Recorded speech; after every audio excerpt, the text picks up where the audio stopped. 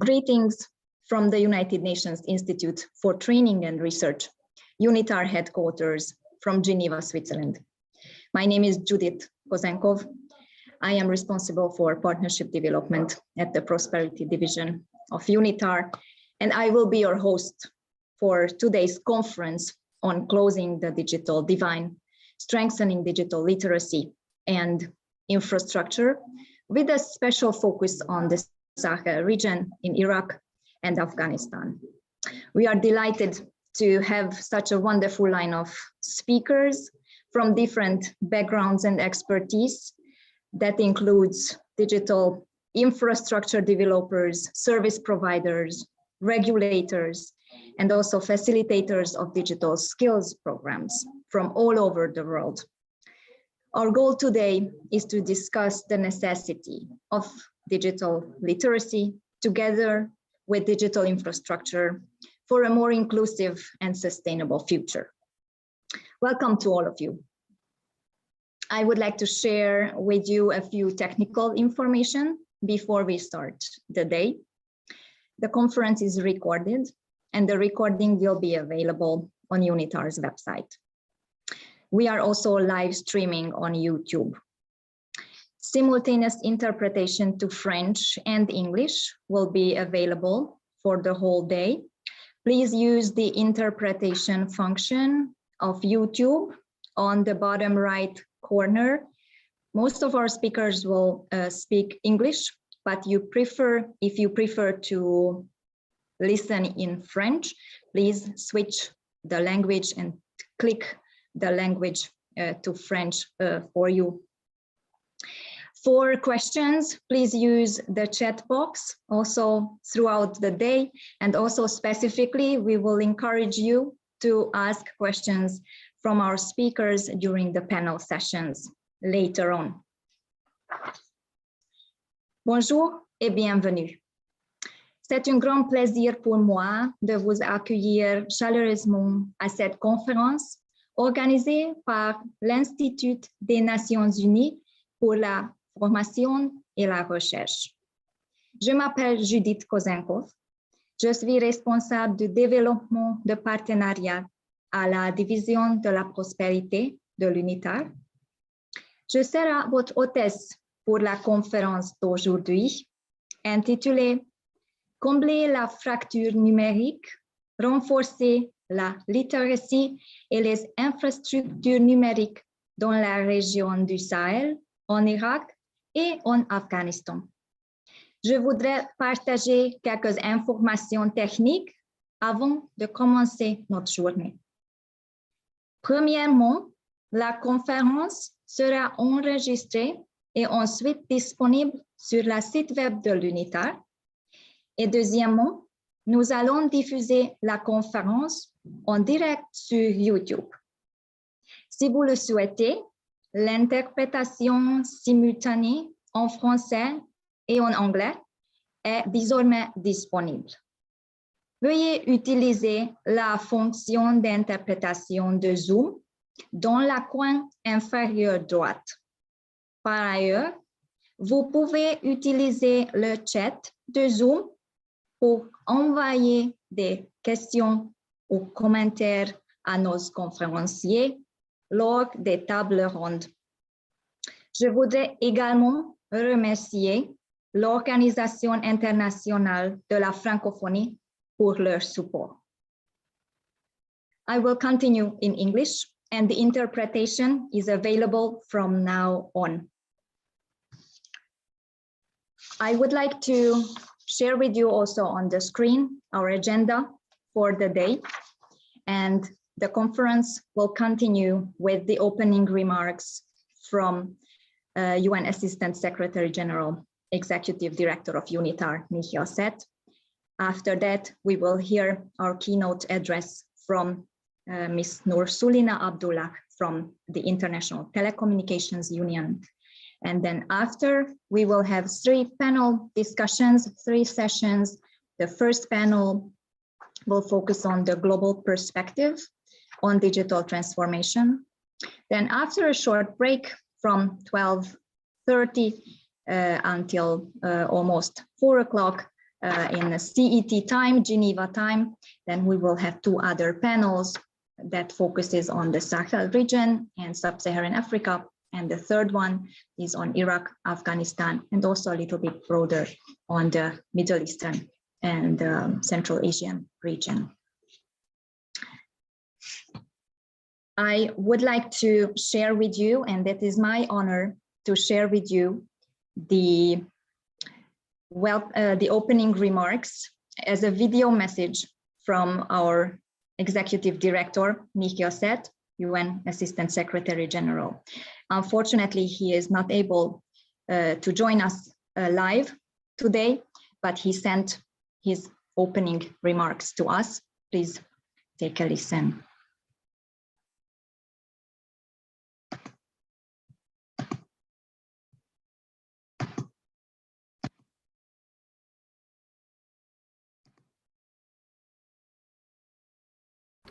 Welcome to UNITAR's conference on closing the digital divide, strengthening digital infrastructure and digital literacy in the Sahel region, Iraq and Afghanistan. It is my pleasure to open this conference with the aim of supporting the digital transformation for all. Digitization and new technologies such as big data, artificial intelligence, automation, robotics continue to revolutionize and transform the production processes, logistics, consumption patterns, labor markets, and more.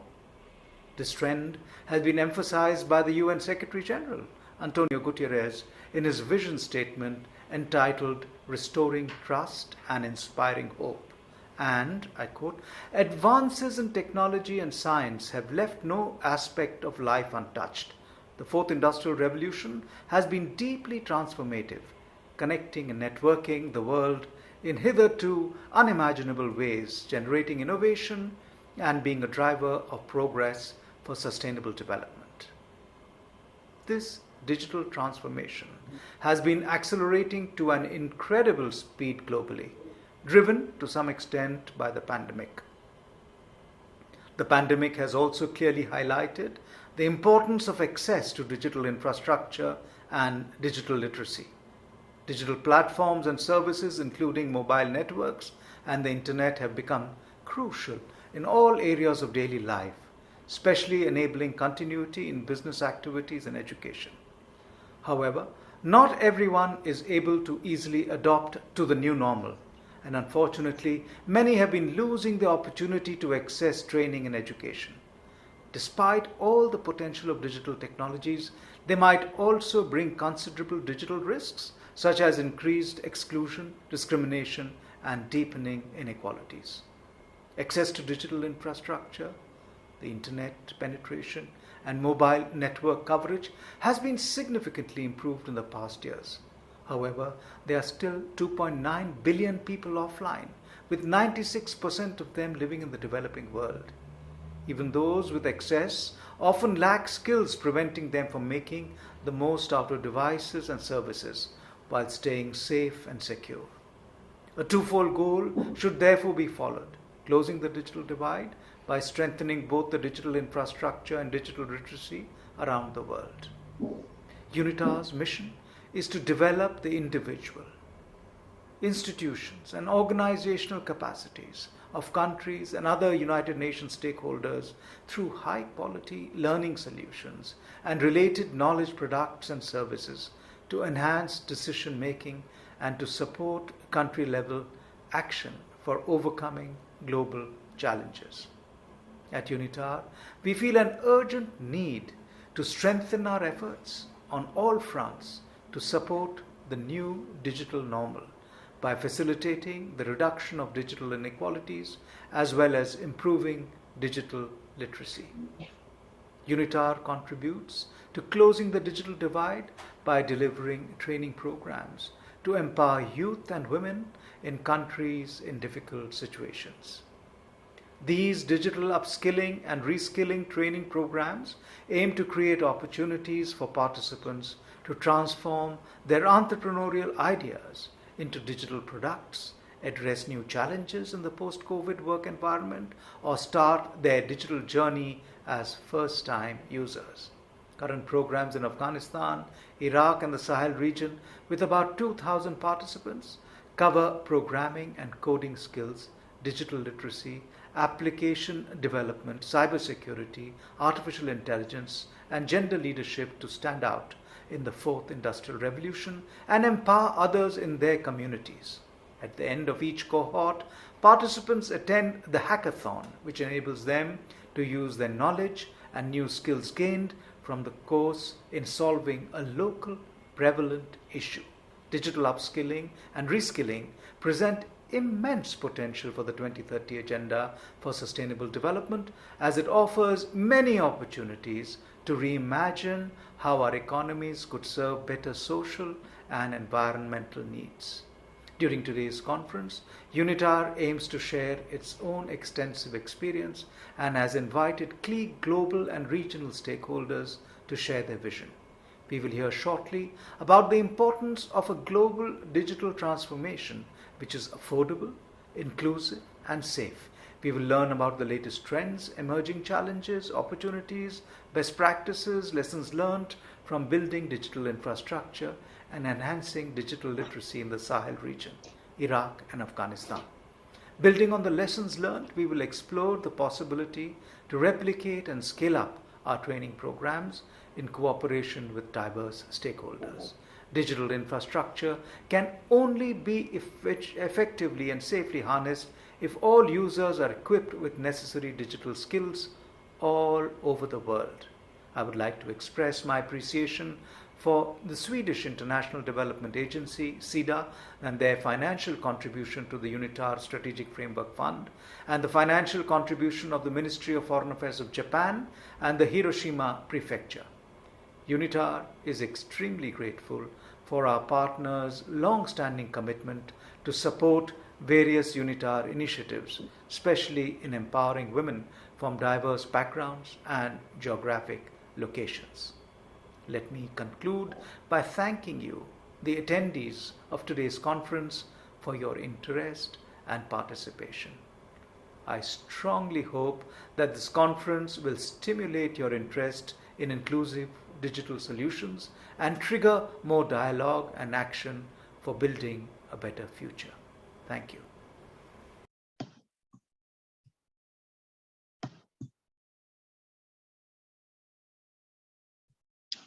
Thank you very much. I would like to continue and give the floor to Noor Sulina Abdullah, our keynote speaker for today. It is my honor to introduce to you Noor Sulina Abdullah from the International Telecommunications Union.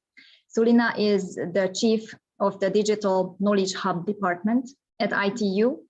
She was formerly Chief Officer of Corporate Strategy and Chief Transformation Officer at the Malaysian Communications and Multimedia Commission, where she served for almost 2 decades. Before ITU, she also had a short stint at Netflix. Sulina is also an advocate and solicitor of the Malaysian Bar. Sulina, we're very honored that you're with us, and I would like to give the virtual floor to you. Thank you very much, Judith, for that very kind introduction. Good morning, ladies and gentlemen. Thank you to our sister agency UNITAR for inviting the ITU to be a part of this conference and to share some thoughts on how we can make the most from the rapid changes in technology we are seeing today and do our best towards everyone benefiting from this. When the UN Secretary General addressed the member states on priorities for 2021, he identified the urgent need to seize the opportunity of digital technologies and address the yawning gap in access to these tools. In the Secretary General's Our Common Agenda report, he places strong emphasis on global cooperation and on reinvigorating efforts to build an inclusive digital future for all. That is a monumental task because right now, as mentioned by the Executive Director of UNITAR in his remarks just now, 2.9 billion people are still not using the internet, and that's 37% of the world's population. ICTs have taken the world by storm, And never in human history has any technology been so rapidly embraced. But we have reached an inflection point in our mission to connect the world.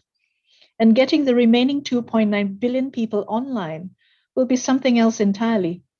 Business as usual is not going to work. We need an about turn in our approach, a shift from a highly competitive to a collaborative, cross-sectoral mindset. Everyone needs to work together to get networks out into rural areas where it might not have been profitable to go. The bottom line is we all profit enormously from bringing those 2.9 billion people still unconnected into our global digital community. We need their voices, their participation, and their engagement if we are truly to harness the potential of digital to achieve our SDGs. And to get where we want to go, we need to put in place the right regulatory policies to create investment-friendly enabling environments.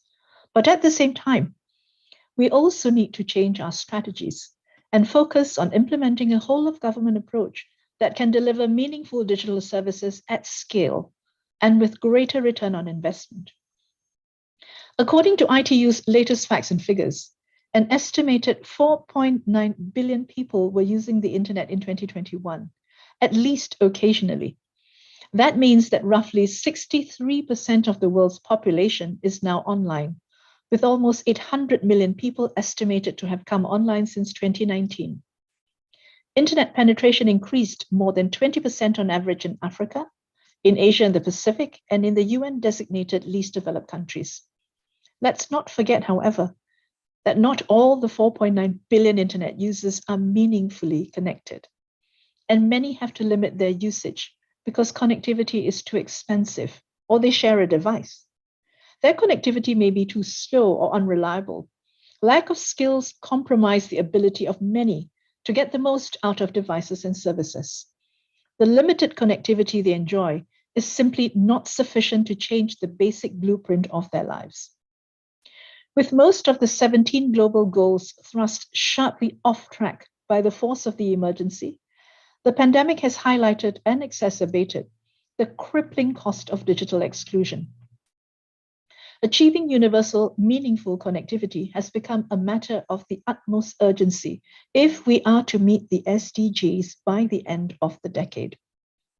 While the access divide is close to being bridged, with 95% of the world's population now living within the range of a mobile broadband network, important blind spots remain.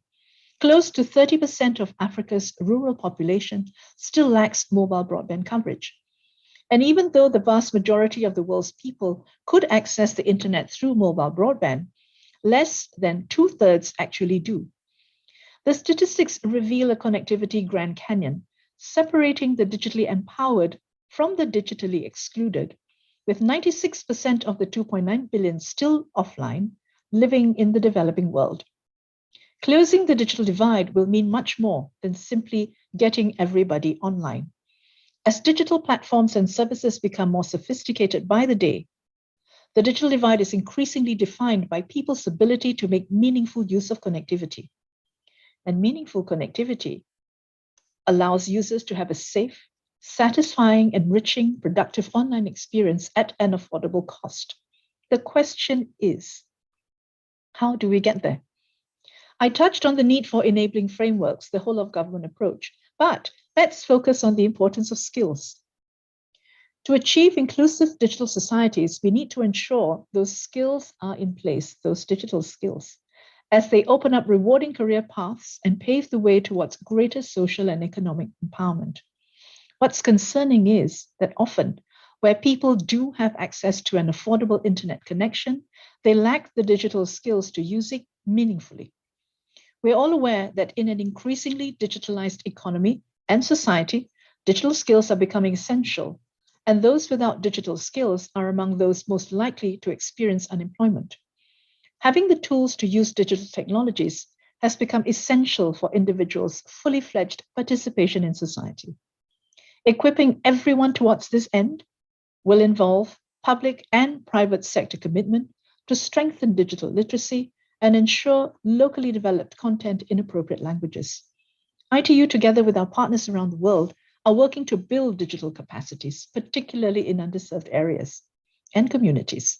Among others, we have the ITU Academy platform, our Centers of Excellence program, our Digital Transformation Centers initiative with Cisco, our Digital Skills campaign with the ILO, and programs like Girls in ICT Day and CAM's themed African Girls Can Code that specifically tackle the gender digital divide. Our Equals Partnership is another example of a successful multi-stakeholder initiative focused on SDGs 5 and 10 to achieve gender equality and reduce inequalities by bridging the gender digital divide in access, skills, and in the tech sector. Some of our engagement in the African region, which is with a special focus for this conference, includes a smart village project in Niger, launched by ITU and UN sister agencies such as FAO, WHO, and UNESCO, aiming to scale up e-services in the rural communities in the country and promote a holistic, sustainable, and whole-of-government approach of ICT to deliver digitally enabled services and tools for rural development through an inclusive digital transformation process. The project targets to transform 20 rural villages in Niger into smart villages and deploy ICT-enabled solutions to the villages selected by the government. ITU and WHO launched a joint Be Healthy, Be Mobile program, which has helped a number of African countries with e-health related projects, and especially the M-Diabetes project for Senegal, where simple SMSs are used to inform, train, and sensitize healthcare workers and the general population on diabetes prevention and care. Another example is the ITU UNICEF GIGA School Connectivity Initiative, where we aim to support sustainable connectivity for all primary and secondary schools by mapping schools and connectivity and energy infrastructures, exploring innovative financing and business models to scale and ensure sustainable approaches when connecting the schools. And we aim to do this for every school in the world. Sahel countries such as Niger and Nigeria are already exploring how GIGA can support ongoing efforts to connect schools to the internet and enhance the learning experience of students and supporting teachers. Finally, an ITU program with ILO and supported by the African Union is dedicated to boosting decent jobs and enhancing skills for youth in the digital economy, starting with 6 countries in Africa, including Sahel countries Senegal and Nigeria, others being Cote d'Ivoire, Rwanda, Kenya, and South Africa. The aim of the program is to increase the number of young Africans who are skilled and can access decent work, either as employees or as entrepreneurs in the digital economy. Ladies and gentlemen, as we accelerate our efforts in this final decade of action leading up to the 2030 target date for the UN Sustainable Development Goals, there is no doubt that we're going to have to power through with digital. We can only get there through partnerships. With a strong focus on SDG 17, Partnerships for Development, ITU's World Telecommunication Development Conference 2022, set to be held in June, is set to be a truly landmark development conference in leveraging the power of partnership to connect the world and deliver on our Sustainable Development Pledge.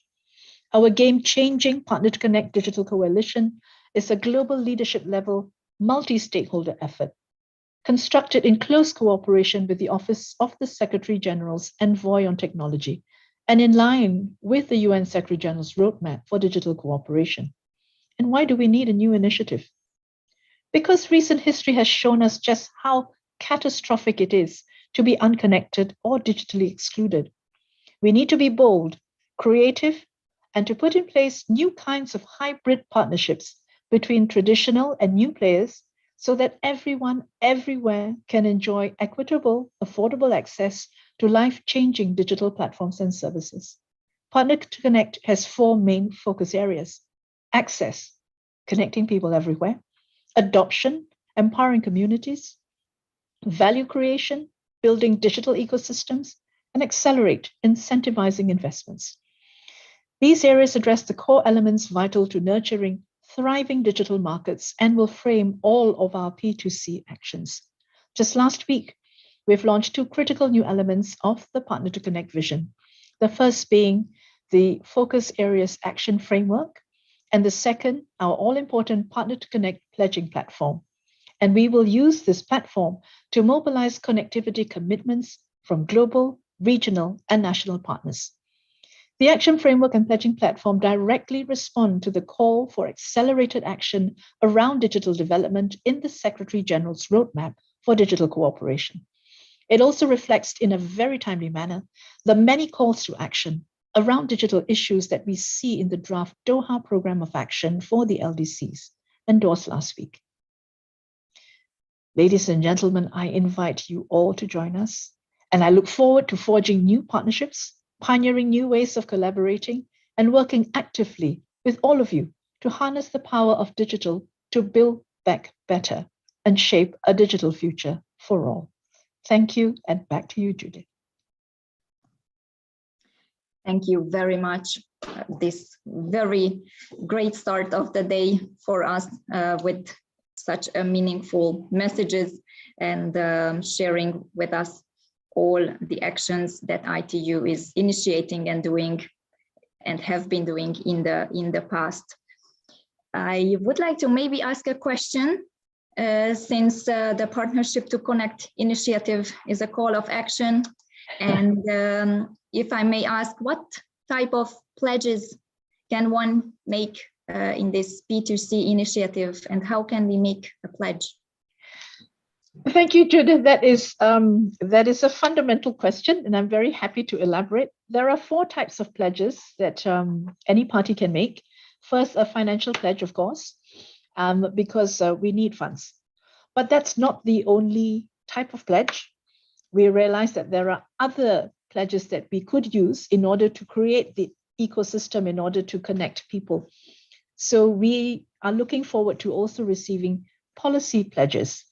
And mainly this will come from governments, the ministries which are involved in putting the infrastructure in place, the regulators. So the policy pledge really is one where you can see a legislative or regulatory reform or policy change being proposed in order to make this ecosystem more conducive.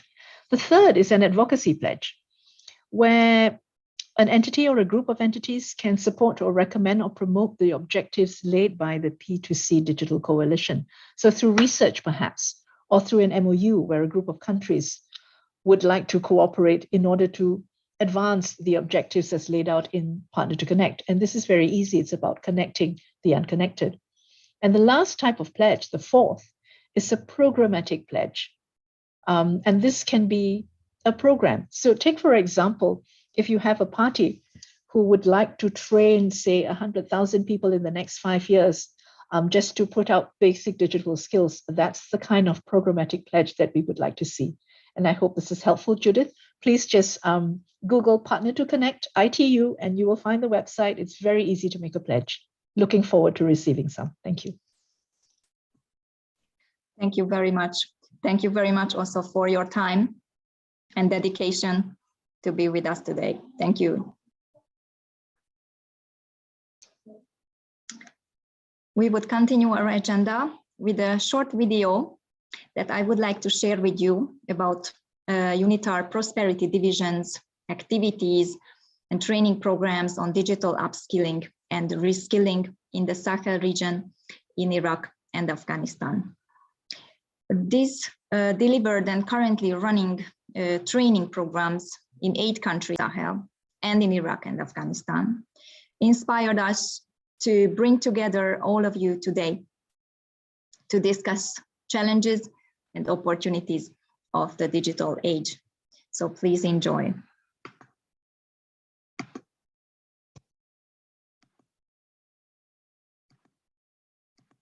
Access to digital technology has improved significantly over the past few years. However, there is still 2.9 billion people who do not have access to internet. 96% of those people live in developing countries. Even those who have access to internet often lack skills and knowledge, which prevent them from making most out of it. We should therefore close the digital divide by strengthening the digital infrastructure and improving digital literacy around the world.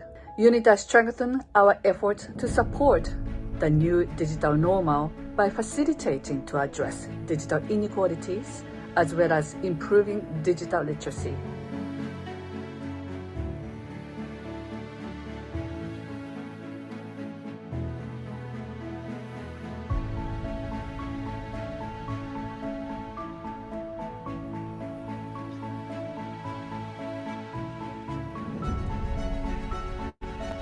Our concept is creating training center and online application for women empowerment through internship and leadership.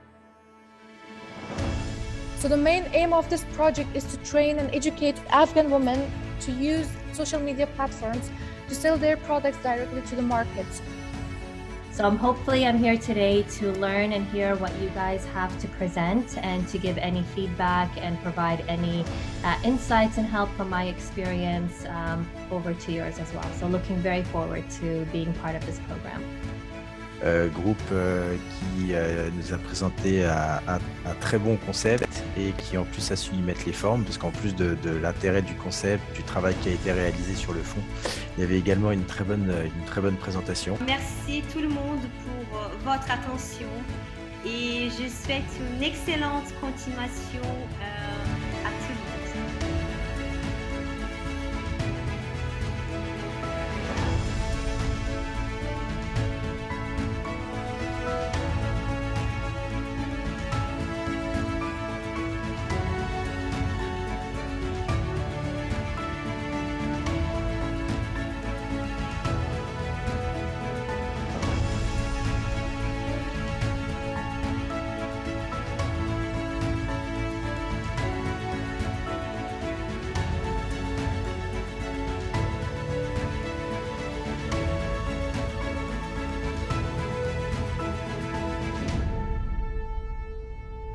Digital technologies can be efficient, effective, and impactful only if all users around the world are equipped with necessary digital skill sets.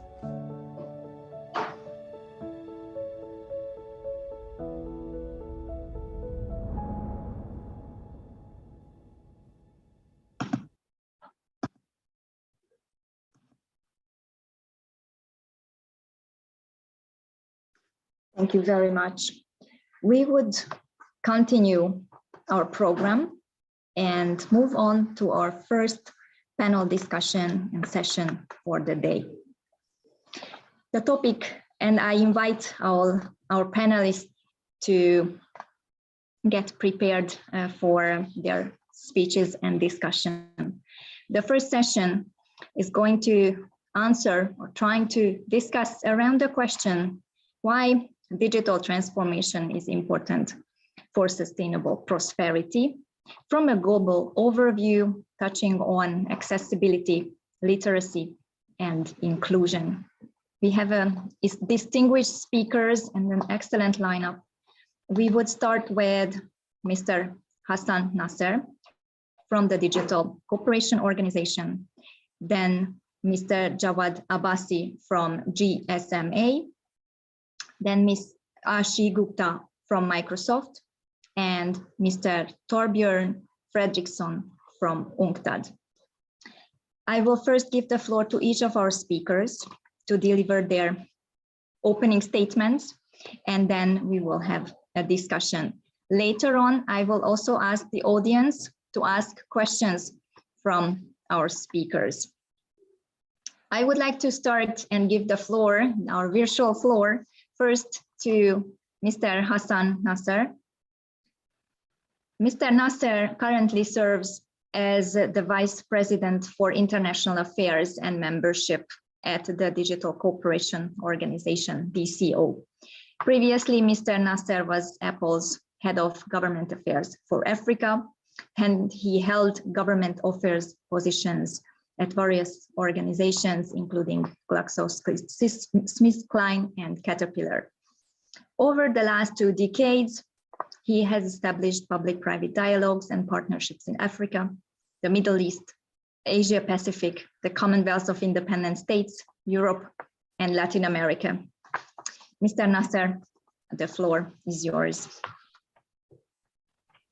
Thank you very much, Judith. Thank you. And thank you everyone for being with us this morning. Thank you for inviting me. I hope you can hear me well. Just make me a sign if it's okay. Perfect, great. So really, I'm really pleased to be here this morning and this afternoon with this distinguished panel to have this conversation and to understand how digital transformation will be key for the prosperity for all. Before I start, I think it could be interesting if I provide a bit of information about the Digital Cooperation Organization, which I'm representing today, since we are a new entity. We have been established in November 2020 with really the objective and the goal as a multilateral organization to enable prosperity and economic growth by accelerating the digital economy development. Today, we are bringing together about 9 countries, and we are still, of course, expanding our membership.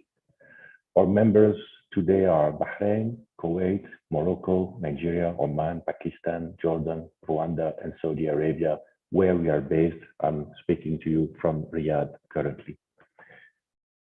With these 9 members, we represent today about $2 trillion in GDP, and more important, 500 million people, where 70% of whom are under 35. We don't have today member states in the region of Sahel or Iraq or Afghanistan, but really our ambition is to expand and to bring a large number of partners and member states to contribute to our objective. We believe that through cooperation, we can really create the right environment to establish for our member states and also our partners the right policies, the right drivers, the right enablers to grow their digital economy and to bring prosperity for all. What makes DC also focusing on cooperation and digital cooperation is because we bring together not just government, but also private sector, international organizations, NGOs, academia, think tank, and civil society. Because this digital transformation is, again, as we just said before, is based on cooperation. We will have to work all together with the different aspects of the societies and the economy. The deployment and the development over the last years of the digital technology has really bring a lot of opportunities. But as we said in the initial keynote speech, it also brings a lot of challenges. We already mentioned connectivity gap, inclusivity, and challenge in terms of making sure that these new technologies are really developed with a human centricity approach and making sure that they are developed to help people to grow and to realize their potential. And also another element is more on the economic side, is the fact that with the digital economy development, we also see a lot of small actors confronted now in front of the global actors and the world. So clearly, if we really want to make sure that the benefit of the digital economy are achieved at the level of individual countries, but also at the level of regional organizations, this is based only on cooperation. So working together gives countries, and we give our member states and new member states, we give the opportunity to really understand, share experience, share expertise, and also have a stronger voice when it will come to shape the environment at a global level in terms of policies and in terms of definition of standards and regulation. The ability of a country to really harness the full potential of the digital economy for its citizens relies fundamentally on its ability to cooperate with other countries. these few member states have really decided to join their efforts in that perspective, making digital cooperation their core focus to address and to increase or accelerate the collaboration on very specific areas.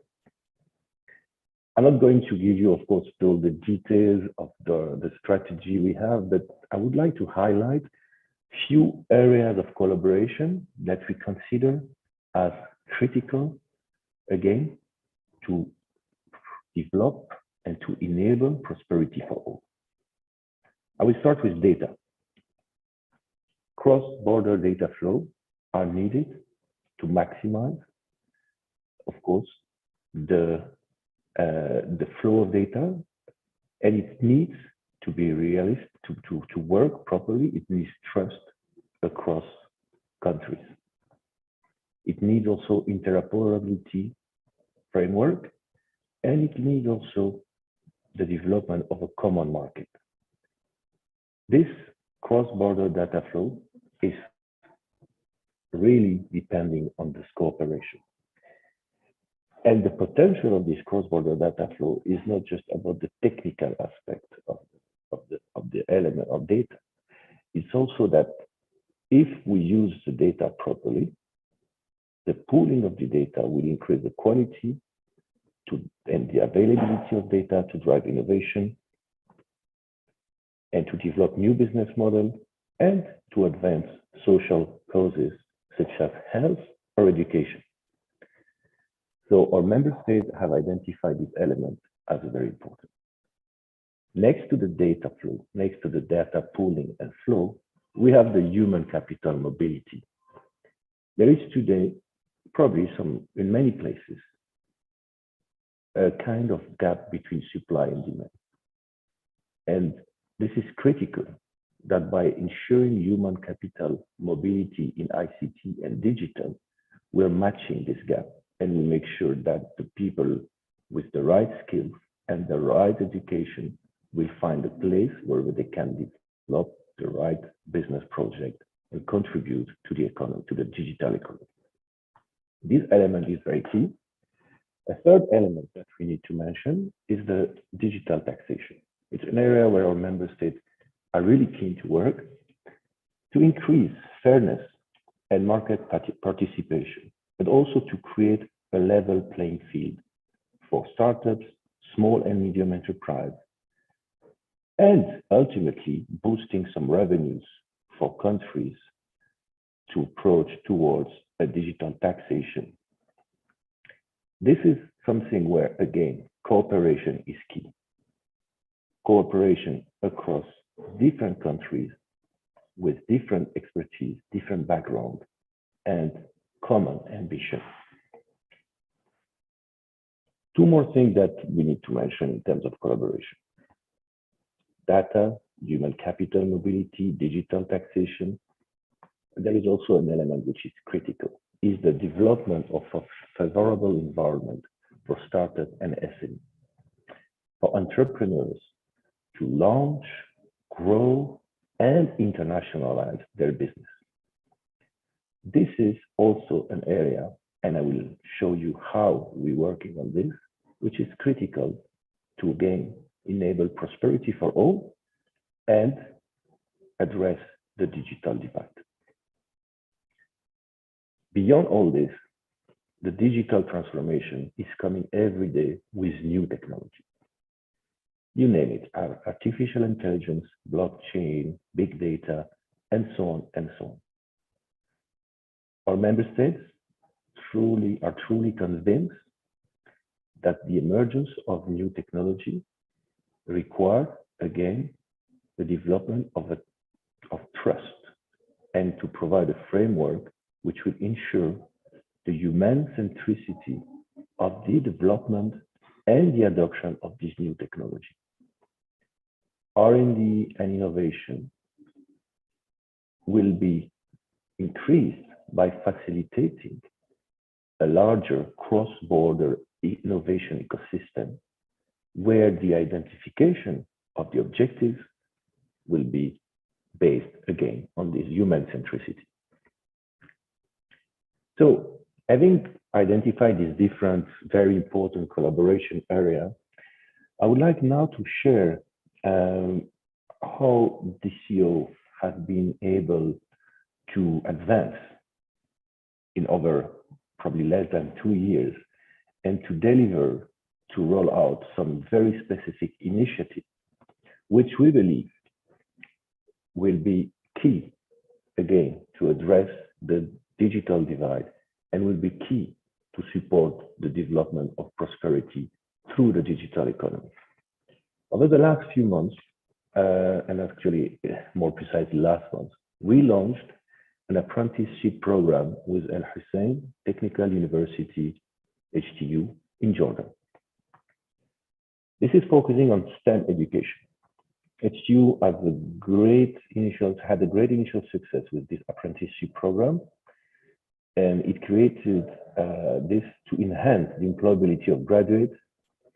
So the study plan has been established in partnership with the tech industry, companies, and tailored to the need of the job market. From their first day at university, students have the opportunity to build work relationships with the companies they dream to pursue a career with. You can imagine how instrumental it has been helping students to secure meaningful career, meaningful employment, and meaningful development. As DCO, bringing country together, what we will do is really to see how this model now can be adapted and replicated and scaled up in other member states. Beyond education, as we said before, we need to focus also on the use of this knowledge and the specific reality of entrepreneurs, startups, wanting to grow, launch business in their home country and beyond. Last month, in that perspective, DCO launched the Startup Passport to make quicker, easier, and less expensive for startups to do a business across borders. With the passport, the entrepreneurs will have reduced administrative and financial burden, and they will accelerate their registration from one country, one member state to another member state. Today, the initiative is being rolled out in a phased approach, starting with Saudi Arabia, Bahrain, and Nigeria, before we expand to other member states. This Startup Passport is a very important step to build this borderless environment for entrepreneurs who are really driving prosperity by enabling business growth and job opportunity. For those who are not yet on the stage of being a startup, looking at those people who have not yet started this digital transformation, those who potentially are suffering from this digital divide, in February 2022, we also launched Elevate 50, which is an initiative with Macan, a leading Middle Eastern e-commerce platform used by over 10,000 businesses across Saudi Arabia, the UAE, Oman, and Jordan. With Elevate 50, the goal for DCO member state is to incorporate 50,000 small and medium businesses. We will give them, in 2 years, the possibility to join the platform and to become successful online businesses. We will provide tools, we will provide coaching, we will provide guidance, and we will also provide them expertise to guide them through the process and position not only on the national market, but internationally. So as you can see, these initiatives, we really see this as opportunity to address the divide and to make sure the digital transformation is bringing dividend for the prosperity of individuals and of the society. And of course, beyond that, we have this very critical question. And that's why we launched the critical question of the divide when it comes to gender inequality. And that's why DCO launched the DCO Observatory for Digital Empowerment, which will promote programs focusing more specifically on digital access and inclusion, initially for women, but also youth and entrepreneurs. Clearly, we are an organization where we know that if women do not have a seat at the table of this digital transformation, we will all suffer. We will lose from a private company perspective because they will lose productivity by not having a diverse workforce. We will lose at the household level, suffering from revenues that are not available, and we will lose from the society and the government perspective because all this investment is spent will not produce the sufficient return which is expected by the community. So this observatory for digital empowerment will monitor the empowerment status of women, define action plan to address the gaps, and advocate with our member countries, member states, toward a consensus for action and for global positioning and global advocacy. I hope this is giving you some clarity on what we are doing and how we believe that this digital prosperity is possible through cooperation. We're also planning to add to this very specific action and tangible action a very important element, because to take the right decision as government, to take the right decision as global stakeholders, we need the right information. That's why DCO is also planning to launch very soon a digital economy maturity index, which will be a benchmark of digital economy performance to inform investment, policy decision across the entire digital ecosystem. The DEMI, as we call it, will standardize the way policy to enhance the digital economy are measured, utilizing existing indicators, but also new measurement methods that we develop to measure the digital services and to understand the transformation policy which are delivered by government and other stakeholders.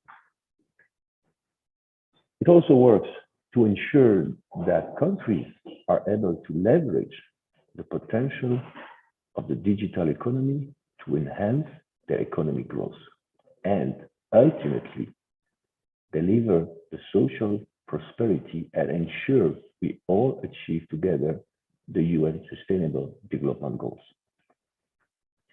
So to sum up, digital transformation is really coming, as we all say, challenges and opportunities. We believe that we can only address the challenges and leverage the opportunity through cooperation. To achieve that, clearly, we have to have a clear picture of the barriers to accessibility, of the situation and the status of inclusion, and ultimately, we need to work all together to address and to take action. Thank you, Judith. I give the floor back to you, and I'm looking forward to the very fruitful conversation we will all have later. Thank you very much.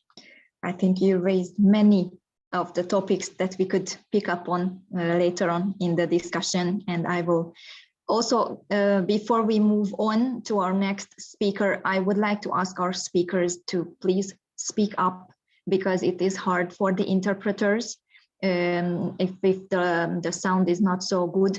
So if you could just speak up later on also during the session, during the discussion, that would be very helpful. Hopefully it will be resolved and it will be all right. So thank you very much. And then I would like to give the floor to Mr. Javad Abbasi.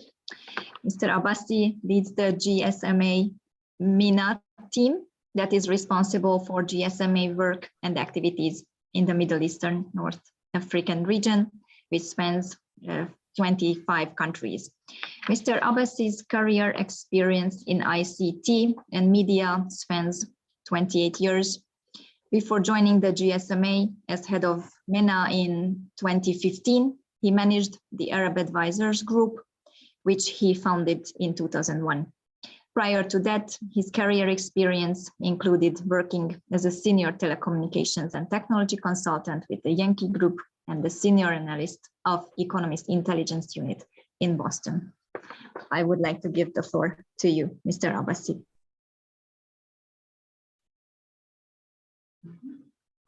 Yes, thank you, Judith. Good morning, everybody.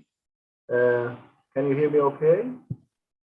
Yes. Yes, I'm speaking to you from Fez. It's a small town northwest of Amman, and we're on the third day of spring, and it's snowing outside. So I guess it's another indication of climate change happening. This is really unusual to have such cold weather. We have rain, but not snow in spring. So yeah, it's strange times we live in, and really a pleasure to be here. I prepared some slides to give sort of the GSMA perspective on connectivity, the digital gap, the connectivity gap, the coverage gap, and so on. And I would like to go directly into the slides, if I may. Can I move the slides, or do I have to ask somebody to move the slides? We can move it for you. Okay, yeah. Yes. So just a brief background of the GSMA. We are the association of the mobile industry. Every mobile network operator is a member of the GSMA. So that encompasses 750 mobile operator groups globally. In addition, we have associate memberships in the larger mobile ecosystem, a total of 350 companies that are associate members of the GSMA. We've been founded in 1987, and we have 15 offices worldwide. And our main work, of course, is advancing the connectivity and advancing best practices. And of course, we have the Mobile for Development program, which is completely aligned with the United Nations SDGs and works with donor communities and non-profit organizations to advance developmental issues, mainly in Sub-Saharan Africa and South Asia. Next slide, please. So this is from our GSMA intelligence team, a team that follows the mobile industry and the technology trends on a daily basis. These are the results of the research. By 2021, of around 7.5 billion people in the world, more than 5.2 were connected on the mobile, making the mobile technology the largest connectivity platform, if you will. Most of the connections are in Asia, not most, the plurality of the connections are in Asia Pacific, Greater China. Sub-Saharan Africa has 518 unique mobile users. Europe has 474 million, and the MENA region has 414 million unique mobile users. So these are the unique connections, the individuals using the mobile. Of course, as you may know, mobile connections are much larger than that because of IoT connections and also people using multiple SIM cards. Next slide, please. The growth will continue from around 5.2 billion in early 2021 or late 2020 to 5.7 billion by 2025, the projection. The main growth will come from the Asia Pacific region, adding 188 million unique users. Sub-Saharan Africa will add an additional 120 million unique users. The MENA region, 54 million, and Greater China around 43 million. So in total, we continue to see the growth of around 5.6 billion people, individual connections using the mobile technology by 2025. Next slide, please. Now, this looks at the main technologies that are used now globally. As you know, the world now has four generations of mobile technology. We have the second generation, 2G, we have 3G, the third generation, 4G, and 5G. This is our projections for how things are moving. We expect that by 2025, around 1/5 of total mobile connections will be using the 5G technology. We expect also that 4G and 5G will continue to grow, while in the next 5 years, many 2G connections, many 2G networks and 3G networks will be phased out. Now, phasing out of the older technologies and using the spectrum for newer technologies that are much more beneficial to the economies and societies at large is not just a decision of operators. Governments have a major say in how fast this moves. Mainly, it's the government policy on technology neutrality of the spectrum. So if the government says the 900 megahertz spectrum is specifically only for 2G and you cannot use it for any other technology, that effectively ties the operator from moving into the newer technologies and refarming the spectrum. So expediting the move towards the newer technologies, 4G and 5G, which enable more innovation and have much more robust internet connection, internet network, is really a function of government policy as well as decisions of mobile operators. Next slide, please.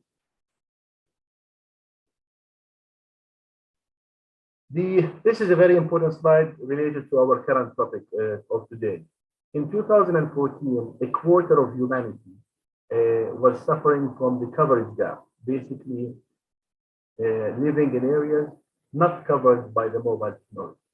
The combination of better policies and more investments on the part of the mobile networks and attention by policymakers and stakeholders towards reducing the coverage gap has actually done quite a wonderful thing. It's down from 24% in 2014 to only 6% of the total world population without cellular service in the area they live in. So this is the coverage gap. It's gone down from 24% to 6%, only around 450 million people. However, the usage gap has pretty much remained steady. So it's 43% of the world's population. In 2014, that was slightly more than 3 billion people. And still it's 43% of the world's population in 2020, around 3.4 billion people. And the usage gap is a much harder problem to tackle because the factors behind it are not just under the control of governments or operators. It's really affordability issues, digital literacy issues, socio-political issues, also cultural issues sometimes that are causing the usage gap. And this is where all stakeholders, government, civil society, operators, private sector, public sector, should work together to reduce the coverage gap, because we cannot have a situation where half of humanity is actually can use or within the reach of mobile internet, but is not using it, because that aggravates the gaps and the inequality within societies and within economies. Next slide, please. Now, this is a sort of why we think at the GSMA the massive importance of the new technology. It will really unleash a whole new wave of innovation because of intelligent connectivity, and intelligent connectivity is really the result of the crossing of multiple technologies together: the 5G networks, artificial intelligence, Internet of Things, and big data. Now, we give the example of how mobile technology unleashes innovation without the 4G network, for example, which is the first uniform and homogeneous technology and standardized technology globally. Because if you remember, in the 80s and 90s, a cellular technology, a cellular phone in Australia will not work in the US, and one in Europe will not work in Australia, and so on. But now, one handset works across the world on the 4G network and the 5G network. Now, this unleashed quite a bit of new innovation. Without the 4G network, new services such as Uber and Careem and the social media would not have mushroomed and skyrocketed that they have. And without really the reliable connectivity of mobile internet, the response to the lockdown during the pandemic would not have been possible. So many people, their only choice of connection was the mobile internet to allow them to do some work while they were locked down at work, and more importantly, students having some form of education. Definitely not as good as face-to-face education, but at least it was a stopgap measure in allowing people to continue with their studies online while the lockdown. Next slide, please. Now, we think also that expanding the mobile coverage and the mobile usage, helping with bridging the digital gap, also helps in allowing more financial inclusion. So, for example, this is the mobile money situation in 2020. 1.2 billion registered mobile money accounts were in the world, 300 million monthly active accounts, and $2 billion processed daily by the mobile industry, and international remittances up 65% to $1 billion, and 5.2 million unique agents of mobile money globally, 310 mobile money deployments, and digitization of around $500 million per day. So it's the availability of the mobile network has allowed around more than 1.2 billion mobile money accounts, and that actually helps with the financial inclusion and also helps with farmers getting insurance, savings accounts, and it just making people more engaged in the economy and more enhancing their prospects for both economic and social development. Next slide, please. Now, in the interest of time, I'm not going to go through the rest of the slides, but I will share them with everybody. Judith has them already. But this is just a reminder that the mobile industry, when we looked at the Sustainable Development Goals of the United Nations, we realized that the mobile industry actually has a very important role in every single one of them. And with our Mobile for Development team and with our advocacy team, we're working hard as the PSMA and as our stakeholders, the operators, towards achieving that. I will not continue with the slide. I think it's just more a deeper look into the mobile money statistics, but I will share them later on. And thank you again for your attention, and thank you for inviting me.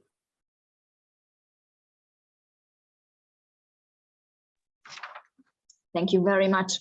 Also, again, I was fascinated by the statistics you shared, and this usage gap is quite interesting. So hopefully we'll get back later on to talk and pick up on those points as well later on. Thank you very much. Thank you.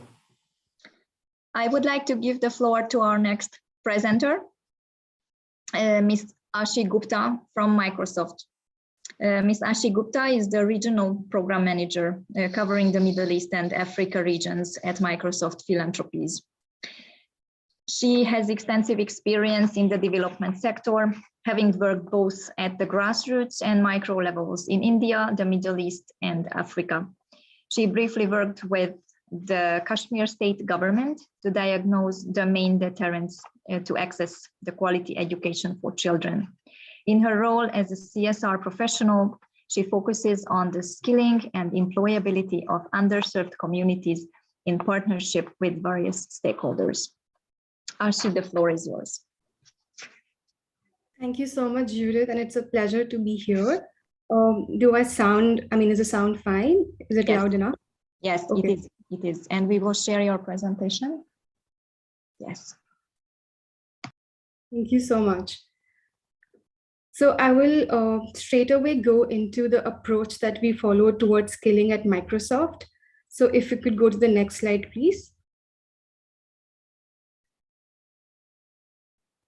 Thank you. So at Microsoft, our mission is to empower every person and every organization on the planet to achieve more. Next slide. And as a part of this mission, we have long been committed to closing the skills and opportunity gap, helping everyone or displaced by technology, including women and girls, unreached and underserved communities, to gain the skills, knowledge, and opportunity to succeed in the digital economy. Next slide, please. Now, there has been an unprecedented digital transformation in response to the pandemic. This accelerated digital transformation means both old and new jobs will require more digital skills. Many jobs will continue to be remote for the foreseeable future. Other jobs will be more tech-enabled and will require employees to have some level of digital fluency to be able to get and succeed in those roles. To set some context, by 2030, approximately 800 million people globally will need to learn new skills for their jobs. Further, majority of students will work in jobs that don't even exist yet. Additionally, even beyond work, people will need a basic digital literacy to be able to complete day-to-day activities. Next slide, please. So looking at this need for accelerated digital transformation, and a need for upskilling, at Microsoft, we take a holistic approach focusing on 5 main pillars, which are building capabilities, quality learning, employment services and opportunities, influencing policies, and youth employment. Now, we realize that this challenge is too big for one organization to tackle alone.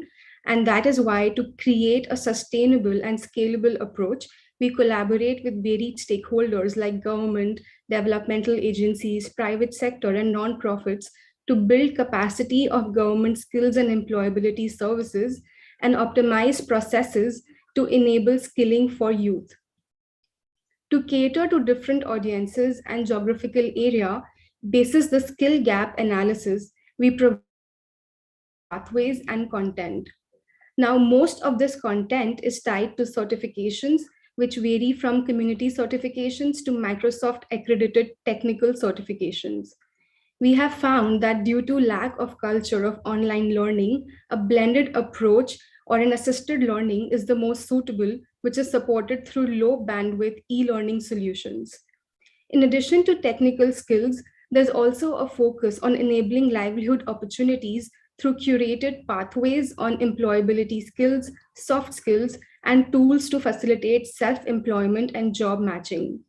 Especially now in response to the pandemic, when we see that full-time hiring is on freeze, there's a focus also towards growing gig economy and supporting freelancers to be actually upskilled and find those livelihood opportunities.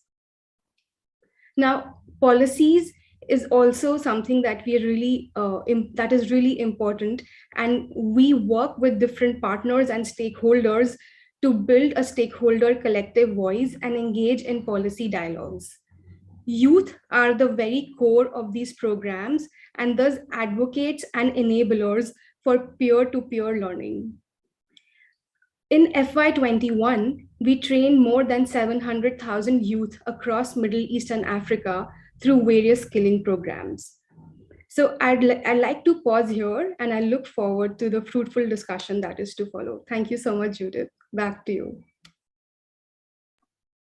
Thank you very much. I think we will just pick up on the youth perspective as well later on, and the importance for that. I would like to turn to our next speaker, Mr. Torbjörn Fredriksson. Mr. Torbjörn Fredriksson heads the e-commerce and digital economy branch at the United Conference on Trade and Development, UNCTAD. The branch covers the digital economy report, the e-trade for all initiatives, the e-trade for women, the e-commerce week, various capacity building activities, and the intergovernmental group of experts on e-commerce and the digital economy. Mr. Fredriksson joined the UN in 2000, and before joining UNCTAD, he held positions at the Invest in Sweden agency and the Swedish Ministry of Industry and Commerce. Thank you very much. The floor is yours. Thank you very much for inviting UNCTAD to participate in this interesting session. And I thought I'd start by sharing some of our perspective on the growing digital economy as we see it, and share some key statistics that we have observed in the past few years.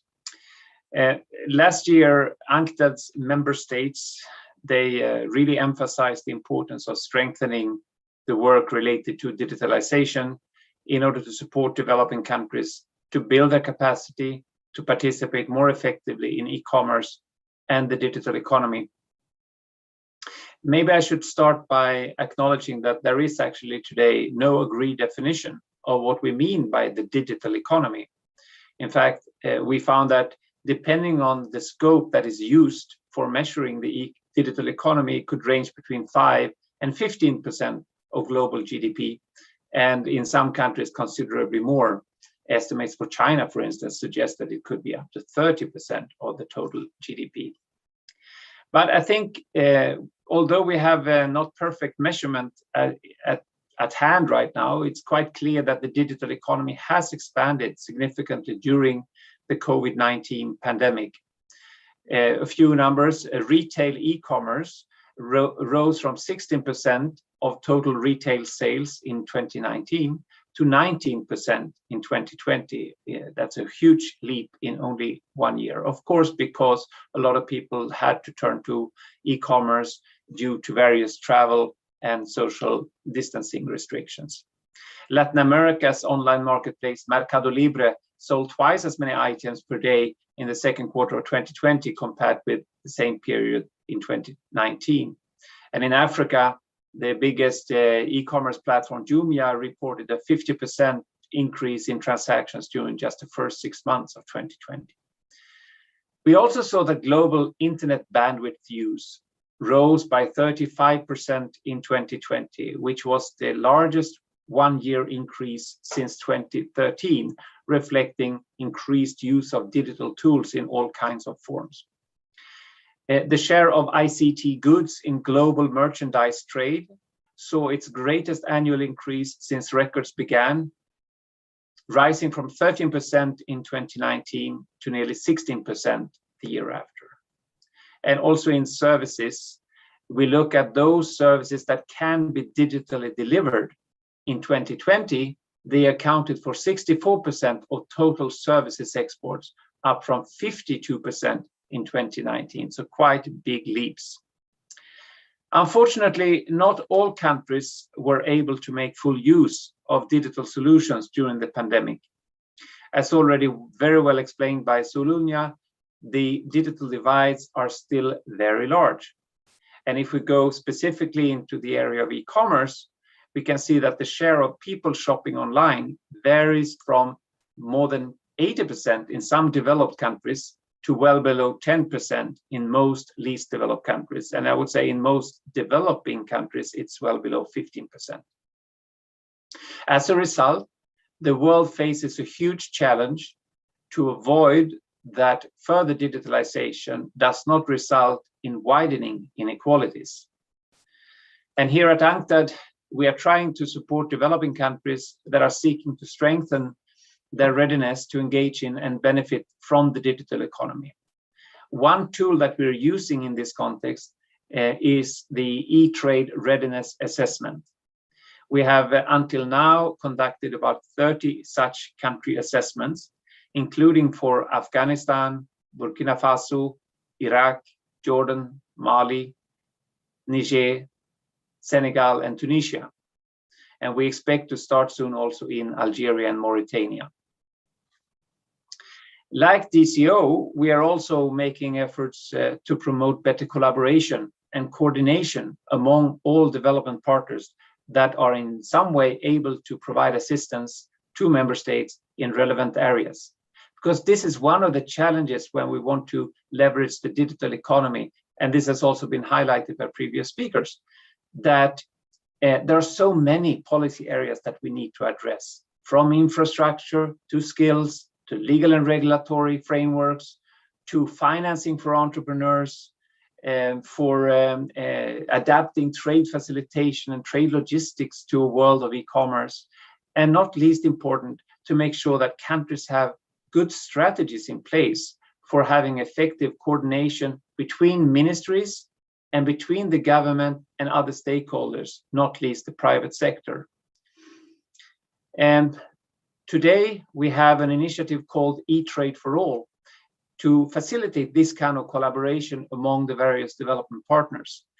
It comprises today 34 partner organizations that are working together to foster synergies and to avoid duplication of work at the country level. In order also to boost the mobilization of resources and to find synergies and avoid duplication at the country level, we are increasingly working with the UN resident coordinator offices in the member states to do a better job and to be more efficient.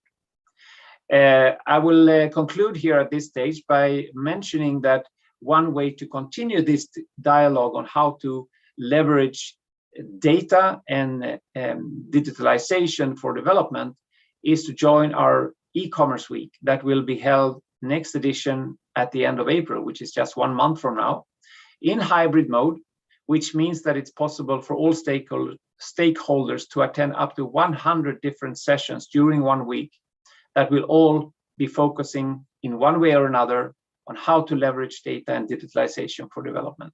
And I promise I will share the link in the chat. Thank you so much for now, and back to you, Judith. Thank you very much. I would like to open the floor to also questions. And I encourage our audience to ask questions. We have a little bit more than a half an hour for discussion. And I would like to pick up first on the digital economy. As Mr. Fredriksson just mentioned, the definition is still not confirmed or harmonized in the international level. And what we mean by digital economy is not yet set in stone. And also, basically, all of you mentioned certain data, measurements and indicators. Mr. Nasser mentioned the Digital Economy Maturity Index, and also the UNCTAD's e-trade readiness assessment. These are kind of, I guess, similar initiatives to somehow capture the digital economy and different aspects of the digital economy. And also statistics from GSMA on the usage gap drives us for more information about the digital economy. And so I would like to ask a round of questions in a reverse order or in a different order that we had our presentations. Get back to Mr. Fredriksson on the digital economy. You shared us a few of the statistics. How can we measure the digital economy? And I'm aware of UNCTAD's initiatives of measuring the digital economy. Could you please share with us a few more of these latest key statistics? Well, actually, I think I covered most of it in my introductory remarks, but I think I could stress that when you look at the digital economy, we have difficulties in many areas to capture the size of it. In 2019, UNCTAD's member states decided to set up a dedicated working group on how to measure e-commerce and the digital economy. And we're working hard on that together with our partners in other international organizations. What UNCTAD has in place, we have a manual for how to measure the digital economy, especially from the business perspective. Unfortunately, far too few countries, especially in the target countries that we're talking about now, are collecting official statistics in this field. And this is a problem. It means that when policymakers are trying to plan for various policies and also follow up the efficiency of various policies, the lack of statistics means that they are basically operating blindfoldedly. So this is a very strong encouragement from our side to member states to start collecting statistics on e-commerce, on how businesses are using ICT, and how different technologies are being used in the economy. Colleagues from ITU, they are specializing on how households and individuals are using ICT, including for e-commerce, but also for other means, for making payments and for requesting information, etc. And they are, of course, very strong on the collection of data related to the ICT infrastructure and connectivity. So this is a general request, perhaps also to those of you who are engaged in capacity development, building skills, that the whole area of measurement is an area that is, you could say that it reflects another dimension of the digital divide, because as long as you don't have the data, it's hard to get policymakers to give due attention. Thank you. Thank you very much. Exactly. And I will also ask from Ms. Gupta to mention about digital literacy, or because that's also another challenging area to measure and capture, definitely with data. But Ms. Gupta, what would you identify as key enablers for improving digital literacy for an inclusive and sustainable digital economy? Thank you so much for the question, Judith. That's a great question. So first of all, I believe that there is really a need for a collective effort between government, developmental agencies, non-profits, and private sector to ensure a holistic learner experience. In terms of enablers, there's a need for low-cost connectivity and e-learning solutions and devices, specifically looking at the region that we are talking about. Further, to address the outdated curriculum, there's a need for a demand-driven, accredited, localized curriculum to cater to different geographies and languages, and also supported with certifications and standards. I also believe that government can play a crucial role here by actually setting a holistic vision that creates that enabling ecosystem and environment, taking into factors like digital infrastructure, capacity building of existing skilling ecosystem, and also provide incentives for digital skilling, which can enable livelihood generation. So I think these are few of the enablers that we should really keep in mind, which could support digital skilling in a sustainable and inclusive way. Thank you so much. Thank you very much. I would give the floor and ask from Mr. Nasser that, as you mentioned in the presentation, the DCO aims to enable digital prosperity for all by accelerating the inclusive growth of the digital economy. What would you name as the key enablers or a top 3 key factors for transforming Middle Eastern and African countries into sustainable digital economy? And I would just add to this question, because we have a question from the audience similar to this, so I would pick up on that as well. What is the starting point for digital transformation? If our speakers could pick up on that in this first round of questions as well. Mr. Nasser. Yeah, thank you very much. It's a very interesting and large question. I hope we have more than 30 minutes. So let's start with the starting point. I think starting point is already behind us.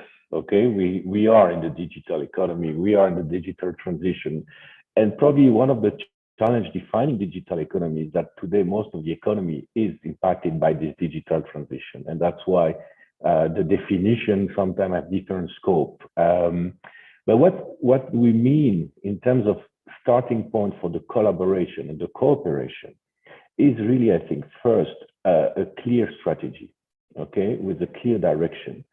And it has to be, again, co-created. It's not just a strategy coming from one entity of the government, it's from government, but it's also the private sector, it's also the non-profit and the society. And this strategy as enablers really need to look, I will try to focus on 3, you asked 3, but really we believe, first of all, the inclusivity, the inclusiveness, okay? This new transition has to bring everyone on board. We will not be successful in the digital transition if we leave people behind, being women, youth, this underserved population. The second element, because we bring people and everyone on board, and the second factor will be the empowerment. This is not just driven by one, let's say, big strategy at the top. It has to be part of the entire tissue of the community and the society.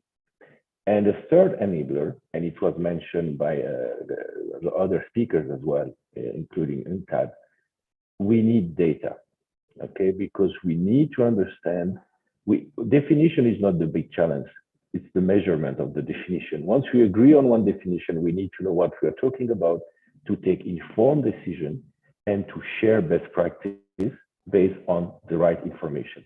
So I think if we bring together inclusiveness, empowerment, and data, we will be able then to sustain the development of the digital economy, which has already started, but it's always good to reinforce the enablers to make sure we go into the right direction.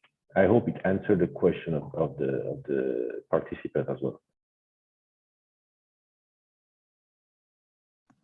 Yes, thank you very much. And also thank you, Mr. Fredriksson, for answering the definition questions also in the Q&A. And I would like to just pick up on the infrastructural side of the digital economy and ask from Mr. Abbasi and bring you into the discussion as well on GSMA's vision is to unlock the full power of connectivity so that people, industry, and society thrive. What do you think? What are the key digital infrastructural development needs for an inclusive and sustainable digital economy? Yes, thank you, Judith. As we've shown, the coverage map has dropped from a quarter of humanity to less than 6% of humanity, and that is because of multiple policy changes that need to happen to enhance the appetite to invest in mobile broadband networks. So mobile broadband networks require a lot of investments, and operators need to have a good return, a very viable return on their investment. And certain policy changes that happen will help towards more infrastructure investment, such as, for example, technology neutrality, such as properly pricing spectrum and not causing artificial supply constraints in spectrum. Sometimes we've seen in many markets in the Middle East and North Africa, I'm not going to name names, but some markets, there are spectrum in the for the wireless industry that's actually not used by the mobile operators. It's priced so high that operators would rather invest in capital expenditure rather than get that spectrum from the governments because it's priced so high, artificially high. If the governments allow that spectrum to move into the mobile networks, then the quality and the capacity of the mobile networks will increase without really actually enhancing profitability and also enhancing government tax proceeds. So often it's a combination of policy changes on the governmental level, proper taxation, proper pricing of spectrum, and of course allowing technology neutrality. This, in our opinion, will enhance the appetite to invest in mobile broadband networks, which remain the primary connectivity platform globally. Basically, it's the largest connectivity platform globally, with 5.2 billion people connected on.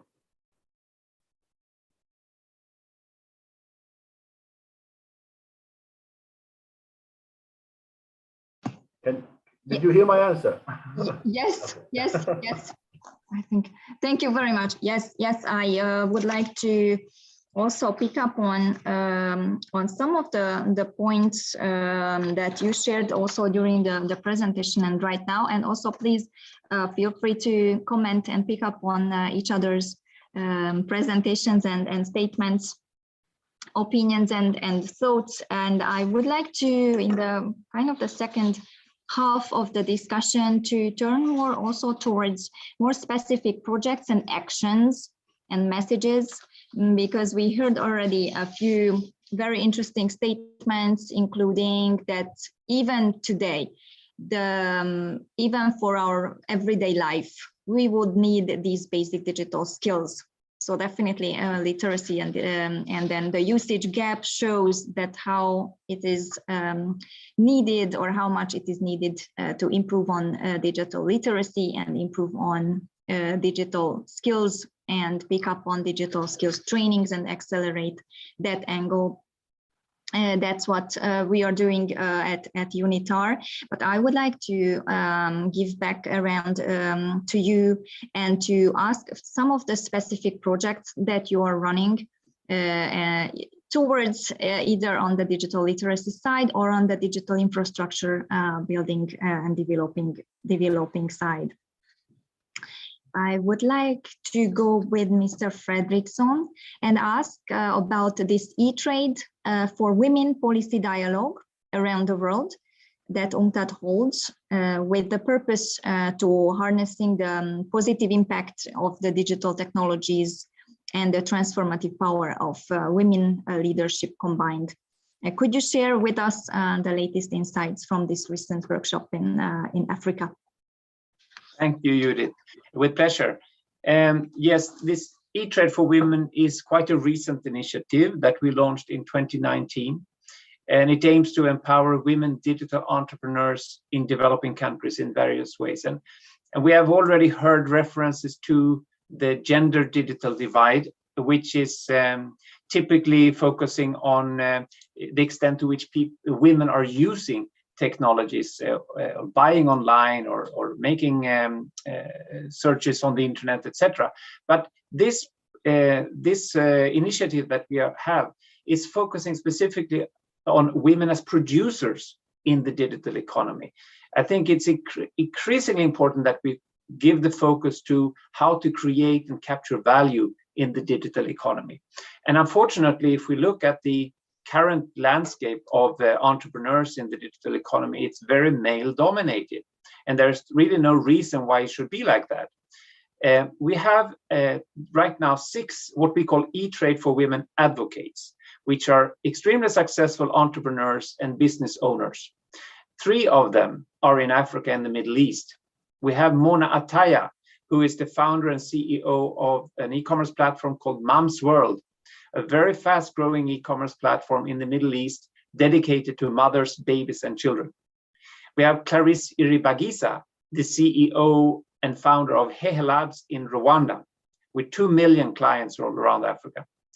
We have Patricia Zundi Yao, the CEO and founder of QuickCash, which is based in Cote d'Ivoire and aims to facilitate more interoperable payment solutions in her region. We have already held a series of what we call master classes in East and West Africa, and we're planning the first such event for the Arab countries next week, actually. So it's very timely to have this discussion. Each masterclass includes a policy dialogue, which intends to allow the entrepreneurs to interact directly with policymakers and to help participants better understand the policy and regulatory environments in their respective regions. Some key takeaways from sessions we have held in 2020 and 2021 in Africa. One is that the digital economy clearly offers great opportunities for women empowerment of entrepreneurs. At the same time, there are several challenges that have capped the growth of entrepreneurship, such as we have heard, lack of infrastructure, limited access to information, lack of trust in e-commerce transactions from buyers and sellers, and limited financial inclusion. Some countries in East Africa, they have committed to additional efforts to improve connectivity. However, until projects fully materialize, entrepreneurs may have to build technology that is adapted to the current availability of connectivity, coping with the challenges associated with that. The surge in online transactions has increased the need to raise awareness about information security. Lack of trust, again, is often preventing women, both buyers and sellers, to partake in the digital economy. Usage of digital payments also plays a key role in increasing trust for the entrepreneurs. However, countries still face heterogeneous levels of financial inclusion, which means that this is acting as a barrier to full leverage of the digital economy. While a few women entrepreneurs have had a head start operating their existing digital businesses, the COVID-19 crisis has fast-tracked the digitalization of the economy. Brick and mortar entrepreneurs are collaborating with carrier companies to transition to e-commerce. Digital payments use is increasing.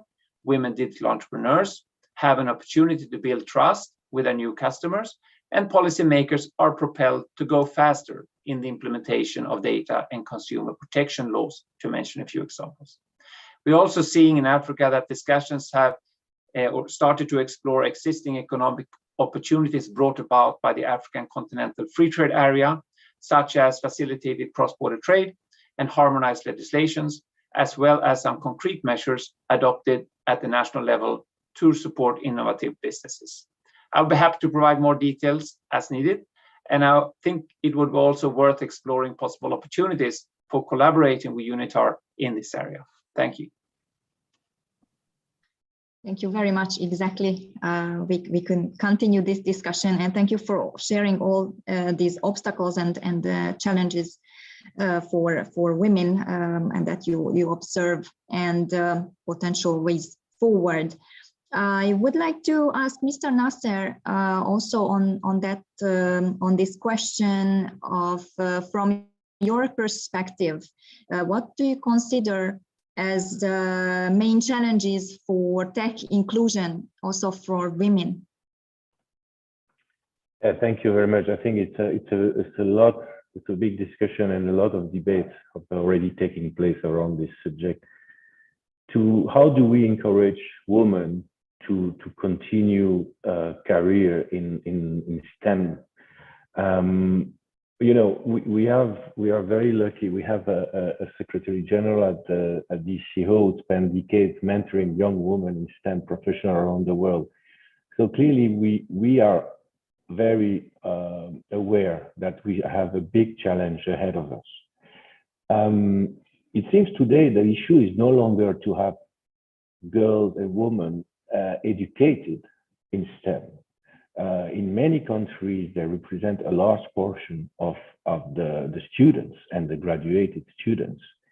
The big challenge now will remain ahead of us to make sure they keep being part of the economy by pursuing their career and by developing their business and developing their project and their opportunities. So that's where we see a big challenge. And of course, you know, we celebrated a few days ago the Women International Rights Day, and the motto was to break bias. And clearly, when you look now at the reality of women professionals in technology, they are facing a lot of bias on the workplace.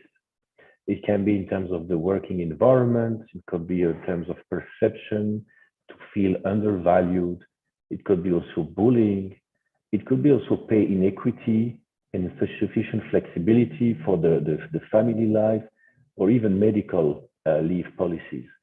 So beyond continuing the effort to bring more girls and women in the education in STEM education, we believe we need also really to understand how this bias can be broken and how we can make sure that in all the countries who want to really develop a sustainable digital economy, women are taking their share. Again, as we said just before, we cannot leave anyone behind, you know, if we really want to develop and to co-create a sustainable digital economy which will bring prosperity for all.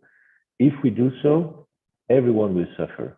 Companies will lose productivity, again, because of the diversity of the workforce, which is one key success factor. We will lose income for families, but also the investment which has been done by many governments to push for more girls and women to join STEM education program will be lost, and we will not get the return which is expected. So making sure that now we look also at the second phase of the career and how people and how women can stay in this STEM career as employees and as entrepreneurs, we'll have to look at all this bias and all this element of perception that need to be addressed, again, through the education, but also advocacy, new policies in place, and a very strong leadership from government, but also the private sector. Thank you very much. I would like to pick up on some of the initiatives of GSMA and also on Microsoft philanthropies on infrastructure and the literacy and skills education. Starting with Ms. Gupta or continuing with Ms. Gupta, Microsoft philanthropies aims at investing into digital skills programs and partnerships to create an ecosystem that spreads the benefits of technology. Could you please share with us a few of the latest projects, initiatives, or impact stories? Sure, thank you so much, Judith. So I would actually talk about two initiatives. One is a more self-paced online initiative, and the other is more hands-on depth approach. So one of the initiatives that we launched was, it's called the Global Skilling Initiative, which was launched in response to the pandemic to support inclusive recovery.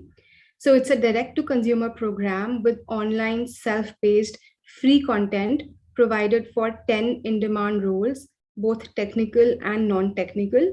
And additionally, there are various employability resources and Microsoft certifications that are made available at a reduced cost through this initiative. And to date, over 3 million people in Middle East and Africa have engaged through this portal. So this is a more self-paced online initiative and talking about women and also more hands-on approach. So another example would be the Women Texters initiative that aims to train 5 million women in Africa by 2030 in advanced technology skills like coding, game development, web app development, etc., and enable livelihood opportunities. Now, it aims to provide equitable access to women and reduce the gender disparity. The initiative was initially piloted in Nigeria, and looking at the success there in partnership with Tech for Deaf, our nonprofit partner, it was scaled to 5 million women. In the pilot that we did in financial year 2020, we actually trained more than 2,500 women on web and mobile application development, game development, and embedded systems. So Fatima Ahmed was one of the beneficiaries from this program. Before joining the initiative, she was looking for jobs and at the most was only receiving callbacks, but nothing was really materializing. She joined the training program wherein she learned not only advanced technical skills like coding, but also soft skills like teamwork, communications, and she now works as a technical support engineer. Just like Fatima, there are of the 2,500, about 70% of the beneficiaries achieved careers in tech-related field, and 25% continue to advance STEM training. So let me just pause here and give it back to you, Judith. Thank you very much. I think so many initiatives are going on despite the challenges that we are mentioning. It's all about the opportunities and action that you are all doing. And I would like to get the last question, my last question, to Mr. Abbasi on the infrastructural side and asking about about the mobile money industry. You mentioned those statistics and projections and measures numbers for 2020. And one of your reports also mentions that the transactions or processed transactions through the mobile money industry would reach $3 billion per day in this year. What is your vision for further increasing the inclusivity from the technological or from the infrastructural background? It's mainly related to mobile money providers, whether they are the mobile operators themselves or third parties, increasing the array of services provided. So it starts with, let's say, a lower middle income person getting a mobile line, then a mobile wallet, then the government is able to send them any cash subsidies directly. For example, I'll give the example of Jordan. It used to be that the government would, for recipients of cash subsidies, they will be asked to go to a certain bank. In some instances, the whole cash subsidy is $40, and the person needing to go to that bank branch to collect the $30 or $40 would spend $15 in transportation and waste the whole day.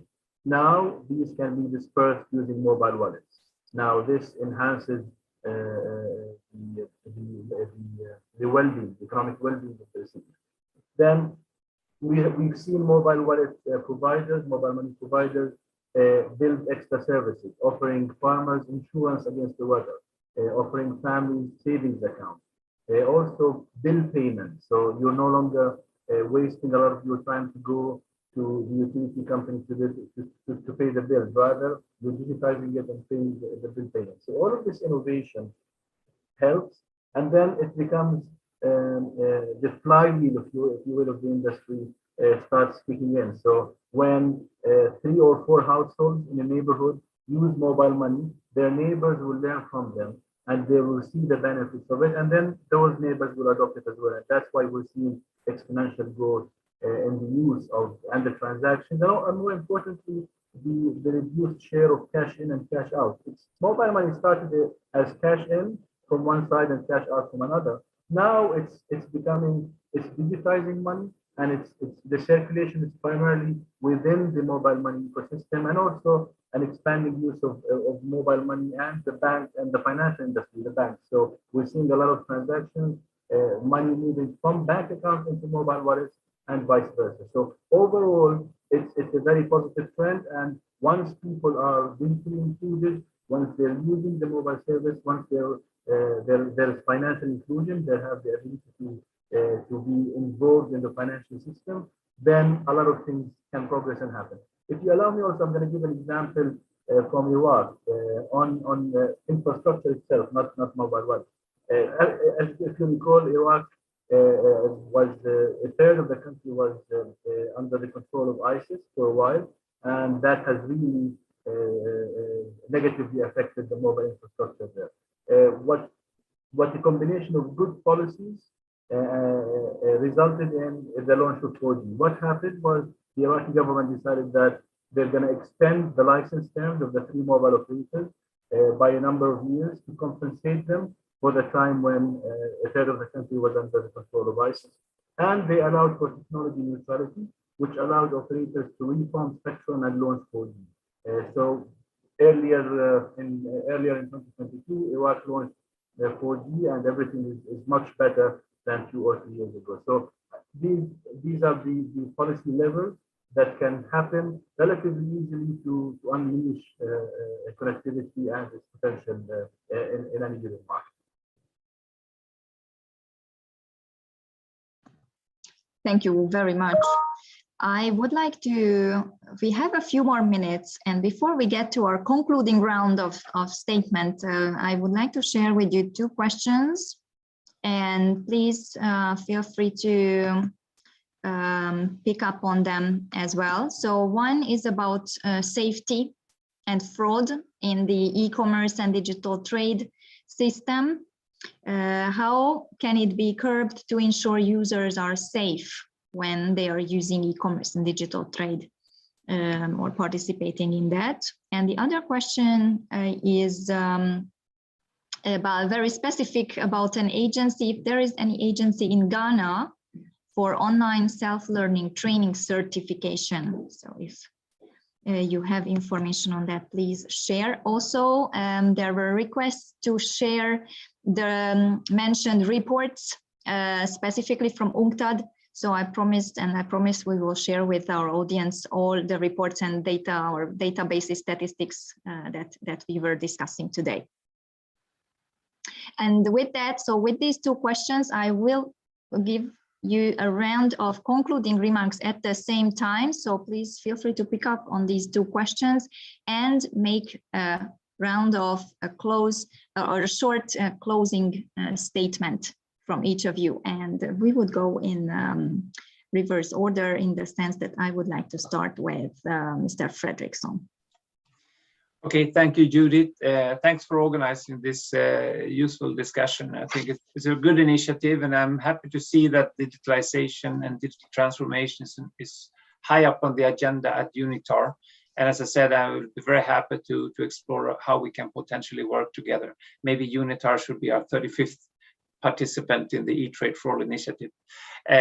On the questions that I have received, I will answer them in the Q&A. And send some links, and don't hesitate to come back to UNCTAD if you think that we can collaborate with you or support whatever you do, wherever you are. I've learned a lot from fellow panelists, and I think I was particularly interested also in what was mentioned by Hassan Nasser about the Digital Cooperation Organization, as we have some interesting activities going on in some of the countries that DCO is covering. So I just want to thank you all for your interest and look forward to any future collaboration in this area. Thank you so much, Judith. Thank you very much. Thank you. I would like to give the floor to Ms. Gupta. Thank you so much, Judith. It was really a pleasure to be here. Maybe I will address the second question, which was about digital skilling in Ghana. So not particularly for Ghana, but through the Global Skilling Initiative I mentioned, people in Ghana can also access all those courses for free and leverage the offer. So I will put the link on the chat. But other than that, thank you so much. It was really a pleasure to be here and to learn from all the co-panelists. And we look forward to future potential collaborations and working together. Thank you so much. Thank you very much, Mr. Abbasi. Thank you very much. It really has been a pleasure to be here. One final remark to me is that our website has plenty of resources, gsma.com, so do feel free to see it. The GSMA for Mobile for Development team has plenty of available resources on the website, and we're here to be of service. We're looking forward to connecting everybody and everything together.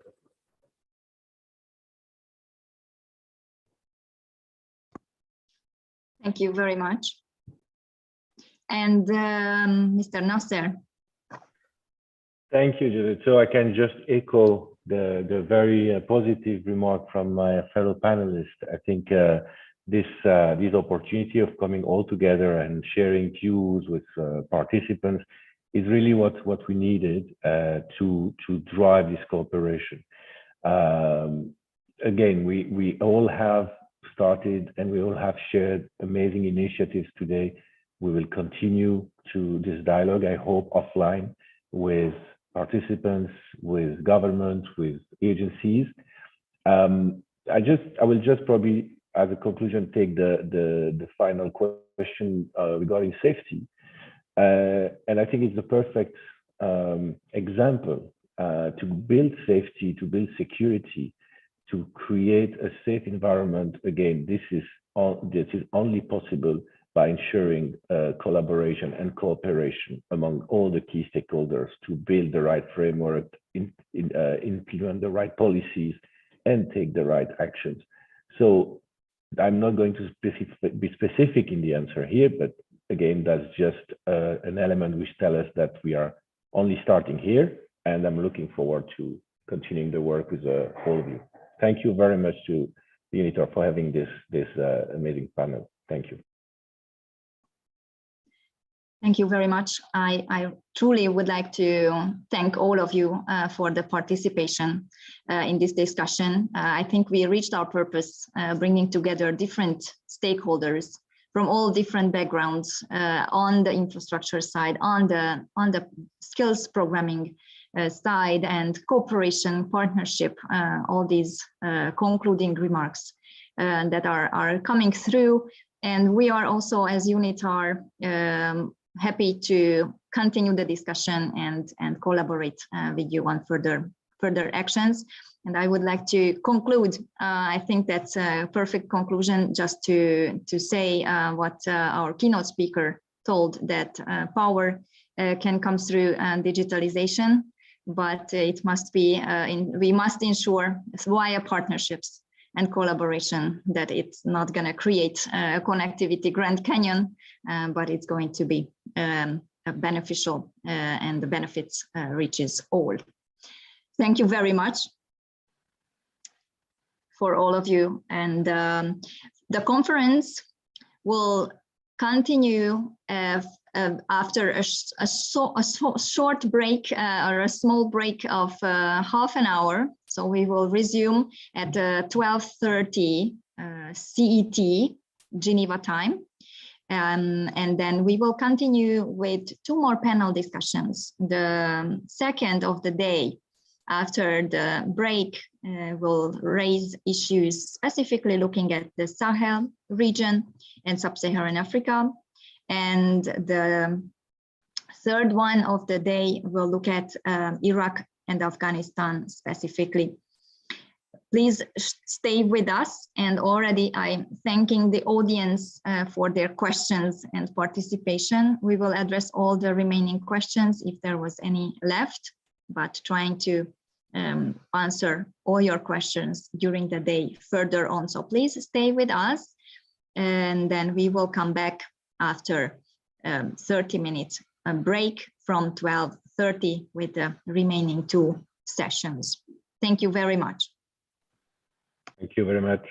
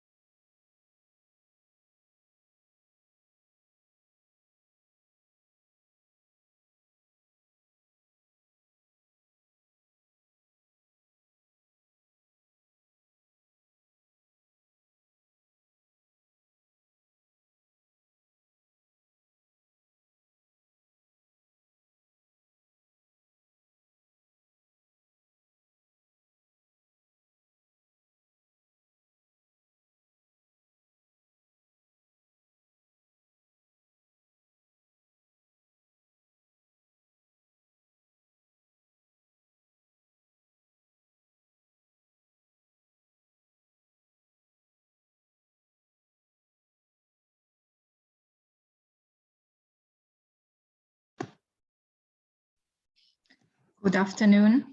Greetings from the United Nations Institute for Training and Research, UNITAR. I would like to introduce myself again for those of you who are just joining us for the afternoon session, afternoon Geneva time. My name is Judith Kozenkov. I'm responsible for partnership development at UNITAR. And I would like to, or we continue our discussion of the day on digital infrastructure and digital literacy improvements. How can we strengthen these areas with collaboration, cooperation, and partnership together? I would like to introduce the second session, which is going to discuss these challenges and opportunities in the Sahel region. And I would like to give the floor to Nabu Fall, our moderator for this session. Nabu Fall is the CEO of Visio, an advertising agency which help companies implement strategic publicity and public relations campaigns in Africa. She held various positions in the past 15 years as executive board member, sales and marketing director, and managing director at different telecommunications companies. She's a public speaker and a personal development coach. She was recently appointed as president of Women Investment Club in Côte d'Ivoire, and she is also co-founder of the Impact Hub Abidjan. We are very honored that you are with us today, and I would like to give the torch to you for this session. Thank you. Thank you so much, Judith, for having me as a moderator today, and good afternoon, everybody. Very glad and delighted to have you on this very, very important panel. So I'm going to introduce very briefly, my four panelists. I only see three of them. I don't see Mr. Sek and I don't see Mr. Monceau. Is that no correct? Mr. Monceau is here with us. Okay, he has another. His name is Evelyn. Yes, and I'm searching for Mr. Sek. Thank you so much. So I will introduce Mr. Wilgon Bertold Sibo first. Mr. Sibo, can you please put your video if possible? Mr. Sibo is the current project manager at Smart Africa in charge of network services initiatives. Prior to that, he has been director of sales and business development and PCCW Global in charge of business development and strategies in Central African region, covering 6 regions. He has been also CTO of Azure Telecom in charge of technical management of Bintel operations. Bintel is a telecom operator in France and in Africa. He has been a project manager, a director, project director, and country manager in many countries in Africa, and he has been involved in several digital projects. Thank you, Mr. Sibo, for being here with us. Okay, good to see you. Thank you. Thank you. The SEC is not here yet, so I will go straight to my next panelist, Mr. Monceau, who is under the image, I think, of Evelyn OEF. Mr. Henri-Élie Monceau is the director of Francophonie économique et numérique since 2019, and he has been the ambassador from 2017 to 2020 of the OEF at the UN in Geneva these 3 years. So Mr. Henri-Élie Monceau is going to bring us the perspective of the Francophonie and the experience of the Francophonie in that matter. Then my next panelist is Mr. Olufemi Olakunle Ajayi from Nigeria. Mr. Olufemi is a lifelong learner, but also a very experienced trainer of UNITAR, trained by UNITAR, but also a UNITAR trainer. He's a business strategist and the director of the Nigerian Leadership Academy. And we are delighted to have you. We will have the perspective. Mr. Olufemi, has been working and teaching in several countries in the sub-Saharan African region, Cameroon, Senegal, the Gambia. So he has an extensive knowledge and experience of the sub-Saharan African environment. So I don't know if Mr. Sek is here already. If not, I will give the floor to Mr. Sibo for his presentation. Mr. Sibo, the floor is yours. Smart Africa is very instrumental in bridging the gap in the digital divide in Africa. So, Mr. Tsibo, thank you. Okay, thank you, Ms. Moderator, for giving me the floor. So, as it has been said, my name is Wilgon Berthold Tsibo. I'm a project manager within Smart Africa in charge of network services. So, I'm going to give in the coming minutes an overview of how we can overcome the digital divides and be sure that we leave no one behind in the Sahel region. So we'll see some challenges and opportunities. First of all, I would like to put the context of the Sahel, because the Sahel in itself is a very wide region with more than 13 countries. And coming in the Sahel region and trying to bring a unique solution can be the first mistake to be done, because all the countries in the Sahel don't have the same solutions. All the countries in the Sahel don't have the same position. All the countries in the Sahel don't face the same issues. Because in the Sahel regions, we have coastal countries and landlocked countries. So we need to tailor solutions based on the specific countries. When I come back to Smart Africa position, among all the Sahel... Excuse me, Mr. Tsibo, is it possible to see you? Okay, okay, let me try to switch on my video, sorry.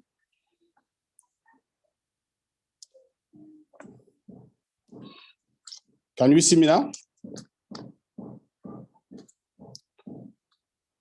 Okay, let me hold on this one, like this. Is it okay now? Okay, so I was saying that when we come back to the perspective of Smart Africa, among our 32 member states, we have 8 countries that are located in the Sahel region. So, as I was saying, that we cannot tailor a unique solution for all Sahel located countries, because each country in Sahel is a specific kinds.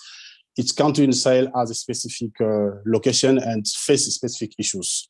So we need to differentiate how we address the issue with the landlocked countries and with the coastal countries. But broadly speaking, the challenges that we are going to face in order to overcome this digital divide in Sahel region will be divided in 3 main areas. It will be on the coverage issue, on the affordability, and the adoption. The adoption can also be seen as usage. The first way to address this issue of overcoming digital divides in Sahel region is to have a clear mapping, because the mapping will help us to identify the problems per country.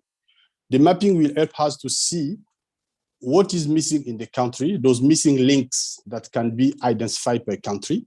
This is on the domestic parts, but also we need to see how we can bridge those gaps between countries, because out of the domestic problem that can be located in the country, we have also country issues between countries, because we know that when we are taking the landlocked countries, we know that those landlocked countries, they don't have direct access to the sea. They are remote, they are isolated, and they depend on the neighboring and coastal countries to access the cables and international bandwidth. So it means that it's difficult for them to access to most of services that are dependent on internet without passing through the neighboring countries. But we also know that we have some regulation issues between countries, because there is transit issue that needs to be sorted out in order to allow the landlocked countries to access to the submarine cables. So this must also be attacked as a coverage issue, because in order to involve a landlocked country in a cross-border connectivity, we need to address these transit challenges that is hindering them to access to the submarine cable. Also, with regard to the coverage always, we need to also see how the government can include satellite broadband as a plan, as a clear plan, and make it as an integral part of any national broadband plan for the landlocked countries to not to be left behind. I will mostly focus on the landlocked countries because the coastal countries have the advantage of being having access to the submarine cable, so it's easier for them to have this connectivity, even though they can also face some issues. But I will mostly focus on those landlocked countries that are dependent on the neighboring. So first of all, we need to have a mapping. The mapping will give us identification of the missing links in the countries and between countries. And secondly, we need to see how we can involve those landlocked countries in the cross-border connectivities, see how we can regulate between countries in order to manage the transit issue that can be faced by those countries.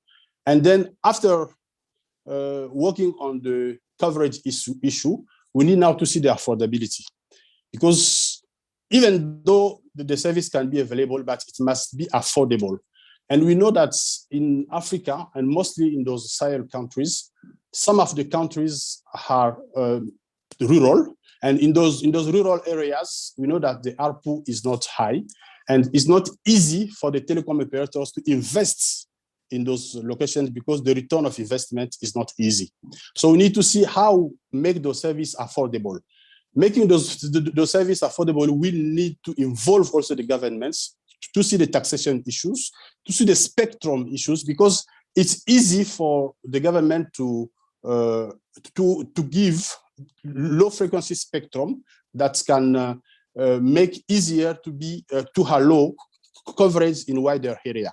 Because when we can cover a wider area, it will be easy to have service in those areas. And also we need to see with the governments how to work in the infrastructure sharing when we will have many operators using the same infrastructure. So it means also that in those locations, when we have internet connectivity, we know that most of the services that are used do not belong to the operators.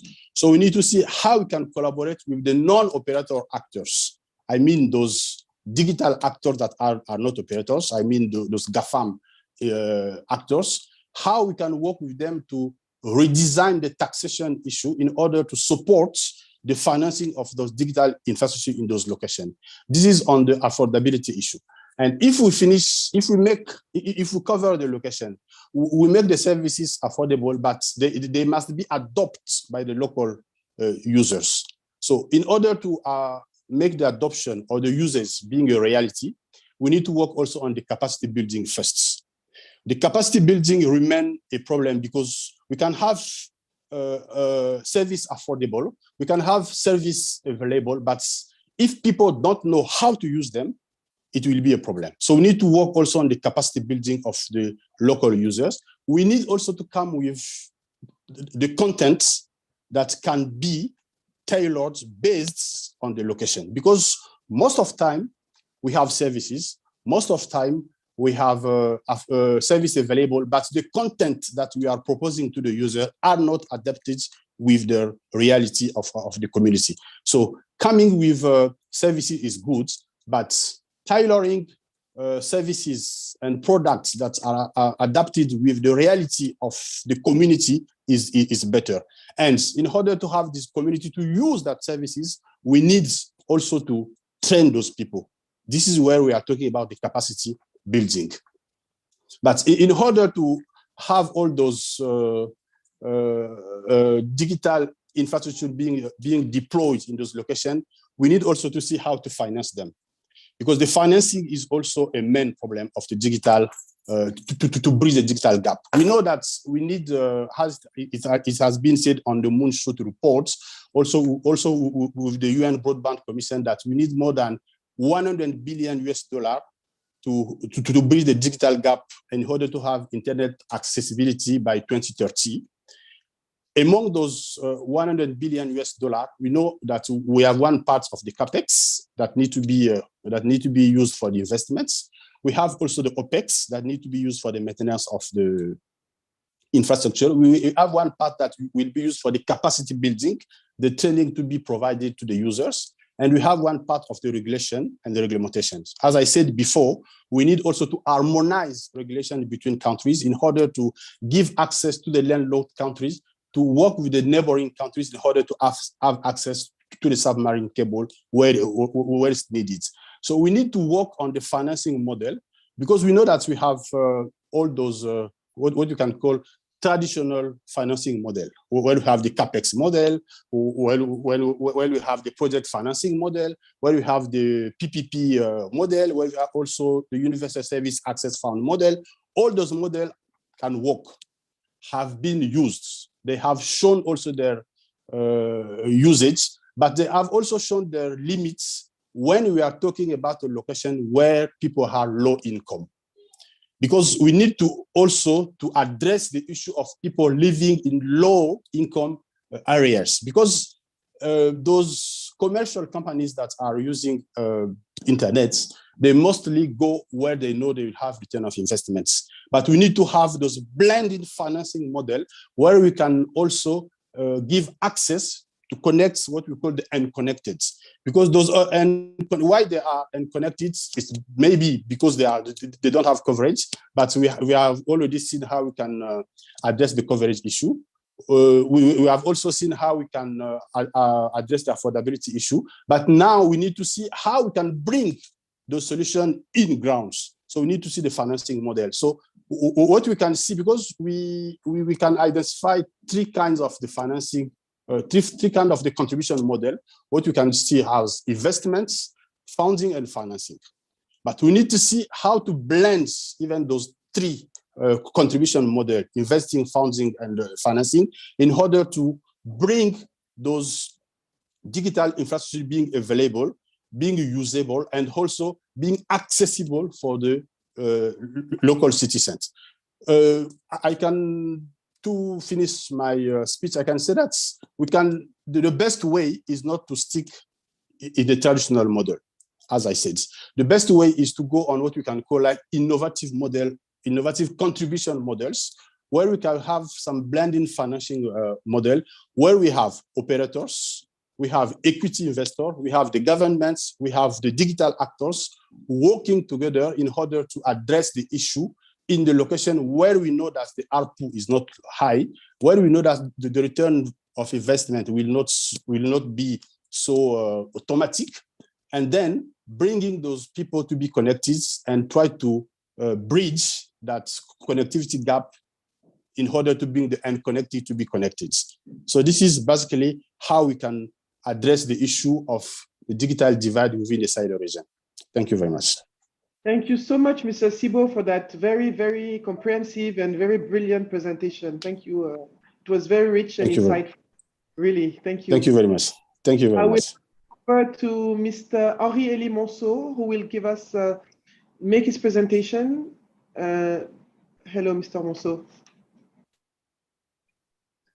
Oh, bonjour, bonsoir, Madame Falk. Je comprends que le séminaire est interprété aussi, vous me permettrez de m'exprimer en français. Je remercie l'UNITAR pour cette excellente initiative. C'est en effet un sujet, un enjeu qui est décisif, qui est fondamental. Nous venons de le mesurer encore, puisque l'OIF, la direction de la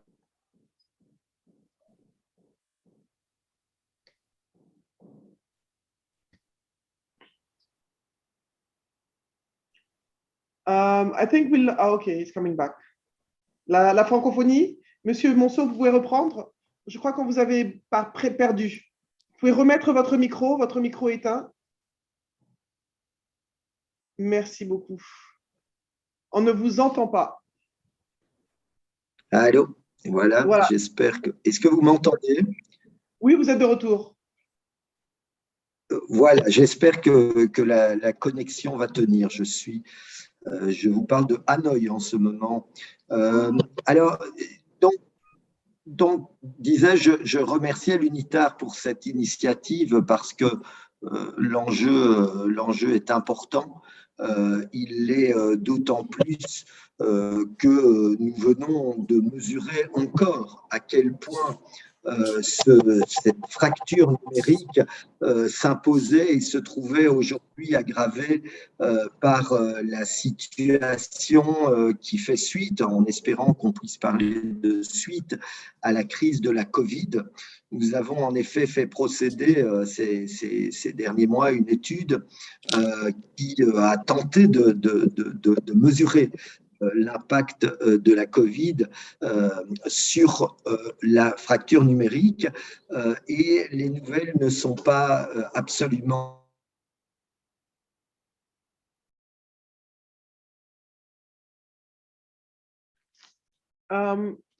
je pense que la fracture numérique est à Hanoï, en tout cas. Je crains qu'il y ait vraiment une difficulté de connexion. Peut-être dois-je éteindre la caméra, j'en suis désolé, pour tenter de préserver un peu de… Bande passante. Je vous entends très mal. Écoutez, voilà, ou alors je tenterai de passer le relais à un collègue qui bénéficierait d'une meilleure connectivité, mais ok, on peut tenter encore. Donc, je vous parlais de cette étude que nous avons menée. Vous m'entendez? Impeccable. Ok.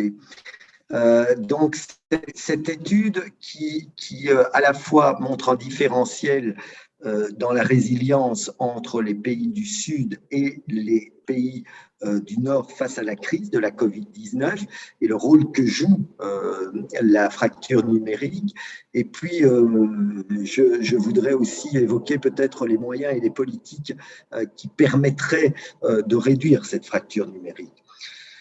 Pour ce qui concerne l'impact, nous nous sommes vraiment focalisés sur les PMA, les pays les moins avancés, dont font partie la majorité des pays du Sahel, en dehors du Cap-Vert et du Cameroun. Et parmi les pays en développement, ceux qui sont les plus exposés aux inégalités économiques et sociales, au risque d'un creusement de la fracture nord-sud, y compris d'ailleurs en leur propre sein. Cette fracture numérique, elle existe évidemment préalablement à la crise de la Covid. Mon préopinant vient de le rappeler. Dans le monde francophone, seulement la moitié de la population est connectée à Internet et cela cache des différences très importantes puisque 98% de la population a accès à Internet dans certains pays développés, alors que dans d'autres pays, moins de 5% de la population ont accès à Internet. D'une manière plus large, à l'échelle mondiale, 81% de la population des pays les moins avancés ne sont pas connectés, contre 53% de la population des pays en développement et 13% dans les pays développés. On voit le différentiel gigantesque que cela représente toujours aujourd'hui. Alors, dans l'espace francophone, pour la période 2016-2019, pour rappel, l'espace francophone, c'est 54 États et gouvernements membres, 31 en Afrique. Eh bien, les taux de pénétration sur cette période 2016-2019 d'Internet et du haut débit filaire sont largement supérieurs dans les pays à revenus élevés. Ils représentent 90% pour ce qui concerne le pourcentage d'utilisateurs d'Internet et 40% pour ce qui concerne le nombre d'abonnements à haut débit filaire, contre 55% d'utilisateurs, 4% d'abonnements pour les pays à revenus moyens et 11% et moins de 0,1% des abonnements pour les pays à faible revenu. Donc, on voit que, évidemment, les écarts sont considérables et que la Covid a encore agrandi, amplifié cette fracture, tout en induisant un différentiel de résilience entre pays du Nord et pays du Sud. tant sur le plan sanitaire, la résilience sanitaire, que sur celui de la réponse des gouvernements ou sur celui encore de la résilience économique des entreprises en fonction des usages. Alors d'abord, peut-être évoquer le différentiel de résilience sur le plan sanitaire. Bon, notre étude met en effet en évidence qu'il existe un lien direct entre les difficultés rencontrées par les pays pour faire face à la propagation de la pandémie et l'accès, notamment l'accès insuffisant au TIC. L'analyse des mesures de distanciation prises par les gouvernements montre que les pays où la population utilise le plus Internet sont les pays où les gouvernements ont appliqué des mesures de distanciation les plus contraignantes. Donc, le niveau d'utilisateurs d'Internet est autour de 40% environ de la population et plus dans les pays où les mesures ont été contraignantes ou très contraignantes. Par contre, dans les pays où l'utilisation d'Internet est moindre, 20% ou moins de la population, eh bien, les mesures de distanciation, elles aussi, ont été peu contraignantes. Donc, c'est notamment le cas de pays du Sud, de pays africains en particulier, qui ont progressivement desserré leurs mesures de distanciation, alors que les pays du Nord ont drastiquement resserré les mesures avec la propagation des variants alpha et delta.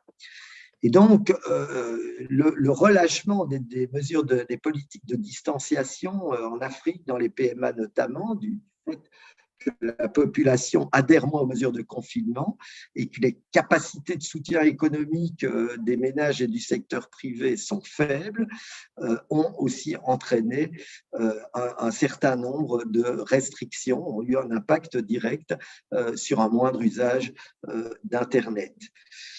Pour les pays riches où la fracture numérique est moindre, la réponse gouvernementale a donc pu être plus vigoureuse sur le plan sanitaire parce qu'il était possible de se reporter sur Internet et donc il était possible aussi de davantage préserver la population de la propagation du virus et de maintenir une certaine activité économique, un certain soutien apporté aussi aux citoyens. Tandis que dans les pays du Sud, en particulier encore une fois en Afrique et dans les PMA, il y a eu moins de possibilités de ce point de vue-là, simplement parce que Internet était beaucoup moins disponible. Ça n'était pas un outil alternatif pour les entreprises, mais aussi simplement pour un usage sanitaire.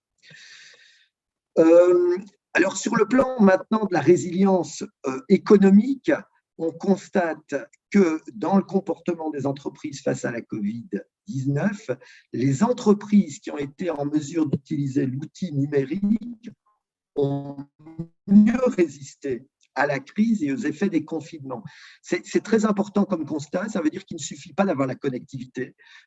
Dans un certain nombre de pays, il y a eu des efforts très très importants qui ont été faits pour améliorer la connectivité par rapport à cette situation, mais néanmoins, les entreprises n'ayant pas acquis auparavant l'usage des outils numériques, elles n'ont pas non plus tiré un véritable bénéfice de ce passage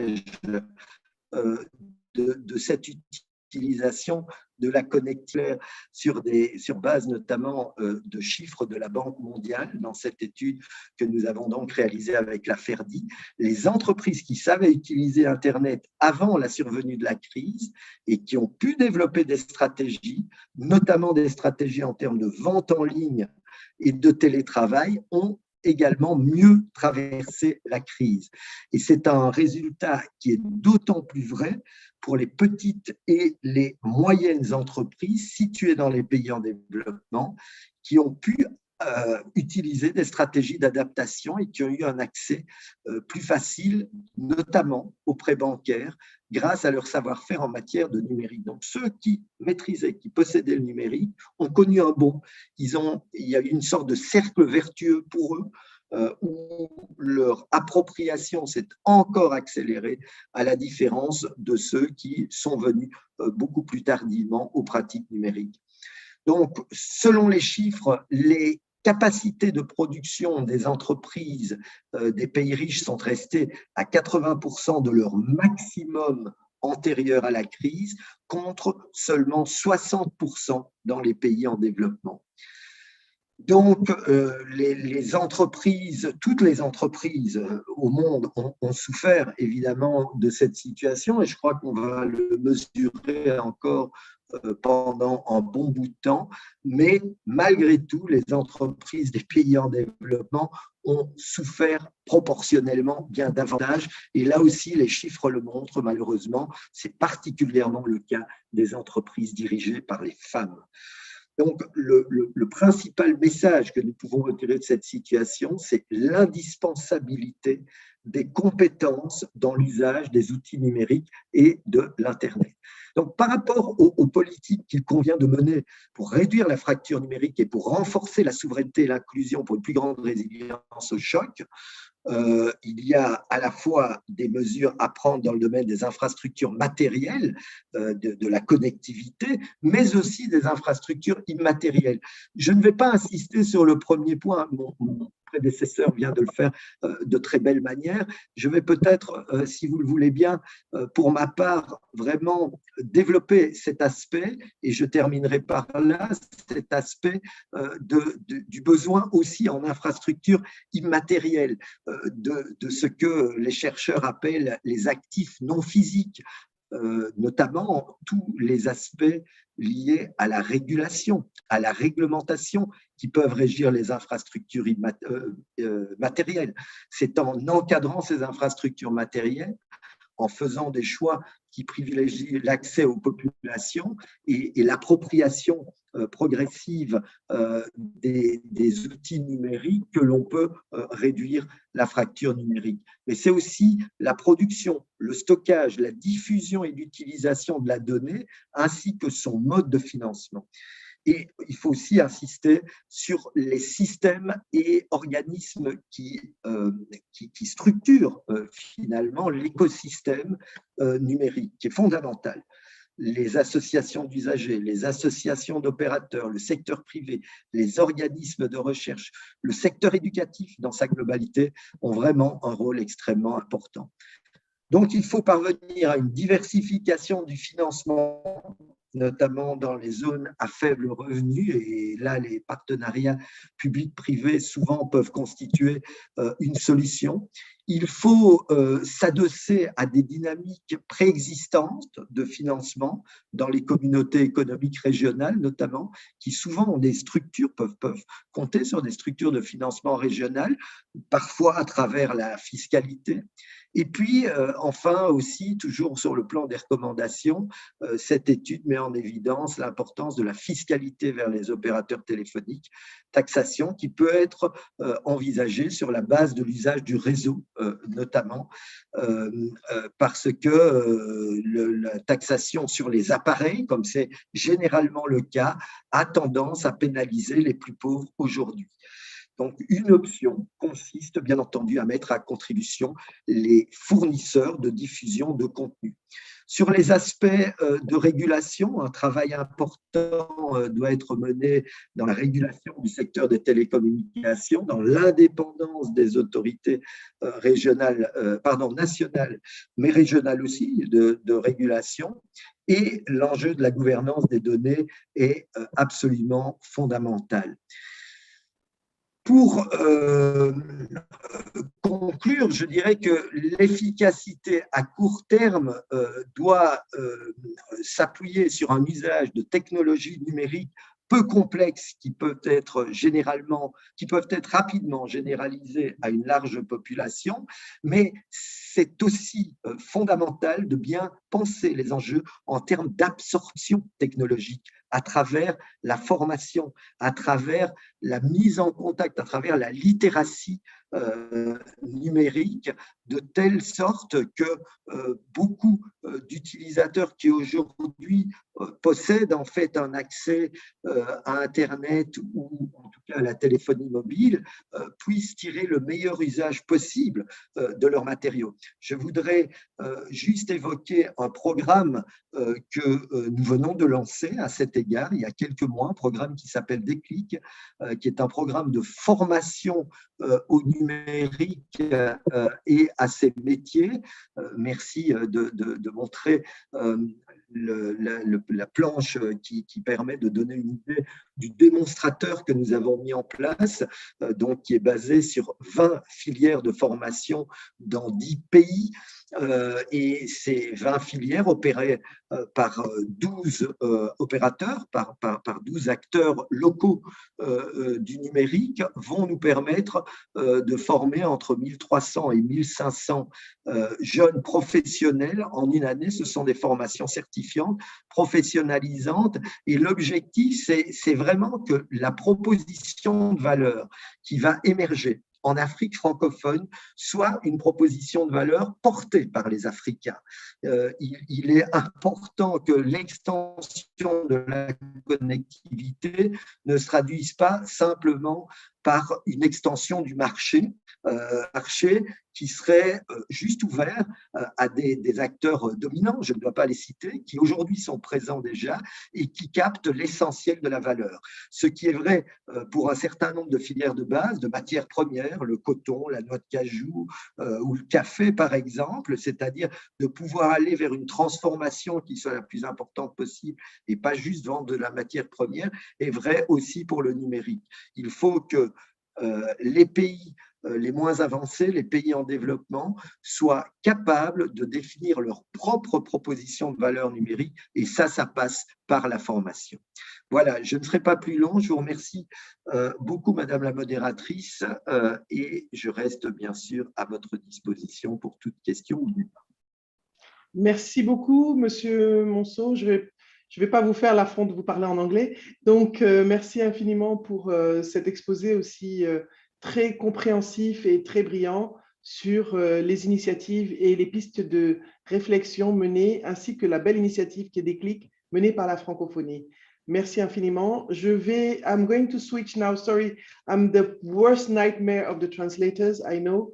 But I will hand over to my next panelist who seems to have some issues with the internet, Mr. Olufemi. I think he has left.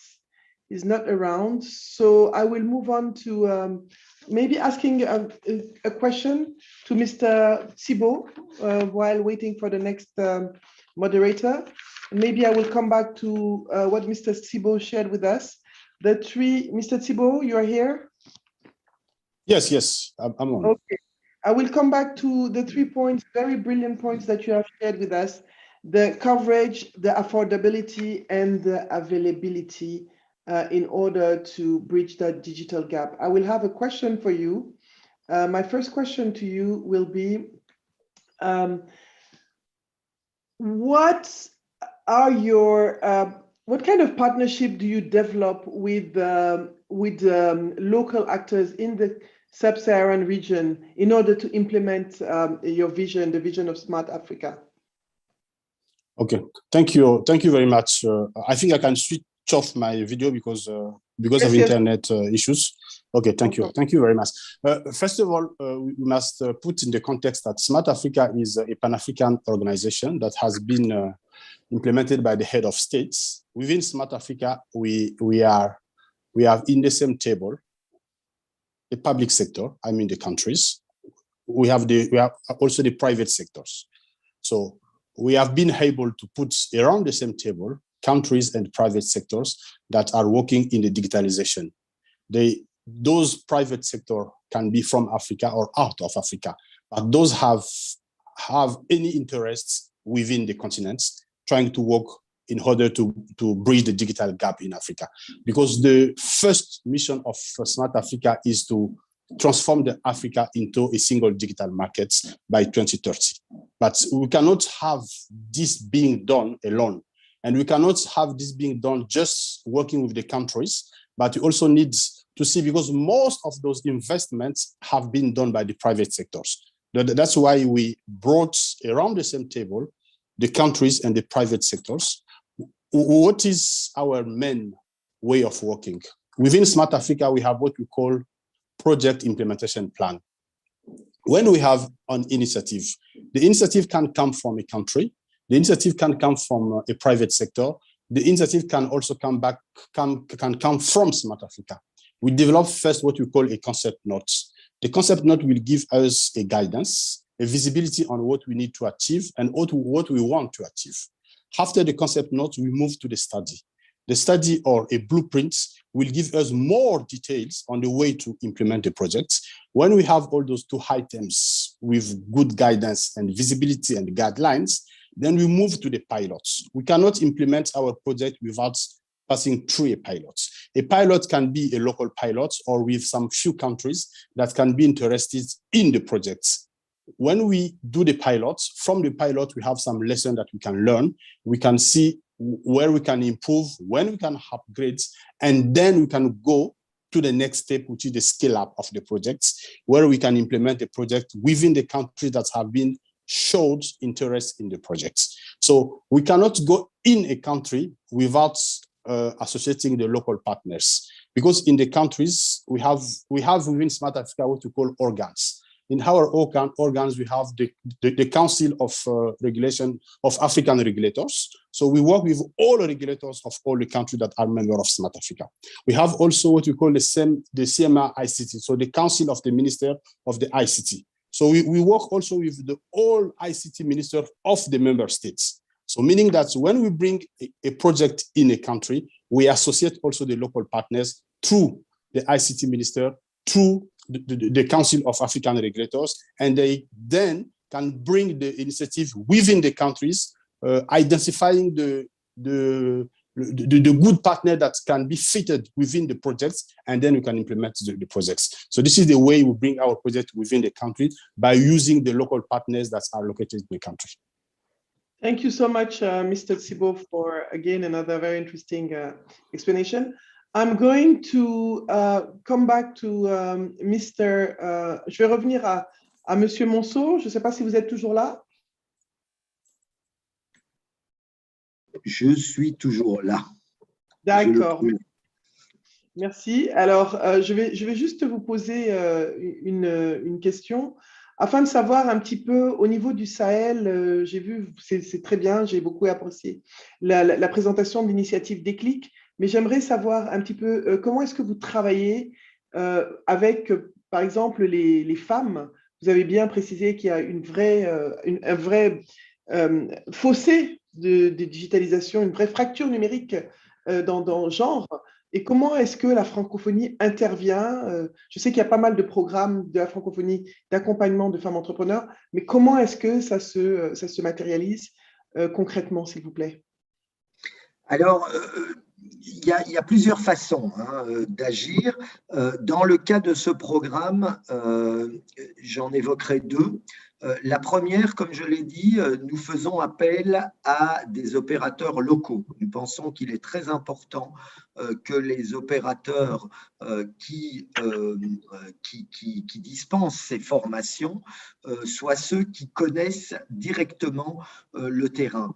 Et donc, ils ont été identifiés à travers un appel et nous avons conclu avec eux un contrat, en quelque sorte, dans lequel une priorité importante est donnée justement au fait de s'assurer que toute la formation est conduite selon les préceptes de l'égalité femmes-hommes et qu'ils puissent privilégier vraiment l'accès aux femmes.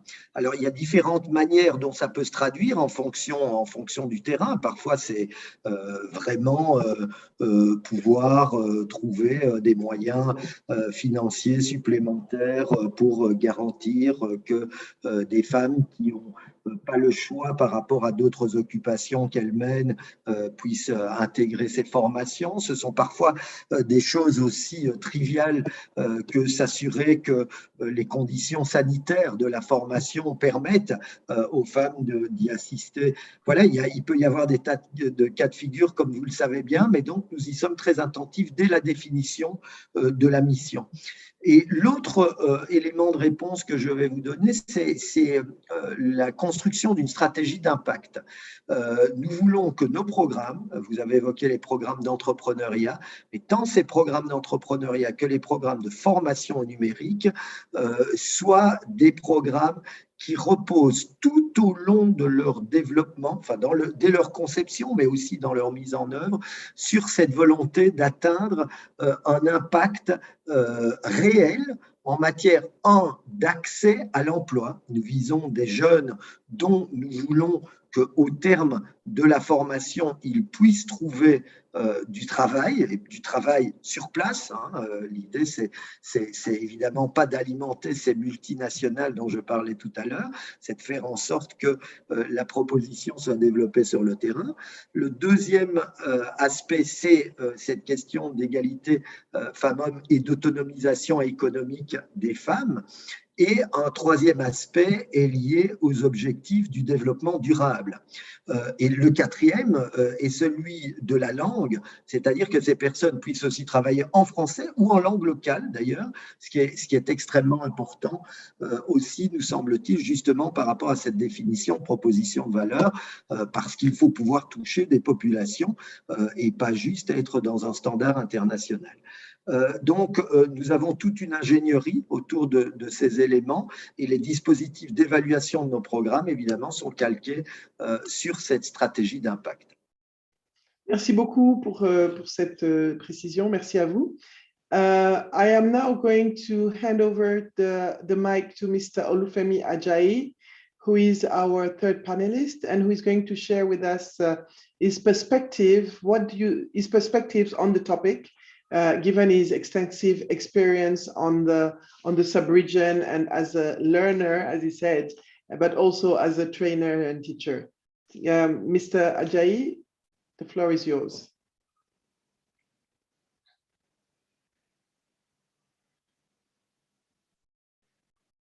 Mr. Ajayi, can you hear me?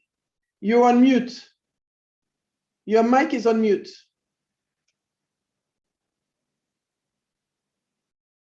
I think it was the quote of 2020, but I think it's the quote of 2022. You're on mute. Hello. Yes, good afternoon. Yeah. Good afternoon. Can you hear me now? Perfectly. Can you hear me? Yes, we can hear you. You can go ahead. Good. Good afternoon, Nabu. Good afternoon, Olufemi. Good afternoon, Jude, and I want to thank UNITAR for inviting me to this conference. Mr. Olufemi, I suggest you delete you turn your camera off. Maybe it will increase your bandwidth. Talking about digital divide, I think we are really experiencing it today. We have experienced it. Can you? I'm very pleased to share my experience.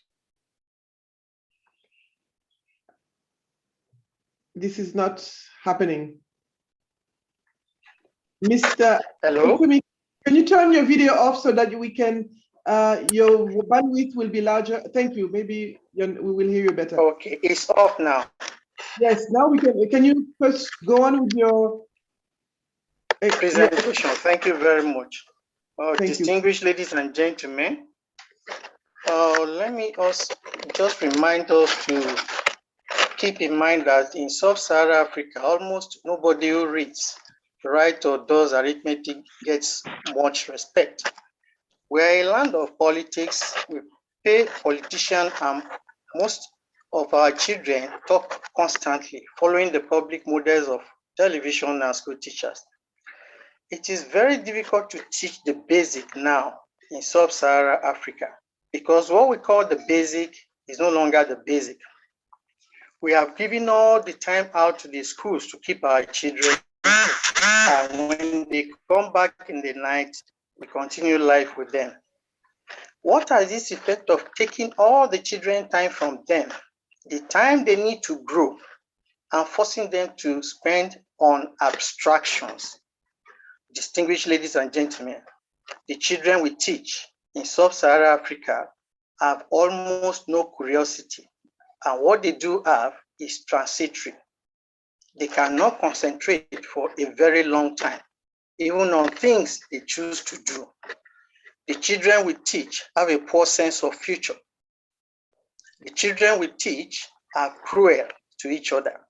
They lack compassion for misfortune and they laugh at wickedness. The children we teach are uneasy with intimacy.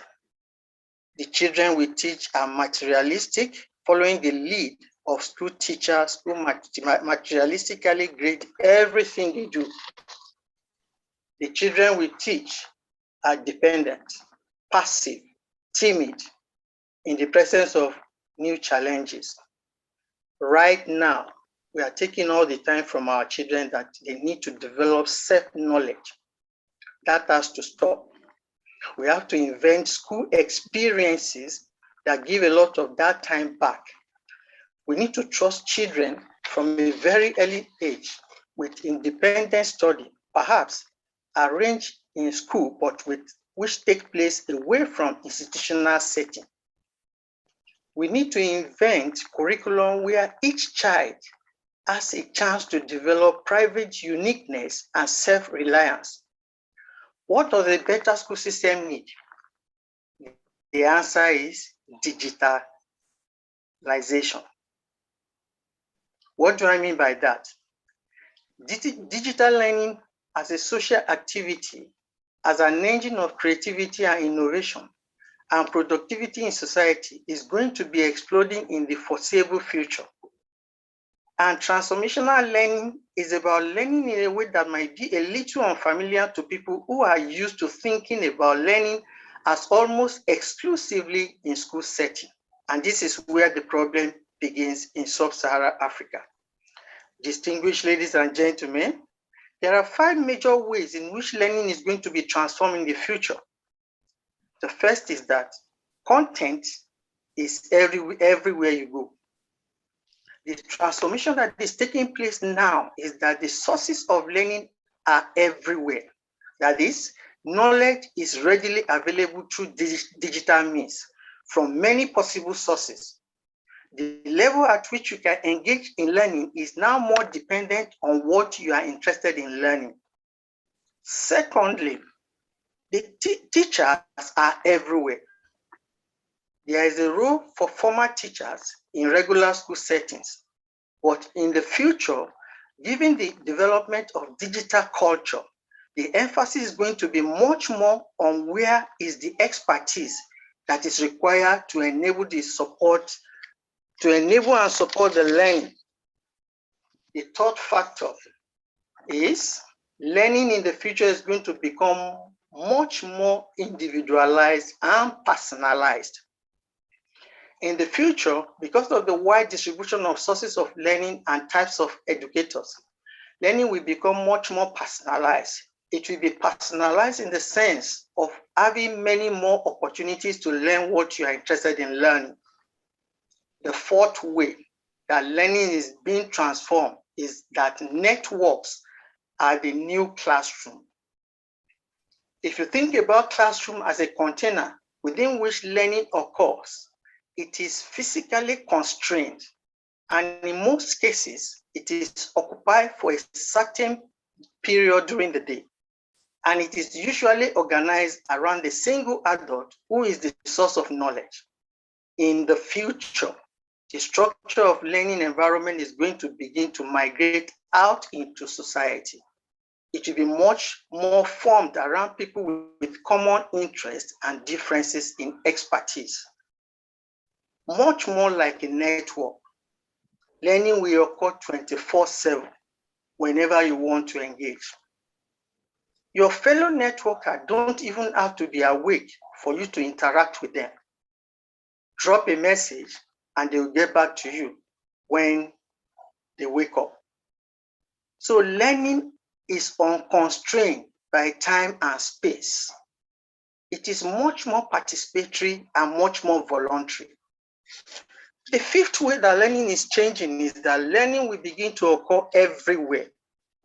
Learning will still occur in formally bounded structures, schools and classrooms, but as it begins to creep out into society at large, to become more widely distributed and to take place in networks, it will occur in restaurants, coffee shops, buses, aircrafts, toilets, gardens, bedrooms, libraries, in book clubs, and in digital communities. People can choose to engage them at their own convenience, and they don't require a banded type of organization that is totally focused on learning in groups.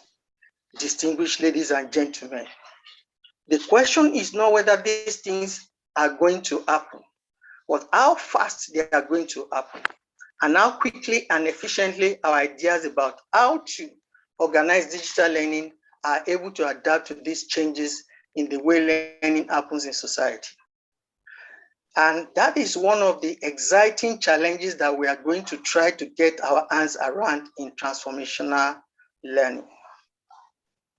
If you just look at the schooling sector as opposed to digital learning sector, the schooling sector is a huge physical enterprise.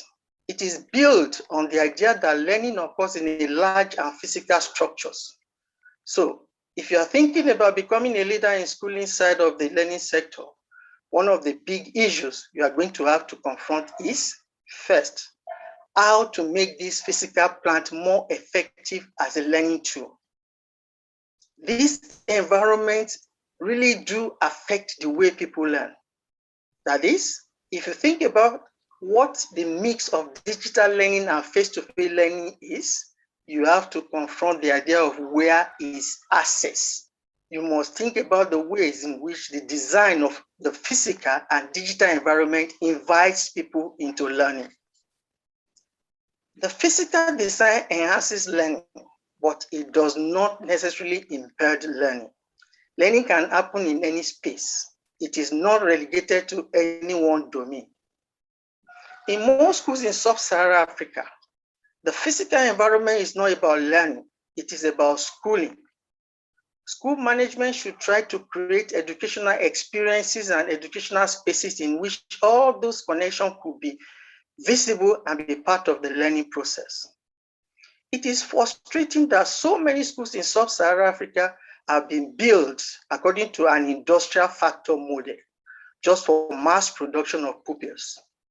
We need to redesign the physical space of schools in relation to how we can think students will learn and the type of different kinds of flow that might be possible in terms of how we should be structuring activities and opportunities for students to learn. The theory of learning has to be transparent to the learner, because in a digital learning environment, the only thing that is going to keep that learner engaged with what you have to offer is an understanding or a contract about what you believe powerful learning looks like. And that idea or theory of learning has to be transparent to the learner, because in effect, you are creating a social contract with them to keep them engaged with you over time. Distinguished ladies and gentlemen, we are gradually moving from traditional system to digital method. This is the tremendously challenging road that allows you to touch everything and be really instrumental around many things that matter. I feel that I know so much more than I did 5 years ago, 7 years ago, 10 years ago, and even 12 years ago because of the opportunities created by digital methods. The field is so dynamic and it is changing so quickly. And we are learning so much that you have to be open to different perspectives and different ways of looking at things. I think it was a great opportunity for me to be part of both traditional schools and digital system of learning. I have come to understand that we can make a such huge difference in the lives of learners in sub-Saharan Africa.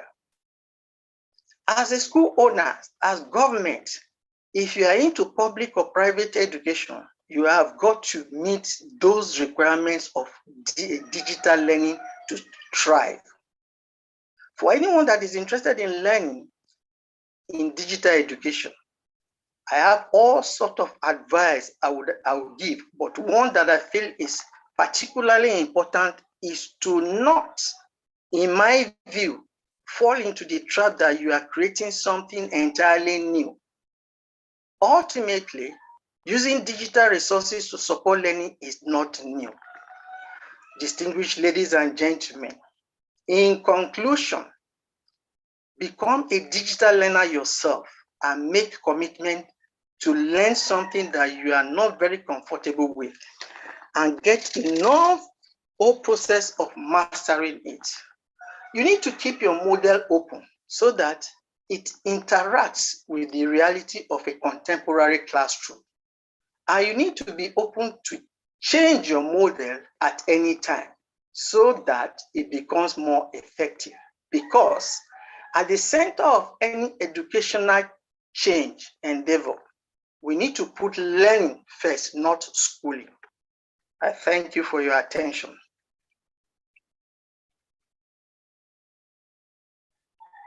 Thank you so much, Olufemi, for this very brilliant presentation on the future of learning. That was quite insightful and enriching. I will now ask the participants to put their questions, separate questions in so that we can start exchanging with the panelists. Mr. Monso is not here, but there's someone that represents him, I think, in the audience that will be able to respond and to answer for anything related to Francophonie. However, I see that there's one question already in the chat, in the question and answers, addressed to you, I think, Mr. Olufemi. Mr. Mutemi Joseph says, most of the teaching and learning activities involve more practicals. How can the practicals incorporate to online learning and enhance competency? Thank you very much. I have never said in my presentation that schooling should be cancelled. So in this case, schools can invite students to the campus to carry out practical activities because there is no school running all over the world that does not have a center. But the online activities is more suitable and is cost effective. Thank you. Thank you. We have moved from a macro approach with Mr. Tsibo, and Mr. Monso to a more micro approach with you, Mr. Jai. And I'm going to ask Mr. Tsibo in the meantime. Mr. Tsibo, how do you put yourself in perspective, yourself as an organization, Smart Africa, and how do you integrate the realities of the future of learning that we have been describing, that Mr. Olufemi has been describing within the strategies and the projects of Smart Africa? Mr. Stig. Yeah, yes, thank you. Thank you very much, Ms. Nabu. As I said in my presentation, to bridge the digital gap, the option of adoption, I mean usage, is a key. And the usage is related to the learning. The usage is related to the capacity building. Within Smart Africa, we have what we call Smart Africa Digital Academy. The Smart Africa Digital Academy, in its name SADA, is an academy that is aimed to provide capacity building for African citizens from all the member states of Smart Africa. And also we put in place those peer learning programs that can help the end users to be able to access the tool that they have. Because most of the time we can have the tool available, but if you don't have the capacity building, if you don't have the learning, the needed learning in order to access that tool, the tool will not be useful. So in Smart Africa, we have integrated these aspects of the learning. This is why we have set up a digital academy that is working within all Smart Africa member states in order to provide capacity building, learning within the countries in order to build that capacity that will allow the user to be able to access the tools. So we have integrated, this is part of the Smart Africa programs in order to bridge the digital gap. Thank you. Actually, I've never heard of it before, so it's quite interesting. And is it an initiative? Let me ask you more about that initiative. I think everybody, many people must be interested also. Is it at national level only? You provide that service to government? Does it go to a more a transversal level to universities or other stakeholders? Yes, because within this Smart Africa Digital Academy, we have partners. Most of our partners are those learning institutions. I mean, we have ITU. ITU is part of the partners. We have GSMA, we have GIZ, we have World Bank, we have Microsoft, we have Ericsson, we have Facebook, we have Google. So depending on the training needed, depending on the specific need that have been highlighted from the country's perspective, within the countries, even between countries, because I also talk about the peer learning. The peer learning will mostly be concerned between countries. So we have some countries that can share experience with the other countries, and SADA can bridge those two countries in these peer learnings. So our perspective of digital academy is going deeply within the local communities. So I will give one example. For instance, in Congo B, in February, we opened the digital academy in the country, because the objective is to have those digital academy being implemented within the countries. So in February, we launched a digital academy in Congo Brazzaville. On Monday, we launched digital academy in Rwanda. What we do in those countries, we have agreement with local institutions that can provide those trainings, and we come like a support with all our partners, with all our institutions, to provide the needed training within the countries. So, for instance, in Burkina Faso, we did training with militaries. In Congo B, we are doing training with some workers of the public sector. In Rwanda also, we are providing training. So depending on the needs of the country, we tailor a training and then we come with it, but we go deeply within the community, not only on a high level. Thank you. Thank you. I know you, I see you mentioned Burkina Faso.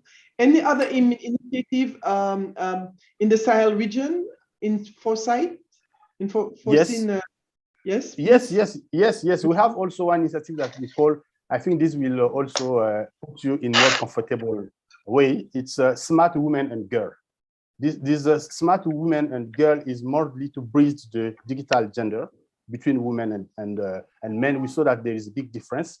And in this specific initiative is mostly tailored to the women and the girls. So we provide trainings specifically for women in order to bring them to a next level, because we know that most of women, they don't like to work on science, on mathematics, and in engineering. So we provide those kind of trainings that will bring the women to come out from their comfort zone and be able to do exactly the same thing that men can do. So we have also that initiative that we have been implementing. This has been done. This is being done very soon in Mali, which is one of the Sahel countries. We have also a project that will come in Niger, which is also a Sahel country. So all those initiatives, but as I said, we cannot address the unique solution in the Sahel region, because every country in the Sahel region has its own specificity. So that's why we propose somewhat individual solutions per country. We identify the country, we do a mapping, we do a study in the country, we discuss with the local partners, then we can tailor a solution that can address the issue that has been identified in the specific country. So this is the way we are trying to address the issues. We know we have still much to do, but at least we have started and we are on a journey trying to bridge this digital gap within the Sahel region. Thank you so much. Very, very interesting, very clear, and very instructive. Je vais parler à Monsieur Khalid Bernoussi, El Bernoussi de la francophonie. Vous êtes là? Oui, je suis là. Oui, merci d'être là.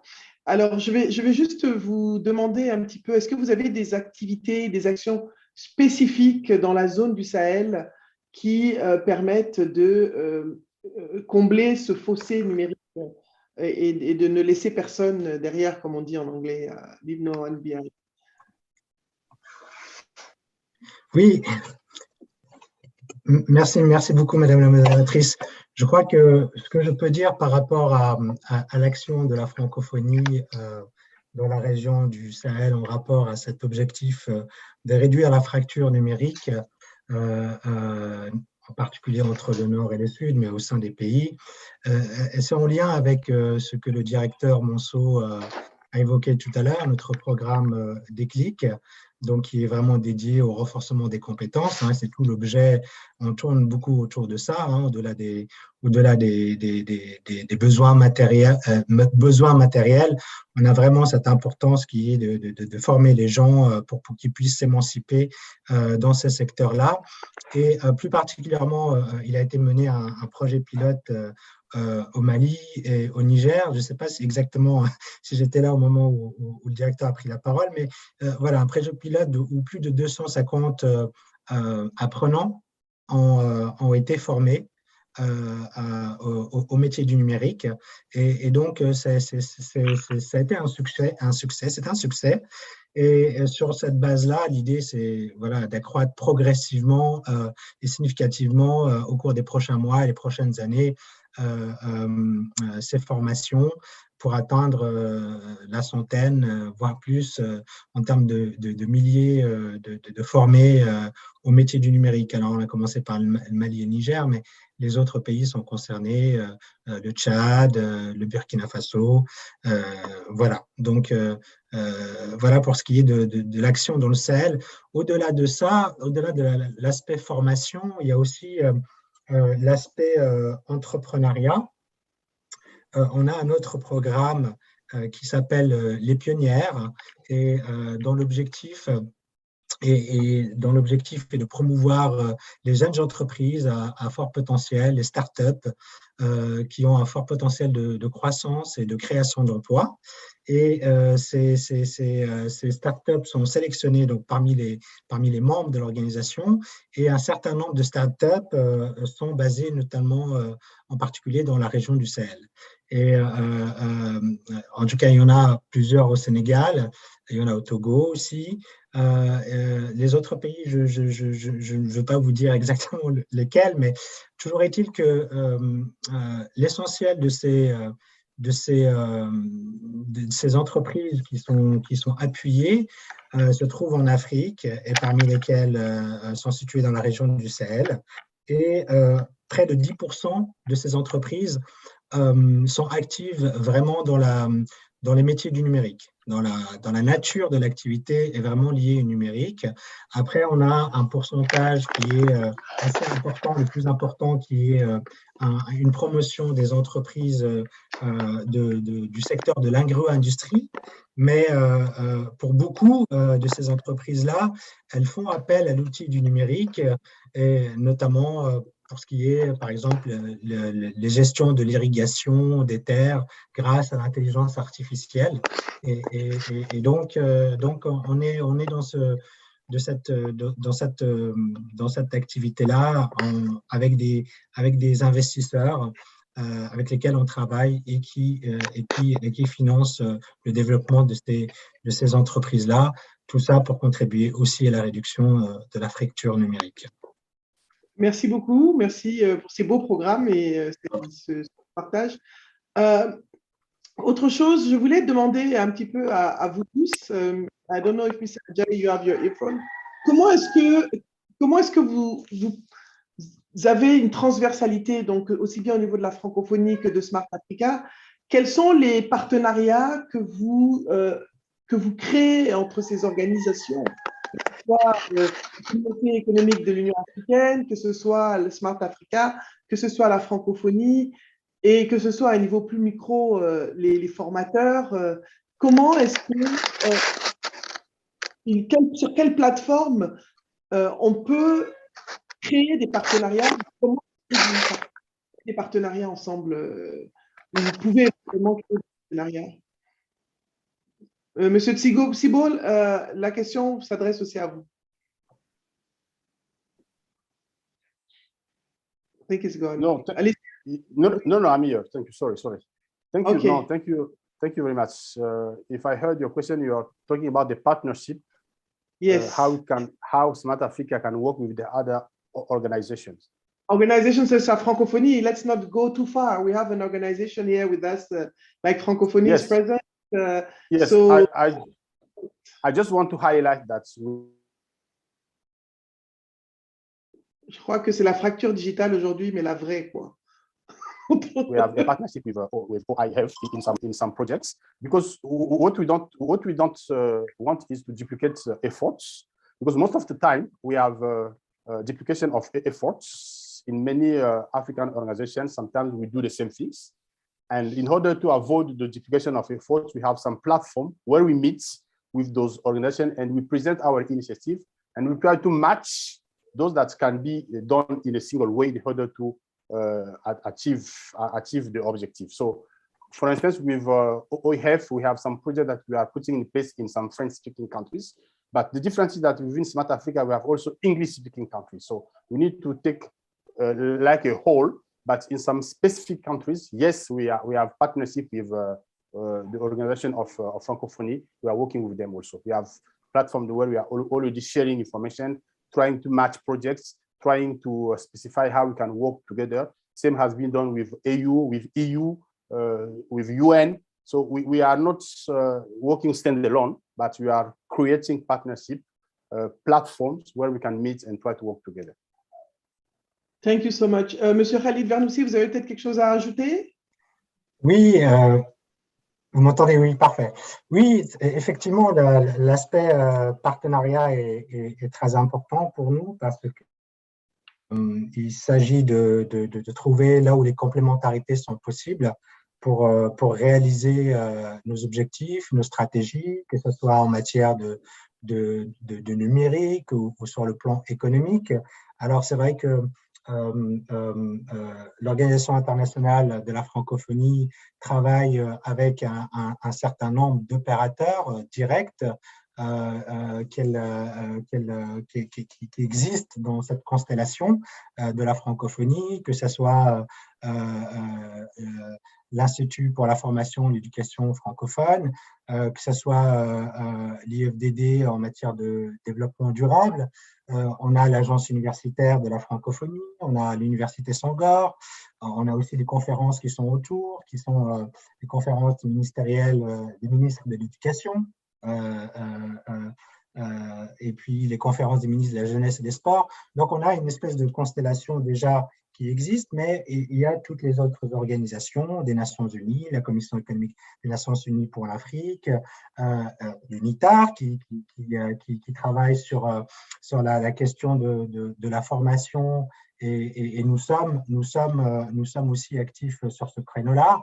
Donc, on peut penser à comment on peut développer des synergies ensemble pour couvrir un nombre de pays qui va au-delà de ceux que nous couvrons actuellement, en trouvant certainement des moyens plus importants auprès d'organisations de financement régionales ou multilatérales, comme les banques régionales de développement ou la Banque mondiale.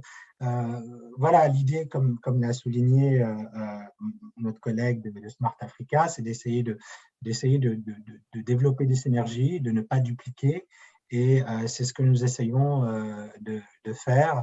Et cette plateforme-là de discussion que nous avons aujourd'hui est aussi une occasion pour repérer justement ce type de synergie. Et voilà, nous souhaitons avancer dans ce sens-là. Merci beaucoup, merci beaucoup. Et alors, je vais faire quelque chose d'assez non conventionnel. I have Mr. Sek. I'm going to do something non-conventional. Mr. Sek is here with us, who is our fourth panelist who just came. I don't know if he's still around. Mr. Sek Maktar. I wanted him to, even though he was not here, to do his... I'm around. Je suis là. Okay, Mr. Sek, Nengadef déjà. Because I was in another panel. Okay, Mr. Sek, I will give you the floor to close the panel with your presentation, because our panel is coming to an end, and I will give you the floor to do your presentation because your perspective is very important and very interesting. I introduced you before, but you were not here. So I will give you the floor to close the panel on the challenges and opportunities of the digital divide in the Sahel, from a perspective of the economic community of Africa.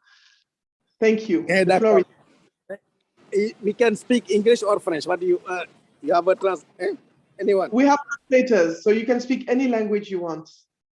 Okay, to go fast, let me speak in French. Hein? Okay. Bon, au niveau, au niveau de la région Sahel est confrontée à beaucoup de difficultés au niveau du digital economy. D'abord, il y a la question du développement des infrastructures qui pose problème et les pays ne sont pas au même niveau de développement en matière d'infrastructures et d'accès et de connectivité. L'autre problème qui plombe l'évolution technologique est aussi les coûts. Les coûts d'accès sont assez élevés. Et un autre point aussi, c'est la vitesse. Même l'endroit où le réseau existe, la qualité des services laisse à désirer. Et un autre problème dans la région du Sahel, c'est des questions de cybercriminalité et de sécurité. Car c'est une région qui est exposée à des extrémistes qui utilisent des drones actuellement pour collecter des données et faire des initiatives néfastes pour les populations et pour les gouvernements. Je vous donne à titre d'exemple, un drone, ça coûte $650. Avec $650, on peut réduire beaucoup de vies, accès aux données. Et la cybercriminalité est assez élevée au niveau de la région Sahel. Comme on dit que Sahel fait partie de l'Afrique de l'Ouest et les attaques, 54% des attaques en matière de cybercriminalité viennent de la région de l'Afrique de l'Ouest, ce qui cause un problème. Donc c'est des défis qui se propagent aussi au niveau de la sous-région et même de toute l'Afrique. Parce que quand on parle de la question de cybersécurité, cybercriminalité, ce n'est pas seulement localisé dans un pays, parce que la cybercriminalité n'a pas de frontières. Et il faut mettre en place les cadres réglementaires idoines, et les cadres réglementaires ne sont pas mis en place.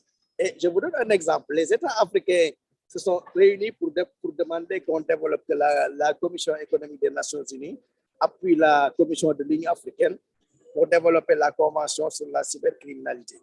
Et cette convention a été adoptée en 2014. Et depuis 2014, on n'a que 10 pays qui ont ratifié la convention.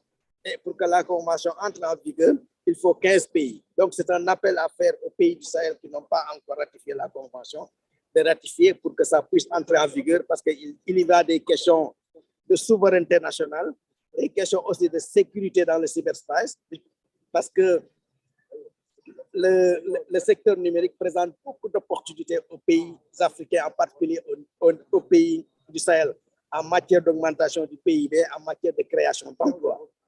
Et il faut mettre en place les politiques et aussi renforcer les capacités. C'est dans ce cadre que la CA, qui a son bureau sous-régional basé aussi à Niamey, qui couvre la région du Sahel, et aussi, on a un programme sur le développement des technologies de l'information qui est aussi géré au niveau du Centre d'excellence numérique, digital, économie numérique, identité numérique et commerce numérique.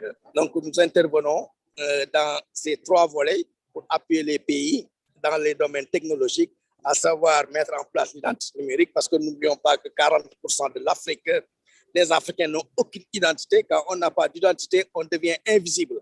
Donc, on est là pour aider les Africains à être plus visibles avec la mise en place de l'identité numérique et aussi se focaliser sur la jeunesse, parce que l'Afrique peut utiliser la dividende démographique, en particulier dans la région du Sahel, et on se focalise sur la formation des jeunes, le renforcement des capacités et le développement des startups, surtout dans le domaine financier, parce que l'Afrique est leader mondial dans le mobile money.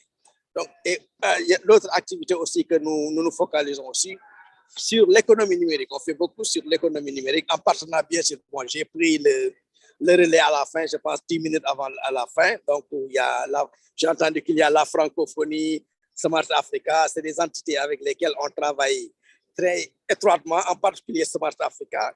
Bon, la francophonie, j'aimerais bien entendre, j'aimerais bien suivre le discours avant, parce qu'avant, on travaillait très bien. Mais maintenant, je pense que c'est quelque chose sur lequel on doit se focaliser et voir comment on peut travailler ensemble. Donc, nous travaillons avec l'ensemble des REX.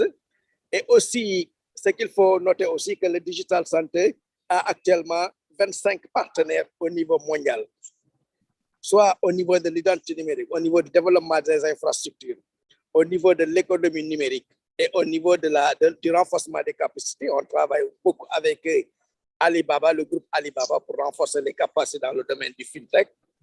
Et pour le renforcement des capacités, on vient d'ouvrir le Centre africain de recherche sur l'intelligence artificielle qui est basé au Congo, qui va aider l'ensemble des pays africains, y compris la région du Sahel, à maîtriser ces technologies numériques pour être présents dans le rendez-vous de la 4e révolution industrielle. Aujourd'hui, on est là en train de discuter sur les questions, à l'homme discuter sur les questions de cybersécurité, cybercriminalité, qui plombe le PIB de l'Afrique avec une réduction de plus de 10% à cause de cette cybercriminalité. Voilà en gros ce que je voulais dire, et que la Commission économique des Nations Unies pour l'Afrique est ouverte à toute forme de partenariat.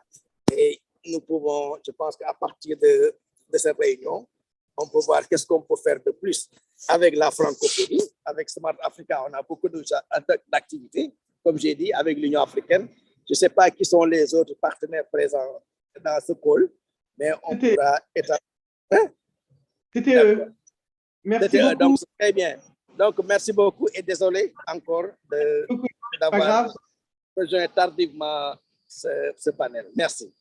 Merci, nous avons apprécié à votre contribution, surtout parce que c'était sur un aspect sur lequel on n'a pas parlé, la cybercriminalité. Donc, merci pour tous ces éclairages et toutes ces informations enrichissantes que vous nous avez apportées. I will hand over to Wilgon Sibo is asking, Wilgon, we have 1 minute. You have 1 minute to conclude since you're taking over. I will give you my turn to conclude the panel. Mr. Sibo. Okay. If you have any question also, I can answer. If you have any question.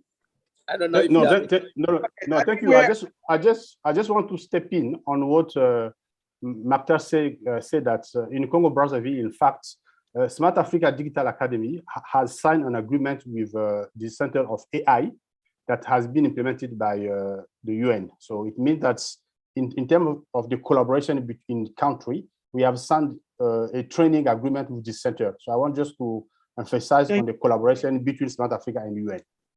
Thank you so much. I am going to thank all the participants. I'm sorry, maybe you can write your questions in the chat, and we are running out of time. We have 3 minutes left before the next panel. So we have learned a lot about the different initiatives of the various stakeholders present here regarding the Smart Africa. We have learned a lot about the Smart Africa Digital Academy and the initiatives that are coming, Smart Africa Women and Girls.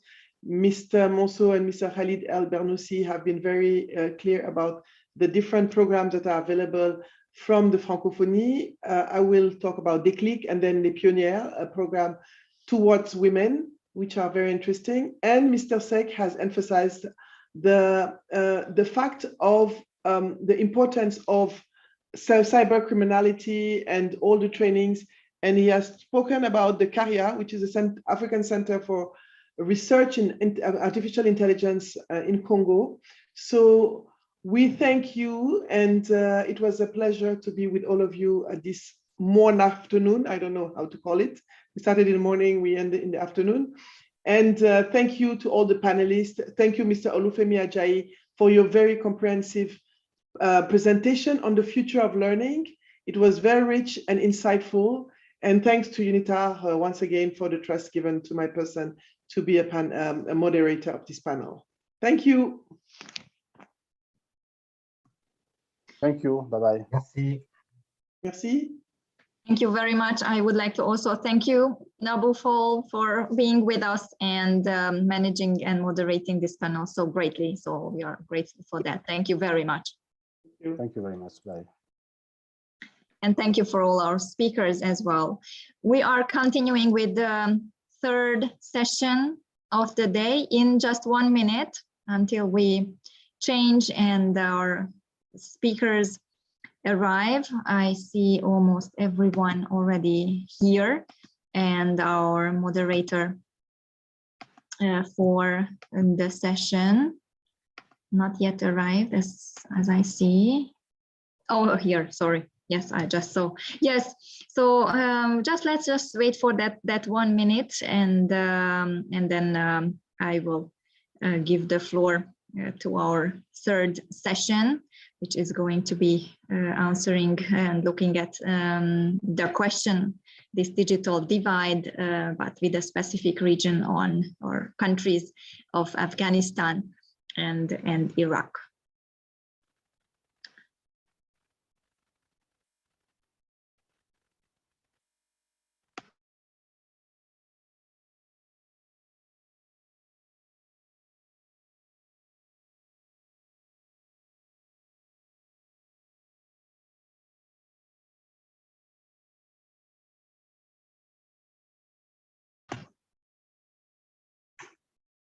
Let's start the third session of the day. I would like to introduce our moderator for this session, Ugo Ikpeazu, professor at EU Business School and also former president of the think tank Africa 21.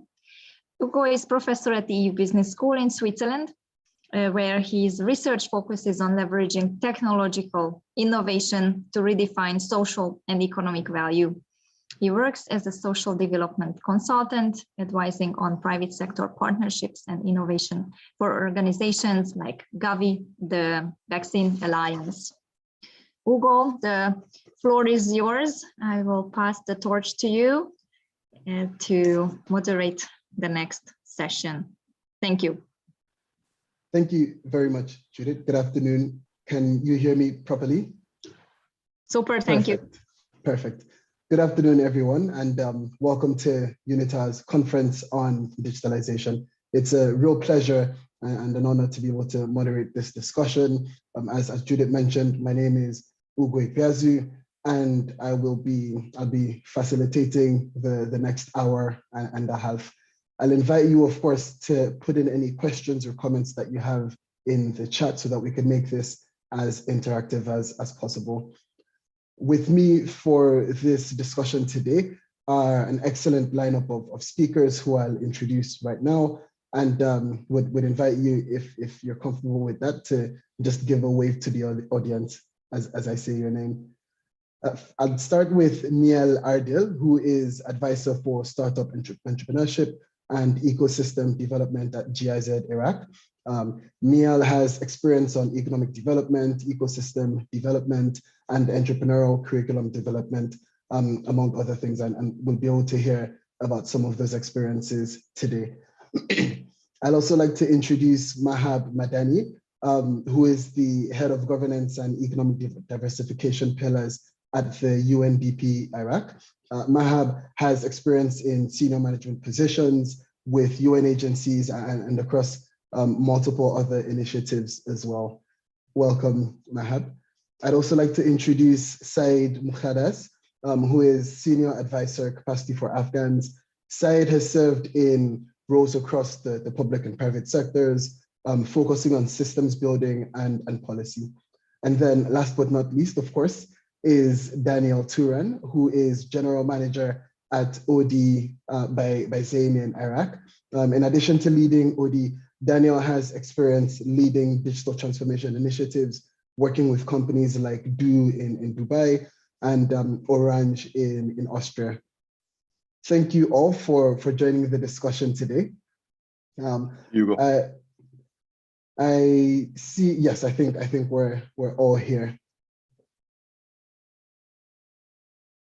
Excuse me for a second. I don't see Syed joining yet. So please leave him to the end. Okay. I'll catch him. Yeah. So for today's discussion, I think it's important to set a little bit of context. And I personally believe that we're living through one of the more important times in humanity's history. It's impossible to ignore the economic and social hardship that populations around the world are having to deal with, but it's also impossible to ignore the fact that the technology at our disposal opens up doors that were previously impossible. And I'm saying this in the context of the Fourth Industrial Revolution and the combination of technologies that it represents. All of this means that we can solve problems in more ways than were ever possible. And the starting point for all of this is digitization, right? It's where data becomes digital. Once that foundation is laid, we can then start to enjoy the benefits that come with digitalization and the digital transformation of society. And just to give you a few points to really sort of ground that statement in reality, the Digital 2022 report shows that there are now more than 4.9 billion internet users around the world. It also shows that there are over 5.3 billion unique mobile phone users around the world. What that means then is that there are just about 3.3 or 3 point something billion people who don't have access to the internet yet, right? And more than 1.7 billion people who still don't have access to a mobile device. I know that in Iraq, of the 40 point something million population, there are roughly over 30 million internet users, and in Afghanistan, of the 39 million population, there are roughly 8.6 million internet users. There's a picture of disparity here that I've just painted a little bit, and it continues across around the world, where the rate of digital growth is influenced by various factors. The exciting opportunity that technology presents can be available to everyone, everywhere, but for that to happen, we must take certain steps to close the gap for those that are still being left out of the digital era. And that's why the discussion that we're having today with a mix of stakeholders from the public sector, from the private sectors, from civil society is quite an important one. I'd like to invite our speakers now. I understand that Said is with us, so welcome, Said. I'd like to invite our speakers now to share a bit with us on what the digital divide means for them in each of their contexts. And I'll start by inviting Neil Ardil, who, as I said, is advisor for startup entrepreneurship and ecosystem development at GIZ Iraq. Neil, the floor is yours.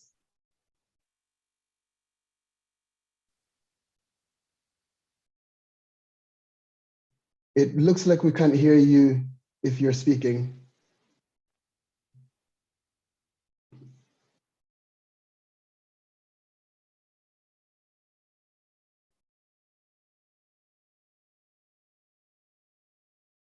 Okay, while we sort. Can you hear me now? Yes, we can. Perfect. Great. I was just saying thank you very much for capturing the moment and the introduction at the beginning. So, and thank you for sharing the slides as well. So, just to give a bit of context about the project that I work on. So, the Information and Communication Technology Project, Perspectives for a Modern Youth in Iraq, as it's fully known, or as we call it, the ICT project. It was commissioned by the Federal Ministry of Economic Cooperation and Development in Germany in 2017. Perhaps maybe you could just move on to the next slide. And there we go. Yeah. So you can see just a little bit of the approach that we have there. But as I mentioned, it was initiated in 2017. Implementation rolled out on the ground in Iraq in 2018. I have included a map there just so you can see the scope of the implementation, where we actually implement in the cities and the governorates. So you can see Mosul, Erbil, and Sulaymaniyah in the north, and Baghdad and Basra in the south, where we have primarily focused our efforts. And then obviously also in Anbar, in Ramadi and Fallujah, we have also implemented activities. The overarching objective of the project that we work on is to create job perspectives in the field of ICT. So we focus on a number of different areas. The main approach from the beginning was that we would support and establish innovation hubs, or digital innovation hubs, and these were equipped with different types of equipment, machinery that would then support this job perspective opportunity that we could then create. But alongside that, as you mentioned, we also have a startup entrepreneurship component to the project as well. So they also included co-working spaces. The maker spaces I will go into in a little bit more detail, because they're very much focused on the digital skills and the digitalization of what's happening in Iraq. but they also included entrepreneurial training, digital skills training, soft skills training that then complement that, because as I mentioned, the overarching principle or objective of the project is to create these job perspectives, and in many ways the soft skills run alongside that ability to create these jobs. What you mentioned, Ugo, at the very beginning about the access to internet among the Iraqi population, it's considerable. As you mentioned, over 30 million people out of the approximate 40 million people do have internet access, but the use of internet is very different to what we might say or what is seen maybe in the US or in Europe. People use it for different approaches. It's not always for work. It's not always for access to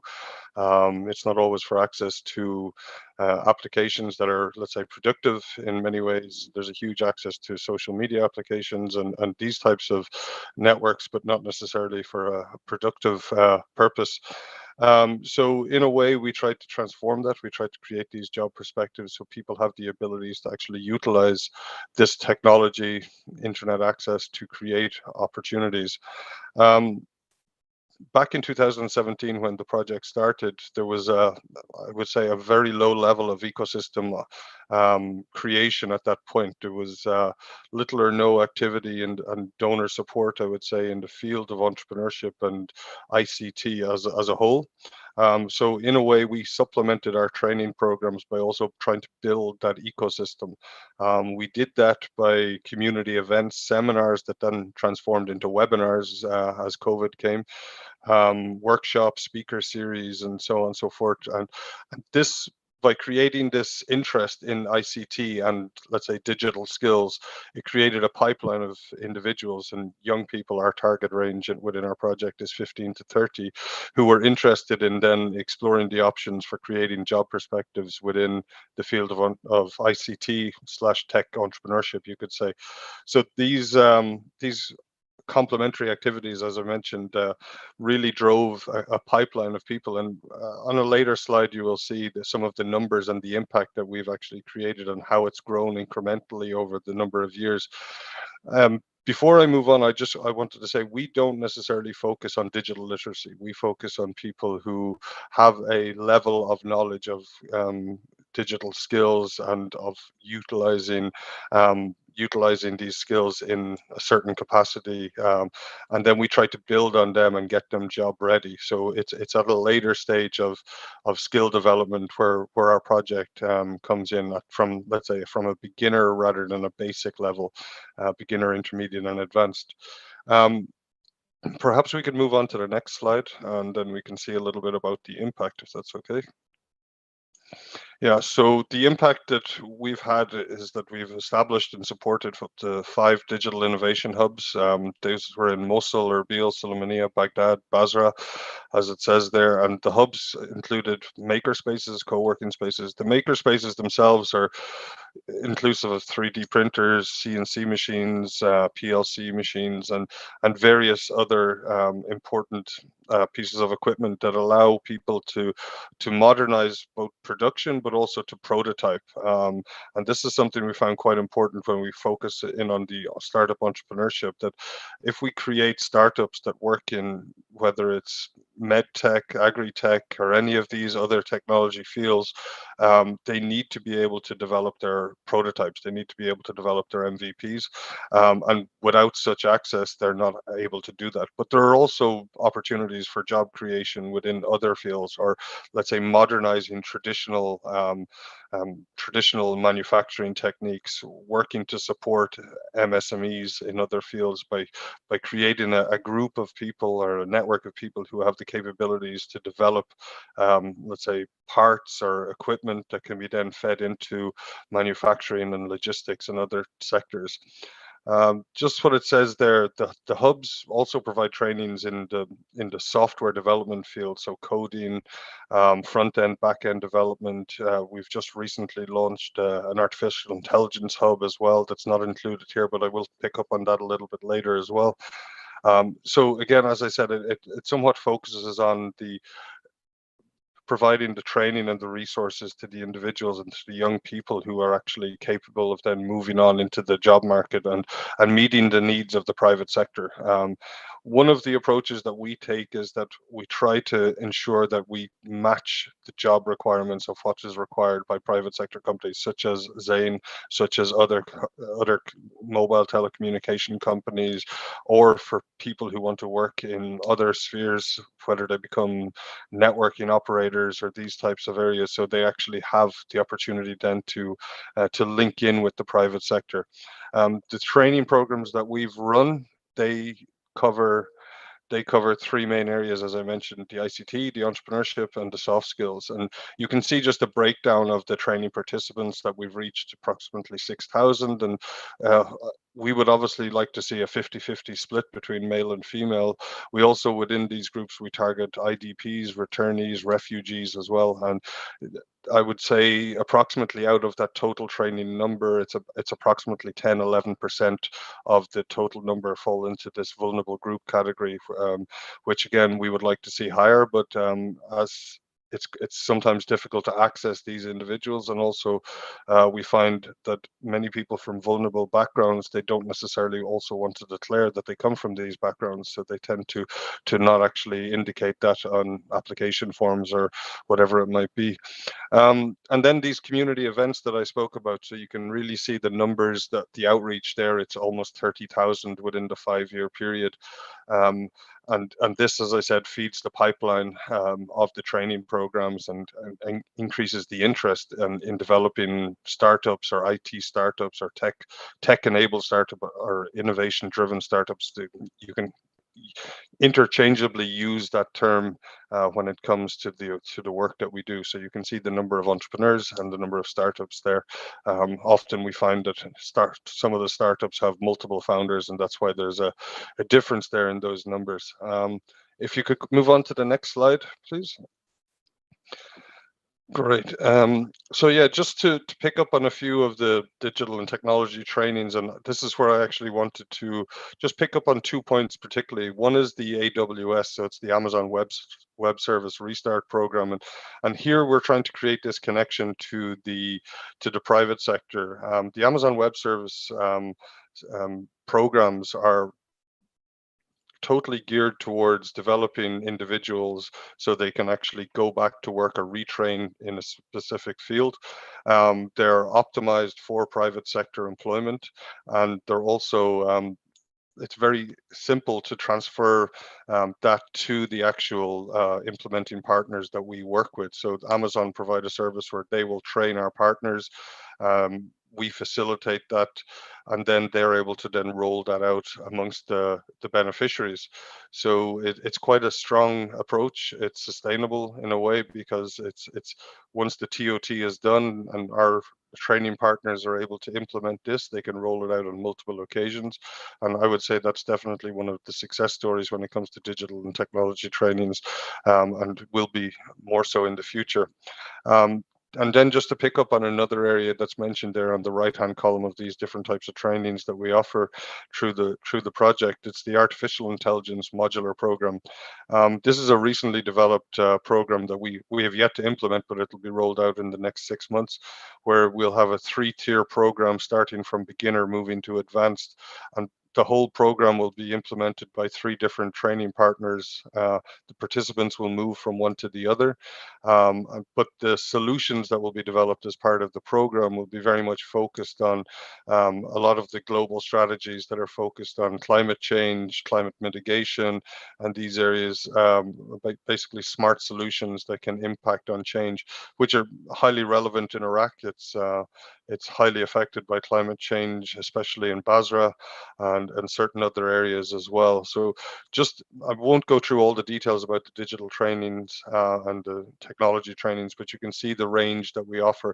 Some of these programs run from 5 to 8 days. The artificial intelligence modular program that I just mentioned would be a 20-week program implemented in a number of stages. So the AI hub that I mentioned earlier, this has been launched in Baghdad, and that will be the center for this for the modular training program. Moving forward, we see our focus being on digitalization / the green economy. This is where the nexus of the current program sits, and also then moving into the next phase of the project as well. This, in a way, is somewhat advanced, I would say, for Iraq. There is not much awareness about climate change and climate mitigation on the ground. So I guess alongside other donors in the field, we would be working to make people aware of this, while also moving into training people on how to come up with solutions. And this green economy could also fall into the area of agri-tech. It could water scarcity, pollution, the wider environmental issues that we face here in the country. This is obviously could be very strongly linked to the oil and gas industry, which is obviously one of the biggest employers in the country as well. If we could move on to the next slide, please. Yeah, so as I mentioned, just to pick up a little bit about where the project is. So in 2021, last year, we split the project into two main components. One is the digital and technology skills. And the reason we had to split it was simply because the ecosystem had developed to such a point. So in 2017, as I mentioned, there was I won't say little interest, but there was a much lesser interest in entrepreneurship, digital skills, digital trainings. And we got to the point within the project where we found that there was certain skills that were, let's say, very much focused on digital skills, that people wanted to work in the field of technology. And then there was entrepreneurship, which was more that we had to focus on the business component of developing startups or technology startups. So we split the two components, but at the same time, there's still quite a large crossover. In order to develop sustainability, and I know it's something we'll touch on later, we started focusing our efforts more on developing stronger capacities among local organizations, and working closer with these both NGOs, CSOs, private sector companies, who can then implement the trainings alongside basically the project objectives. And then at the same time, connecting Iraq to the MENA region, connecting it to Europe, connecting it to other ecosystems, because it is less connected. If we look at what's happening in Jordan, in Egypt, Tunisia, they're much further ahead, and they have greater connectivity between these countries, where Iraq is somewhat left behind, I would say. And on the other hand, also connecting with the private sector in Iraq. And this is something I can mention. With our colleague from Zain here on the call, we do work with Zain on a number of our project activities. We already have these linkages, and we have linkages with other private sector companies as well. Moving forward, it's about the exit strategy for support to these digital innovation hubs, are not necessarily an exit strategy of support, but ensuring that they build in sustainability into their models, because at some point, no doubt donor money in Iraq will reduce. It does in every country where development cooperation exists. So we work with these organizations to develop these revenue models that hopefully then they will be able to implement at a later stage, and then sustain the activities that support digitalization as well. And like I mentioned, the next point already. And then moving forward again to this year and to later this year and next year, we also are starting to focus our efforts on a macro level, policy dialogue, the development of a national digital skills strategy. And you would cross that with what we have framed as a jobs coalition. And this is something I've already spoken with UNITAR about, so it's quite an exciting prospect. It's something that I think multiple organizations will definitely get involved with. And we would obviously try to work closely with the government in Iraq on this as well, and ensure that we have the right people involved that are able to implement this at a later stage. Before I finish up, I would also just touch on the next slide. It's a little bit related to the startup entrepreneurship. And this, again, we got to the point within the ecosystem in Iraq where, yes, we were supporting tech entrepreneurship, but then we realized that these companies also had to receive financing, and there was a lack of access to finance to support tech entrepreneurship. So we worked with one of our partners. We created the first and the only Iraqi Angel Investors Network, which is approximately 30 angels come together under this framework. So far, we've seen investments over $1 million in investments into tech entrepreneurship in Iraq through this angel network. You can see some of the other different programs that we support related from startup incubation to acceleration, the business and soft skills training, business registration, which is a big issue in Iraq due to the cost and the timeliness of it. It takes a huge amount of time, and it's an arduous process to register a company here. And then we tried to bring all our partners together under a framework that was initially framed the Iraqi Innovation Alliance, and they work together on various different issues. We try to have regular, I would say, bi-monthly, quarterly meetings with these partners where we discuss the relevant issues and try to problem solve somewhat. I would end there, but there's a lot more I can add later if we have time as well. I'm conscious of the time. Thank you so much, Niall, and really interesting to hear the full range of activities that GIZ has got going on.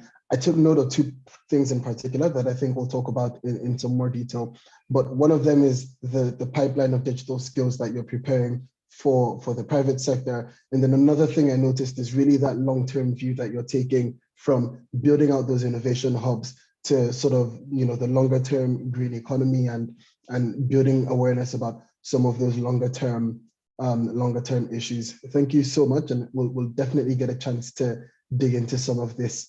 I'd like to invite Mahab Madani next. Mahab, as a reminder, is the head of governance and economic diversification pillars at the UNDP in Iraq. Mahab, the floor is yours.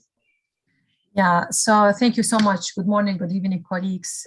First of all, thank you to UNITAR for this opportunity. It is really important to talk about this important topics, which is digital transformation.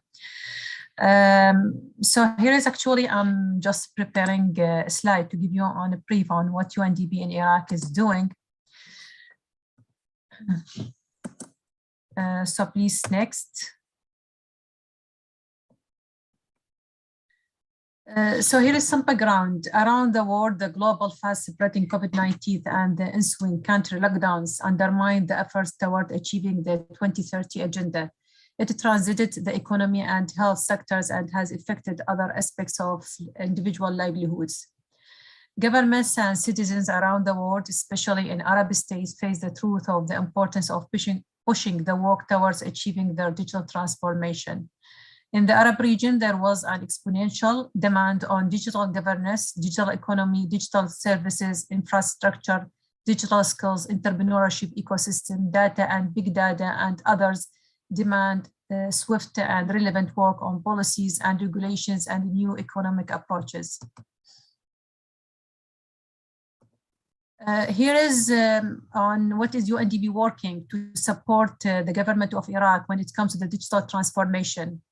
In the context of Iraq, UNDP is leading to strengthen national digital capacities by ensuring access to knowledge and expertise and by connecting governments to idea, partners, and solutions. The UNDP support to Iraq in digital transformation can be summarized as follows. Actually, here is I'm tackling two levels of support at macro level and at micro level. So at macro level, this is the digital transformation and e-governance support, which I will go through it in the coming slides, as well as there is some key interventions, which is special data infrastructure project and smart Karbala application, launching of the youth-led platform, which is called Empoint, as well as online mentorship platform and launching the startup bus platform. Actually, as I mentioned, this is just a key or examples of some of the key digital interventions. Next, please. When it comes to the digital transformation and e-governance support, this support will enhance digital transformation by adopting a human-centered approach to ensure inclusivity, transparency, and efficiency of government services to meet the needs of Iraqi citizens.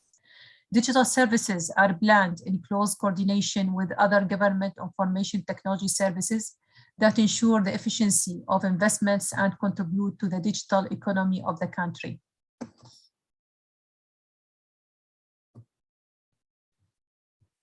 When it comes to the digital transformation, I can give an example of the digital landscape assessment, DLA, which is actually implemented by the UNDP in Iraq. This is in 2021, and this is in beginning of 2022. and with aims to assess the Iraq digital landscape within the framework of the SDGs. This assessment has evaluated the current situation by reviewing existing digital strategies, action plans, and regulatory frameworks. This assessment contains 3 sub-assessments, which is digital maturity assessment, rapid integrated assessment, and accelerator and bottleneck assessment. For the digital maturity assessment, this assessment allowed determining the current level of digital maturity in 14 categories, ranking from coordination and financing to information security and access to services, and provides guidance for further development. For the rapid assessment, this analysis consists the first step in building a national SDG roadmap, and its objectives are: assess the level of alignment of digital targets within the national development framework, identify relevant digital ICT indicators, identify landscape of entities with responsibility on specific ICT digital targets, assess balance of digital targets addressed in countries' development planning framework across the 5 dimensions of sustainable development: people, planet, prosperity, peace, and partnership. Inform the development of the next Iraq National Development Plan and sector strategies. And the last, identify instrument data system data availability for a structured SDGs monitoring progress. The last assessment, which is accelerator and bottleneck assessment. And this includes the following intervention: mapping of existing digital initiative across sectors that enable progress on the SDGs, assessing bottlenecks to implementation and solution to address the identified bottlenecks. Bottlenecks categories include policy and planning, budget and financing, service delivery, and service utilization. And here is, before going to the other slide, it is worth to mention, we work very, very closely with the government of Iraq, and especially with the COMSIC. And for this, we launch, as I mentioned, this is the digital maturity assessment or digital landscape assessment, and it will be adapted to move forward with the further support to the government of Iraq. The other support, in addition to the assessment, supporting the formulation of the public sector digital transformation roadmap for the Iraqi government. This roadmap has set of strategic priorities, objective for e-governance, and a clear understanding of the e-governance model required for Iraq, and the prerequisite to be put into practice. The strategic objectives have been taken an overall long-term focus to contribute to the focus area, which are legal committee setup, e-government coordination, data exchange, and national cloud strategy.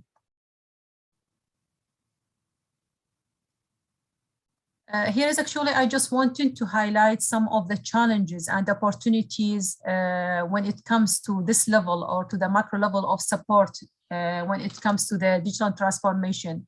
Challenges, all of us know that COVID-19 pandemic caused difficulties regarding reaching and engaging with different stakeholder and technical committee. As opportunity, one of the opportunities, sure, generating an in-depth analysis of Iraqi digital landscape and ecosystem through engaging with the leading institution in digital transformation of the government. Assisting Iraq in developing whole of government, whole of society approach in its digital transformation journey. And exploring new opportunities by harnessing the power of digital to attain higher level of prosperity and digital satisfaction by providing public, efficient, effective, and transparent public service through the use of the digital technologies. Moving forward to some of the key interventions. So one of the key interventions for the UNDP, which is a special data infrastructure project and the smart Karbala application. And this application aims mainly to convert Karbala. Karbala actually is one of the Iraq governorates. So it aims to convert Karbala governorate to a smart city to provide smart, fast, local, and central government services, Smart Karbala application has given decision-making opportunity to the citizens to send their complaints, observation, and recommendation to the GIS team and service center, especially during COVID-19 pandemic, and its resulted restriction and lockdown. The success of the Smart Karbala initiative has been used as a result-based example, which can be the base of transferring such initiative to other governorates in Iraq. And this is actually, this application has formally launched in coordination with the Karbala government, especially the governor of Karbala governorate. This is launched in 2021. The other important initiative, which is one of the platform, which is youth-led platform, and is called Impoint, which is an online platform that provides virtual Iraqi ecosystem environment for entrepreneurs, communities, companies, and institutions that provides an innovative space for youth and entrepreneurs to interact with other stakeholders of the ecosystem, private and public sector. And it is based on the gamification game system. It also includes e-learning model, which is around 16 online Arabic courses implemented by a partnership with the Lebanese American University. One of the other key initiative or intervention, which is online mentorship platform. And the aim of this platform is to provide specialized support for successful youth startup and MSMEs through professional online mentors to improve their business decision in order to sustain their businesses.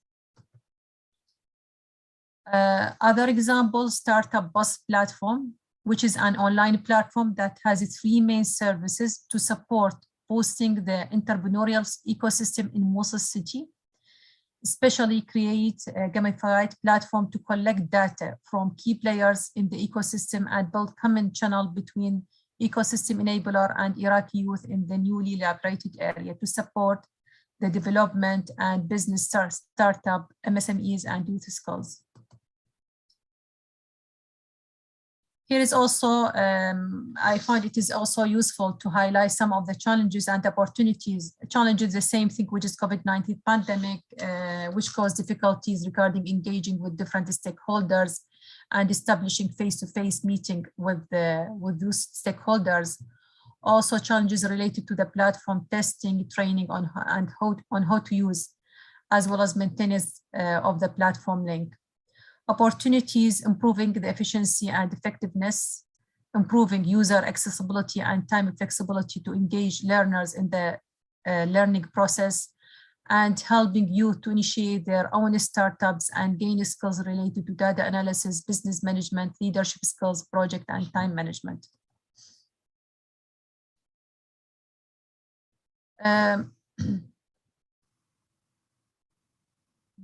Next, please.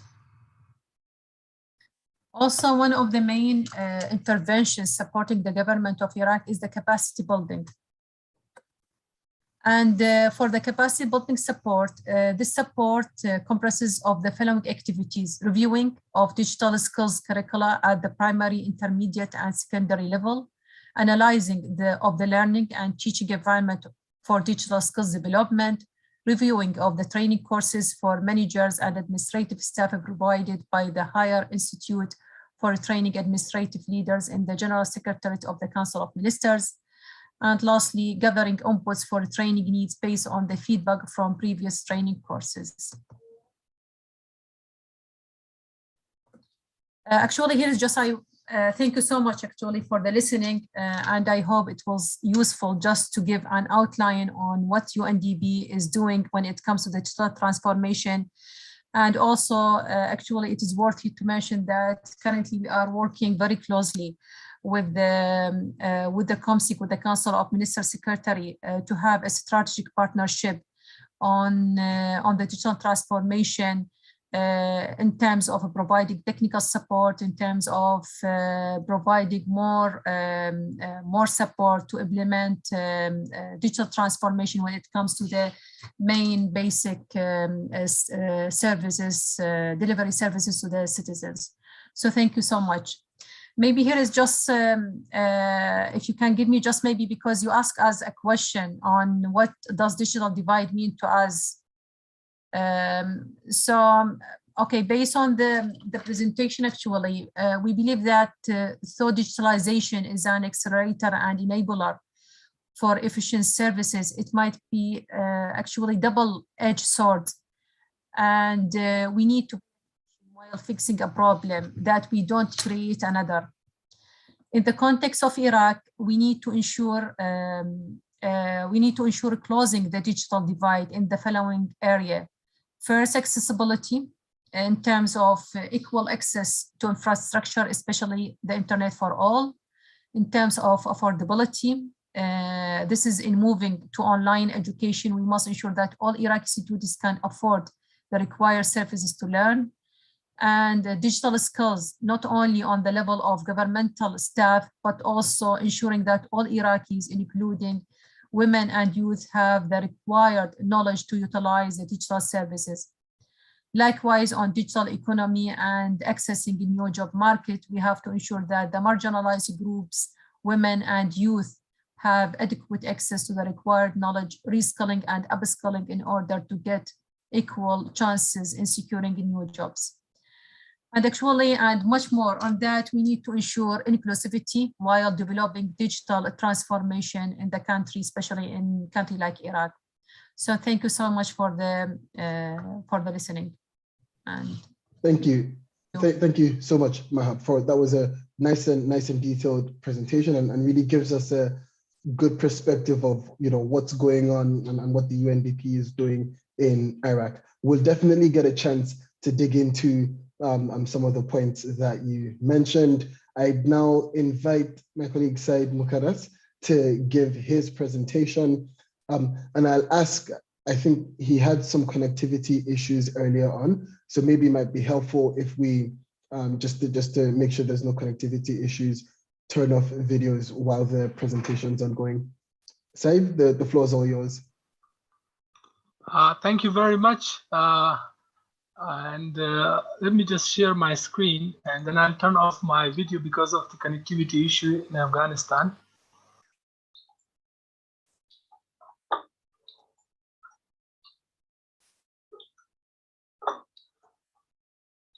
So can you see the presentations, right? Yes, we can. Okay, so before I begin, let me just give you a story from my real life. Last year, my nephew Saad visited me when he was a grade 6 student in UK. One day when we were driving in Kabul, he told me that why there are so much waste on the road. He questioned me if the government has any strategy, plan, and or policy. So for a while, I wondered, how can a 6th grader talk about such things when many in Afghanistan are not familiar with such words? So I praised him within the family, and I was quite impressed. And to further impress me, Saad actually told me that he wants to present something to me. He showed me how he created his own game on a web platform. He said that this platform will help him to be famous and create his own identity. He may also earn some money. He also showed me a game simulation where he maneuvered a SpaceX Falcon rocket, and he showed me how he's planning it to land it on Moon. And he even had a YouTube channel, and he never stopped surprising me. I asked her mom, why don't you help him learn programming at his age? Her mom said his remote trial classes is going to soon start with an Indian tutor. For me, his mental age and information that he had was beyond comparison to anyone in Afghanistan at his age. So why this story? Because Saad had this ability to use this different computer interfaces. He had this ability to search and evaluate information in English and communicate or present that information. He even had developed certain specific digital skills which many of us lack. I also realized that how digital divide can affect two different human beings within the same, having the same anatomy and physiology. I also realized that how parents, resources, society, the economy, the environmental supports to develop the future of the children. And I also realized that it's not the fault of the Afghan children that they are born in Afghanistan. I also realized that internet should be a fundamental human right and that significant efforts should be made to transform the Afghan lives in this digital era. I hope through our collective efforts and various stakeholder support, we can keep the Afghans out of the digital dark ages. So let me begin with the presentation. The topic for today is obviously how to overcome the digital divide and leave no one behind in Afghanistan, and what are the challenges and opportunities. So we'll be quickly talking about the quick facts in Afghanistan, internet and digital revolution, the digital divide in Afghanistan, the gaps contributing to the digital divide in Afghanistan, and closing the digital gap in Afghanistan. So I want to start with the demographics of age. So Afghanistan government has defined the criteria for the definition of a children. So 0 to 14 years is the newly defined age for children, and 40.62% of our populations are in this range. If we just increase this 14 by 15 years, so a significant change happens within the percentage of the populations, within this fraction of population, and it becomes 46.62 of the population. If we change the criteria to 0 to 16 years, the population becomes 56%. So 56% of the population is between 0 to 16 years. Now, 15 to 24 year of the population is between 21 to 22%, 25 to 54 is around 31.44. So why is it significant that I'm putting the various age groups here? You see that there is a high dependency of these children and the early working age group on the rest of the population. And that affects the quality of education, healthcare, and the social development. This is critical to understand, as poor economic situation is perhaps the #1 reason for digital divide in Afghanistan.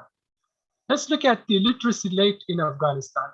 See, age above and 15, among them only 38.39% of the adult population has the ability to read and write.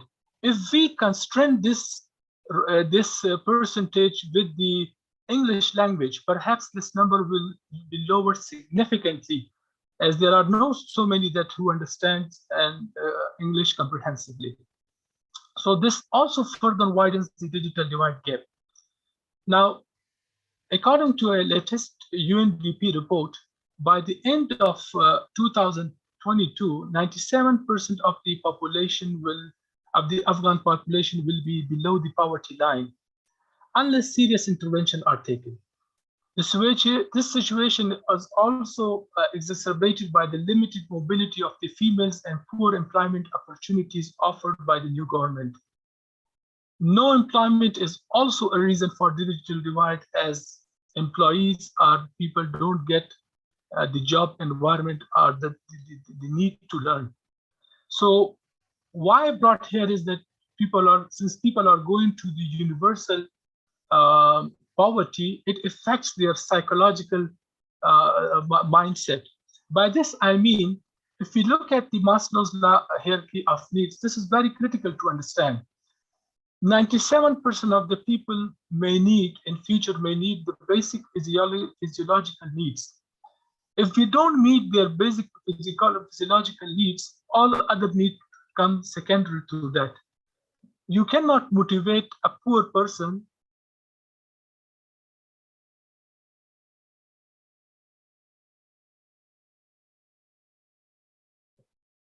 Syed, it looks like we lost you.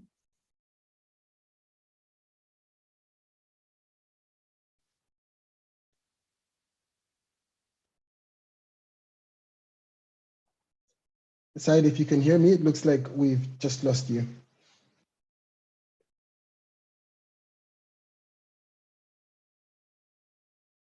Okay, we'll give Said a moment to come back on and continue that very exciting presentation. I'll ask Daniel now to please come on and give your presentation. Sure. Thank you, Ugo. Thank you very much for the introduction. And thank you also, Judith and UNITAR, for the invitation. I'm very excited to be here. Let me just share my screen here. Okay, please just let me know that you can see the screen. Yes, we can. Yes. Okay. Okay, I realize we're at the end of a very long day. I think some of you have been here for 3 to 4 hours, so I'll try to keep this light and punchy. I think we can skip this. Before talking about the business challenges and the digital divide, I think I want to use the opportunity also to try and shape a little bit the different perception of the country. Because if you want to bridge the digital divide, I think you first have to bridge the cultural divide.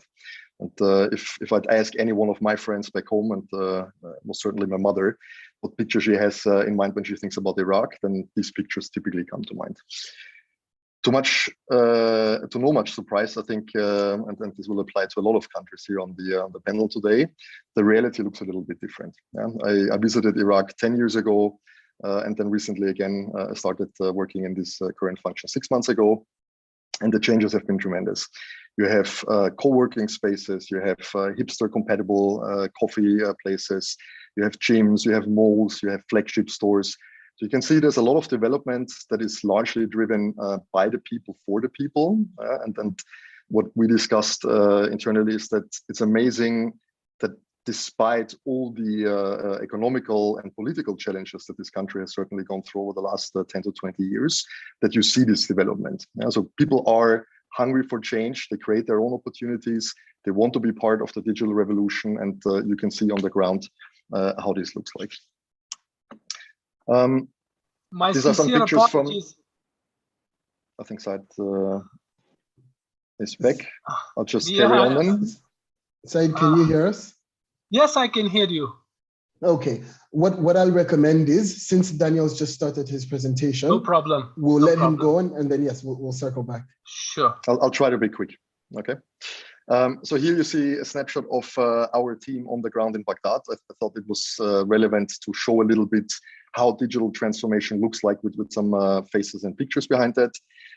We also started working very intensively with a lot of the local influencers that we have in the market. So you see here some at the bottom right. These are some of the influencers that we work with for different campaigns and different projects. They're all very tech savvy. They use the latest technologies. They use the same cameras, the same YouTube features, and they use this channel very effectively to promote their messages into the market. And this just shows, that people are hungry. They're not digital savvy, as we say. They're digital hungry. So our job and our mission, as we see it, both on the business side, but also obviously on the political side, is to provide them the tools to leverage this hunger. I think we don't have to spend too much time here. I think some of my previous panelist colleagues have mentioned some of these stats. It is a huge country. I mean, we're talking the same population size as Canada and Argentina, I think is the same size. We have a lot of mobile connections. So people use internet predominantly on the mobile side. We have still a gap to fill on the internet usage. And so we talked about different numbers. I think we also heard that same figure before. But what we're also seeing is that the number of social media users is skyrocketing. If you compare the growth rates, and this is a little bit outdated from the previous years, but just look at the growth rates of the other indicators and then look at the social media users, and you can see that there's obviously a huge appetite in the market. And also, to no much surprise, this is not just a way of getting your brand out there. This is not just a way to communicate with other users in the market, but this is an actual business opportunity for a lot of users in the country. And when it comes to markets like Iraq, when you look at the official figures of unemployment, you always have to take them a little bit with a grain of salt, because in Iraq you have a lot of people that may not be officially registered, that may not have an official employment, but Iraqis are hustlers. They create their own opportunities. They use digital channels very effectively when given the opportunity. And as we've seen here, And I think this is very similar also to what my colleague just showed in Afghanistan. The median age of the country is very, very young. So you have a lot of opportunity to shape the next generation of Iraqis. Okay, so what are some of the challenges that we see as someone who conducts business in the market and specifically on the digital side? We see that on the consumer behavior side, some of the problems are very similar to what we've seen, for example, here in the UAE, where I'm coming to you now, where the behaviors need to be changed. You know, the behaviors need to be trained, and you need to give incentive to users to use your digital channels. I think the predominant theme for me here in this discussion is that digital transformation is not something that you do top down. Digital transformation is something that you do bottom up. And by that, I mean that if you provide the tools to the users to ease their lives, to simplify their lives, then they will come and they will use it and they will be part of that journey.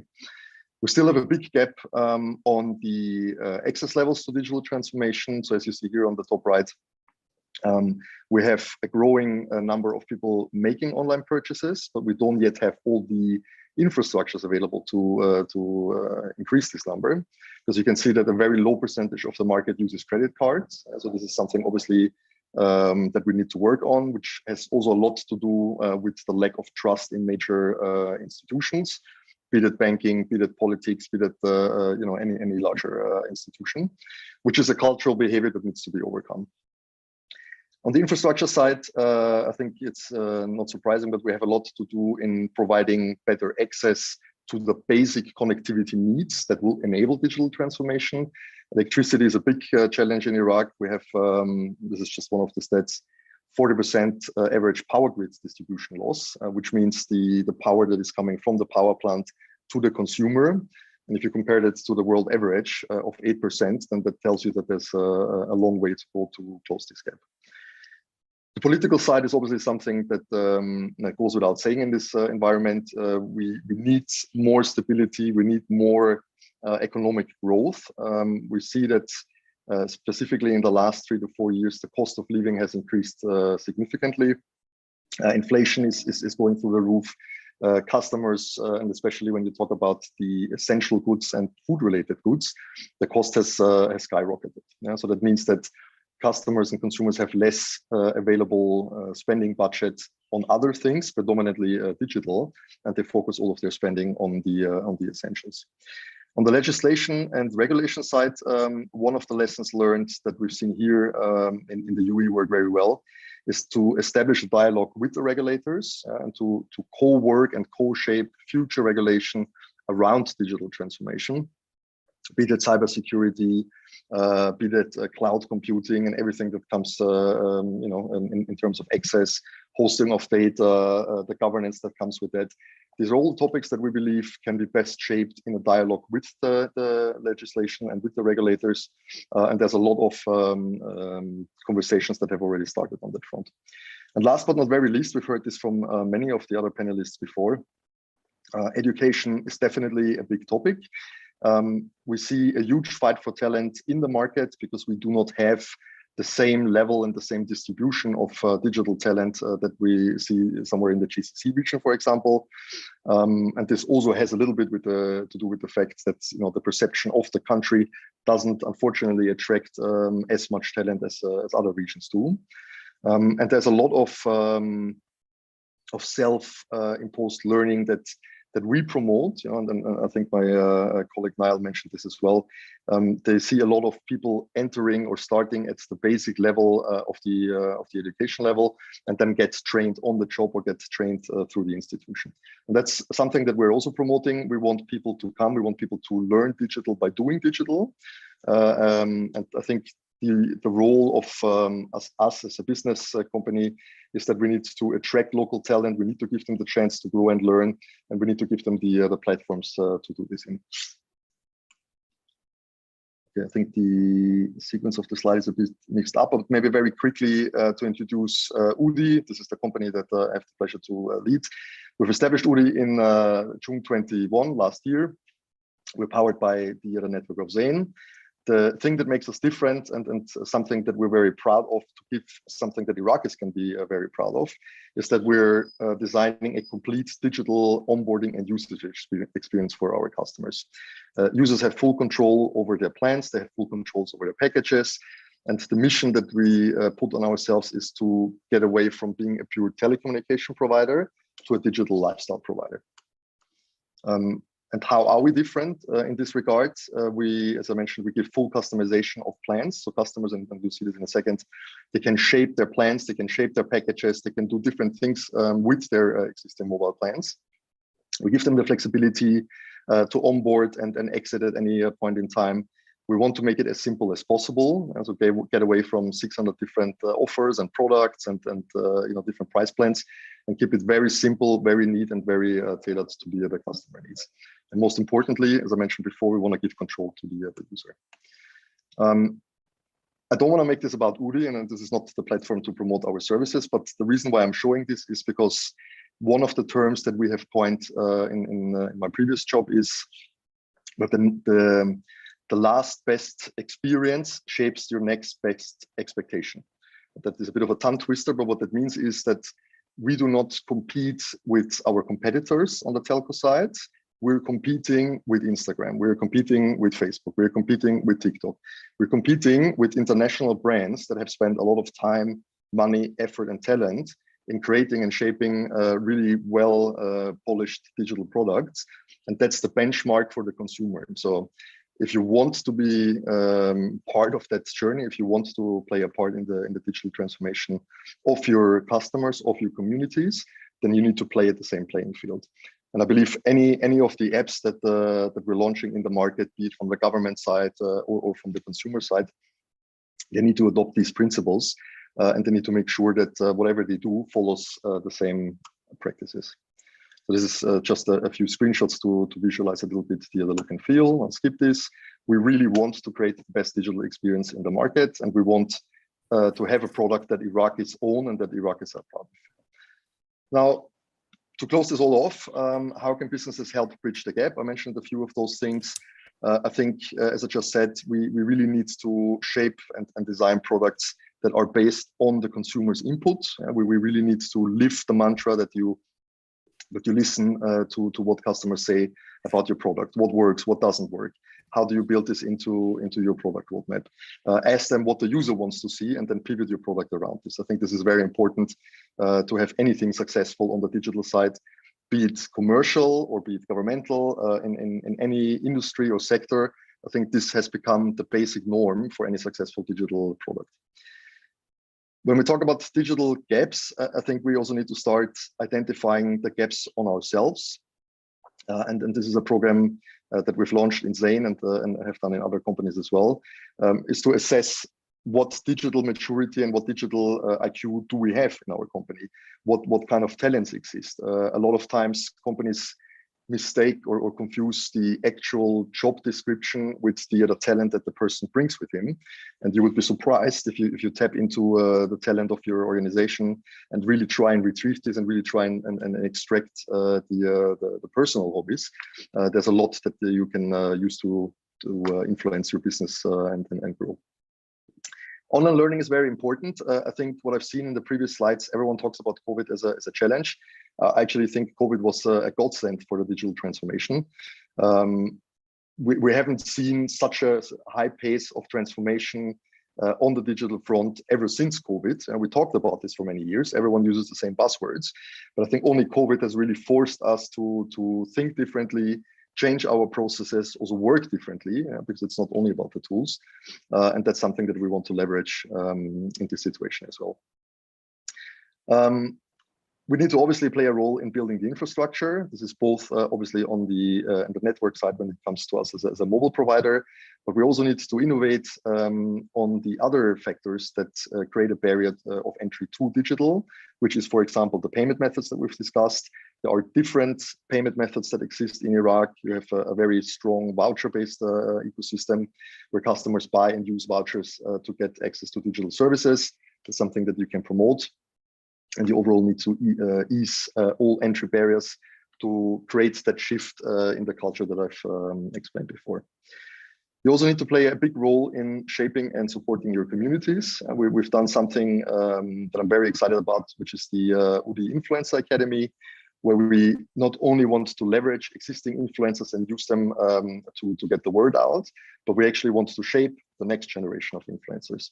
And we do that by providing both the facilities, the infrastructure, the know-how, and the access to the popular and really famous influencers that exist in the market, and design a training program around this that helps them learn the technologies of how to film, how to get the content out, how to shape different messages, and contribute in the next generation of influencers ourselves.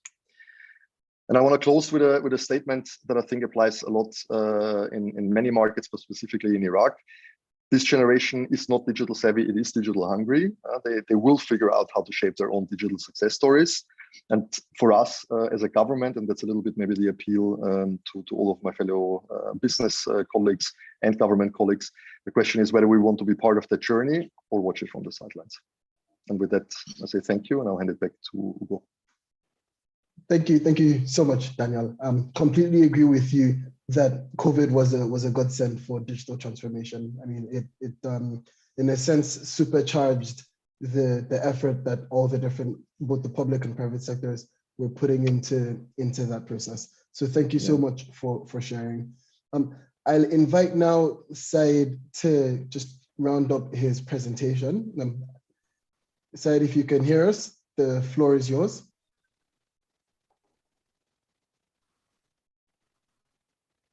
Yes, I can hear you.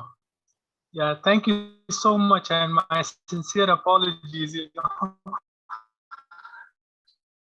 This is sometimes issue here. So let me continue with the presentation. Am I? Oh? Yes, you can carry on.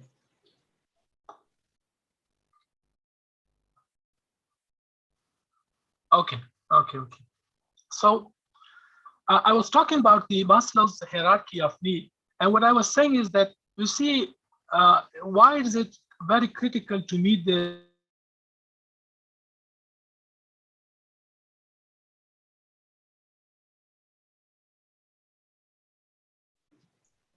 okay. Looks like, yeah.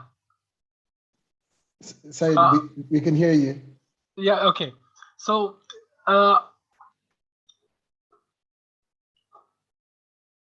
studies have shown that regardless of the cultural differences, basic human needs are the first to be met universally. So if Afghanistan is going to the universal poverty, it's very critical that this gap of digital divide will be further widened. Now, let me just quickly go to the internet and digital revolution and what has it done. When the world united to write on the universal human right, there was no internet. We believe that internet should be a universal and fundamental human right. Look at these 17 SDGs. Digital concern underpin many of these UN SDGs, such as the gender equality, good health, quality education, industry innovation, smart and sustainable city.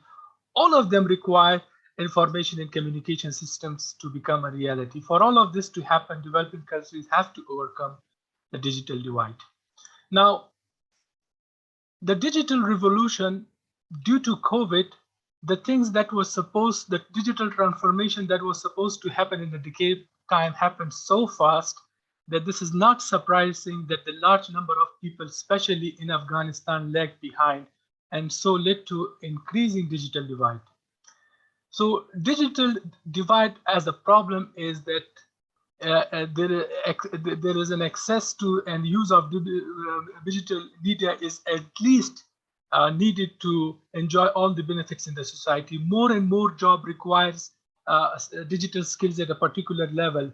One cannot take the advantage of education without being able to use a computer and internet. So even UN, International Telecommunication Union, ITU, OECD, World Bank, all frame digital divide primarily as a socio-economic indicator for growth and development. So the report strongly shows a strong correlation between the number of internet connections and ICT use in a country and its rate of development, innovation, and economic growth. For this purpose, from this perspective, many see the digital divide primarily as a matter of economic policy and international competition. So for wider audiences and audiences from Afghanistan, let me just give the definition of the digital divide. So according to the Technopedia, the digital divide is the gap in social and economic equality, which occurs when some segments of a given population do not have equal access to reliable high-speed internet and information communication technology. In simple terms, it is the uneven distribution of information and communication technology and the access to internet in a society. So let us see what are the gaps that are contributing to the digital divide in Afghanistan. The first one is the motivational gap. And as I discussed, Afghanistan has a poor economic condition currently at the individual level and at the country level. So this is the human nature, that how will they behave in such a circumstance where they need the basic human need. Even the country will shift their priorities to different things. So this is very much important that we understand that poor economic condition widens the digital divide. The second is the lack on return on investments. For many adults, for many people who have these required internet connection and the required resources, for them to be engaged or to narrow this gap, for them it's very important that if we are providing anything, even the training program, this should have a return on investment. The second and the most important thing that is creating the digital divide in Afghanistan is the level of illiteracy. I have shown the number of people who are literate, and illiteracy is another factor that is contributing. And poor English language skill is another one that is contributing to the digital divide. And you can see that many of the best platforms are built by companies in Silicon Valley in US, and they offer services in English mostly. So no literacy and poor English further, illiteracy and poor English further widens the digital divide gap. I'll be talking more on this later. Now, accessibility barrier. So accessibility barrier to accessibility gap is another thing that digitally divide us. I mean, people don't have the physical access to the internet, particularly to the broadband. We do have the teledensity, 80% of which covers 80% of the country, but broadband coverage is much low. Price is another hindrance to internet accessibility. Speed and at such cost is also an issue. And globally, Afghanistan ranks at 191 on average download speed and MB per second. You look at the internet price comparison with the neighboring countries and in the war-torn countries. The internet cost per MB in 2017 was dedicated internet was 170 MB, 170 US dollar per MB. Now it has been reduced to in 2021 it was 70 MB, and recently last month my cable operator, my ISP provider called me that they have reduced the cost per MB to $50. In our bordering countries in the north, Uzbekistan per MB cost is 0.9 cents, Tajikistan $8, China 0.25 cents, Pakistan 1.7, Iran 5.46. Our cost stand at $50. In war-torn countries, in Syria, which we share the same GDP, their internet cost is $3.15. Yemen is 3.27. So this is in itself, the price is in itself is a barrier to access the internet.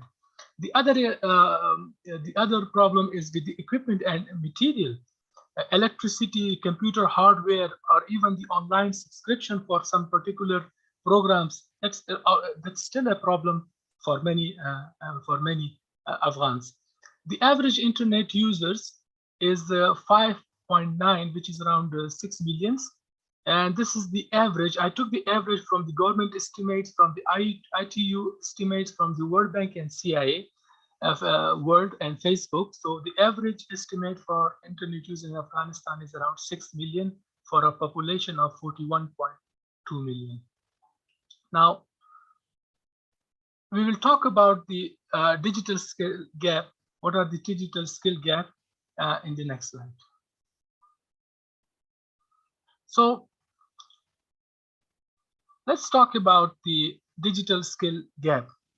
Now, there are people who don't have proper access to digital skills and knowledge, and digital transformation is happening at such an alarming pace due to COVID-19. It's widening the gap in these skills. So this barrier is about computer illiteracy in youth. So what are these basic skills? In 21st century, the basic skills are expected from every single person to know.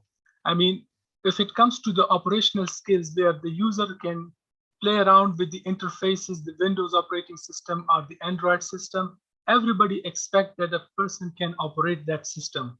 However, the rise of IoTs, augmented realities, or additional operational skills are a different thing. But in the 21st century, many expect that people should have an understanding of these basic skills. Information skills, these are the ability to search, select, and evaluate information or use search engines. So these are another basic skill that everybody expects in the 21st century that the people should know. But this is a big problem in Afghanistan, because in countries where there are high usages of digital medium, people possess these basic skills. But in countries like Afghanistan, where there are limited internet access and there are limited computers, they even miss these basic skills. So this is a gap here. Let's go to the medium skills and content. So what are the communication skills? The communication skills are skills that relate to using the email and messaging application and the ability to interact online or develop profile, exchange information, or use any kind of collaborative tools online. So these are the communication skills. The content creation skills are writing, photography, filming. They may not be a professional person when it comes to writing our content creation, but at least a minimum skill is required to be a to be qualified as a medium skill person. So it is expected at this age that when you have these basic skills, you must have this communication skill. In case of Saad, the story I narrated to you, he had these operational skills, he had these informational skills where he could Google and give me some information related to many different things. He was able to even communicate those information through computer, through YouTube presentation, and he was even able to make video for him. Maybe not very professionally, but he had these capabilities. Look at these advanced skills now.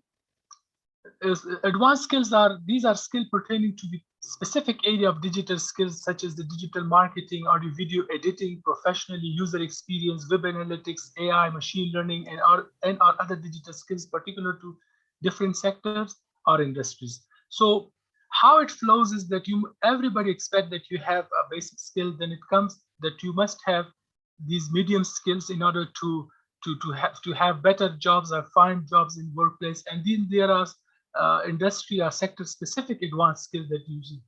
What are the causes of the skill gap in Afghanistan is again the lack of motivation, lack of people's resources, lack of awareness, even English language. People with no job, if there are no job, how can they learn English? And the overall intelligence and knowledge and technical ability is also certain things that affect the digital skills gap. Now, let's talk about closing the digital divide. Let's take the problem of motivation, literacy, and English language. For those who are poor and hardly meet their physiological need, it's harder to close the digital gap. I firmly believe in an integration approach to development should be undertaken. Aside from the humanitarian assistance that is currently flowing, the developing aid and works need to be aligned in a way that not only meets the long-term needs, but give a high return on investment. Taliban governments even need an urgent legitimacy and support for development, so that we need an overall improvement in the economic condition. The second thing would be that we need to create an awareness about the latest technologies and promote English in our basic literacy programs, and we deliver impactful training that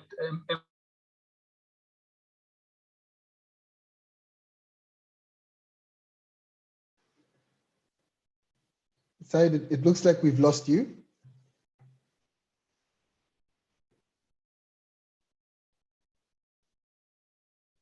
Hello, Said, it looks like we've lost you if you can hear me. Okay, while we wait to sort that out, I'd like to invite, I mean, we've heard quite some interesting perspectives from the private sector. We've heard interesting perspectives from the public sector, from civil society. It would be interesting to hear just a little bit more in the last 10 minutes that we have about some of these projects and how some of them are interacting. I'd like to start with a question to you, Mahab, to really understand what the key policy mechanisms that, oh no, to rephrase that question, what are the key policy mechanisms in place in Iraq, and how is the UNDP working to support these policy mechanisms? Yeah, so thank you so much for this important question. Actually, there are certain regulations that allow for some elements of electronic administration. For example, in 2012, the Iraqi Electronic Transaction Act was adopted to provide the foundation and legal framework for electronic transactions and electronic signature. However, the country still lacks the institutional frameworks. This is, for example, certification authority and infrastructure to apply the possibility foreseen in the Act. Also, the draft legislation for the telecommunication sector has been discussed for years, which has resulted in a green paper on Iraq draft telecommunication law in 2018, but the legislation is yet to be adopted. The cybercrime bill also has been in preparation for some than a decade. A draft of the law first failed to pass in 2011 and was reintroduced to the parliament in 2019. However, it was later tabled in 2020 due to pressure from civil society and human rights organization. Here is actually, there is no single law governing data protection issue in Iraq, and instead different pieces of the legislation are used. Among those, the Iraqi Penal Code number 111 of 1969, the Iraqi Civil Code, and other sectors specific laws. This is labor law and banking law, etc. and others. Related to your question, how is the UNDP supporting to implement these policies? Actually, UNDP works to strengthen the national capacities by connecting the governments to ideas, partners, and solutions. And we are also spreading digital knowledge on the local, regional, and global level through our strong advisory team from the Global Chief Digital Office team, as well as from the regional hub advisors, from the country office team experts, in addition to our innovation team, which is the Accelerator Lab team. In Iraq, actually, we are following up the global standard and the frameworks to support the digital transformation through implementation of the e-governance project in direct contact with the Iraqi government. And this is to meet the real demands and requirements of citizens through prioritizing solutions to facilitate the performance of the government functions, ensuring timely and quality support is provided. Yeah, so I hope that my answer clarify your question. Thanks, over. Yeah, thank you, Mahab.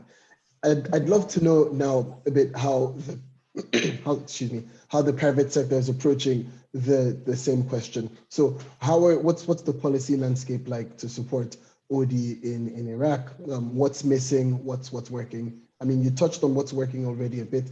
Maybe tell us a bit what's missing. Yeah, I think, Mahab mentioned a lot of interesting points already. I think, as I mentioned in my presentation, the dialogue that we're currently establishing with the regulators all center around the new or the implementation of new technologies. How can we implement cloud hosting, for example, and at the same time ensure data protection and sovereignty of data hosting? And this has been a big topic, for example, here in the UAE, where regulators were very strict about where you could host different data, what you could do with this. And this had really restricted us in the tools and the projects that we wanted to undertake, and required a lot of discussions. So I think the mission for us is to change this. And as I said, we want to shape the dialogue. We want to be part of the dialogue. We want to also show that digital transformation is not something that only benefits us as a business. It actually benefits the country. It benefits the consumer. It benefits the economy. There are new business streams and revenue streams that come out of this, both for the consumer and the enterprise sector, but also for the government sector. And by showcasing the potential, by showcasing what this means in terms of benefits for all these three sectors, I think we've established a good dialogue basis at the moment. But there's still a long way to go. I mean, as we've heard now, I think countless times over, some of the basic needs, I mean, in the case of Iraq, it's maybe not at the lowest level of the Maslow's pyramids that my colleague Said talked about. In some cases it is, in some cases it's a bit more advanced, but we obviously need the muscle from the government. We need the muscle from government institutions. We need the muscle also from NGOs that influence government topics. And we also need to collaborate with other business drivers in the market to create the environment that is healthy for a digital transformation for the entire market. Thank you, Daniel, and completely agree. Just touching back on Said's points about the Maslow's pyramid and the fact that access to the internet should be a human right. Fully agree with that. I've in fact seen a few pyramid diagrams that have Wi-Fi, and it just puts it as Wi-Fi at the base. So I think we're definitely all in agreement there. I'd like to ask now a question to you, Neil. So ensuring that there's a sustainable and consistent sort of resourcing structure is critical, of course, for ecosystems, especially early on in their development. How is GIZ working with all the sort of the full ecosystem of partners to make sure that you can take a sustainable approach to resourcing these initiatives? Yeah, thanks, Hugo, and thank you very much also to the other two panelists for their comments. It's quite interesting to hear the different approaches. Within GIZ, obviously, we have multiple projects that focus on various different areas of private sector and even financial tools, financial mechanisms, working with the banks and so on. So on one hand, there are other projects outside of the realm of ICT project that are working on financial capacities within the banking system that could then support private sector development and SMEs, but also startups.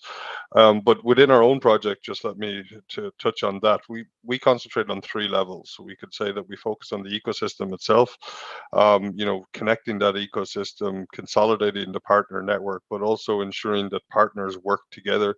And what I mean by partners are these digital innovation hubs, the training partners, I would say tertiary education sector or service providers, in that they're not just acting independently, and they're not just doing something that a training program starts, begins and ends, and that's it. We're actually trying to connect that then with other training programs. So there's a natural, let's say, follow on and a next step for every individual that they can actually move through the system.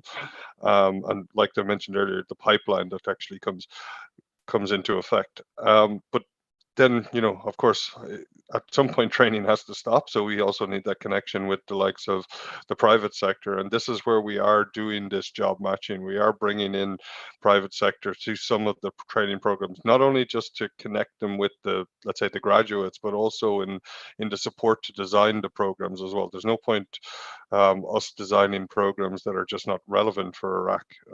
We could transfer training programs from Germany, from wherever we want in the world, but they're not contextualized, they're not localized. So I think this is quite important, that we can bring in knowledge from outside of Iraq to support the development of these programs, but again, they have to be relevant to the context and to the country.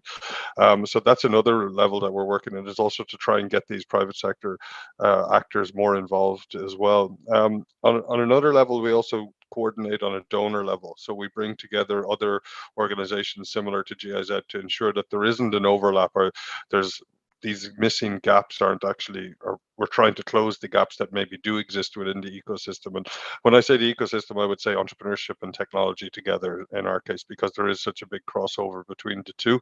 And this comes into play from the top to the bottom. So, GIZ supports other organizations that then support the local organizations as well. So we try to include as many of these donor, let's say, call them donor organizations as possible here, to ensure that programs are aligned as well.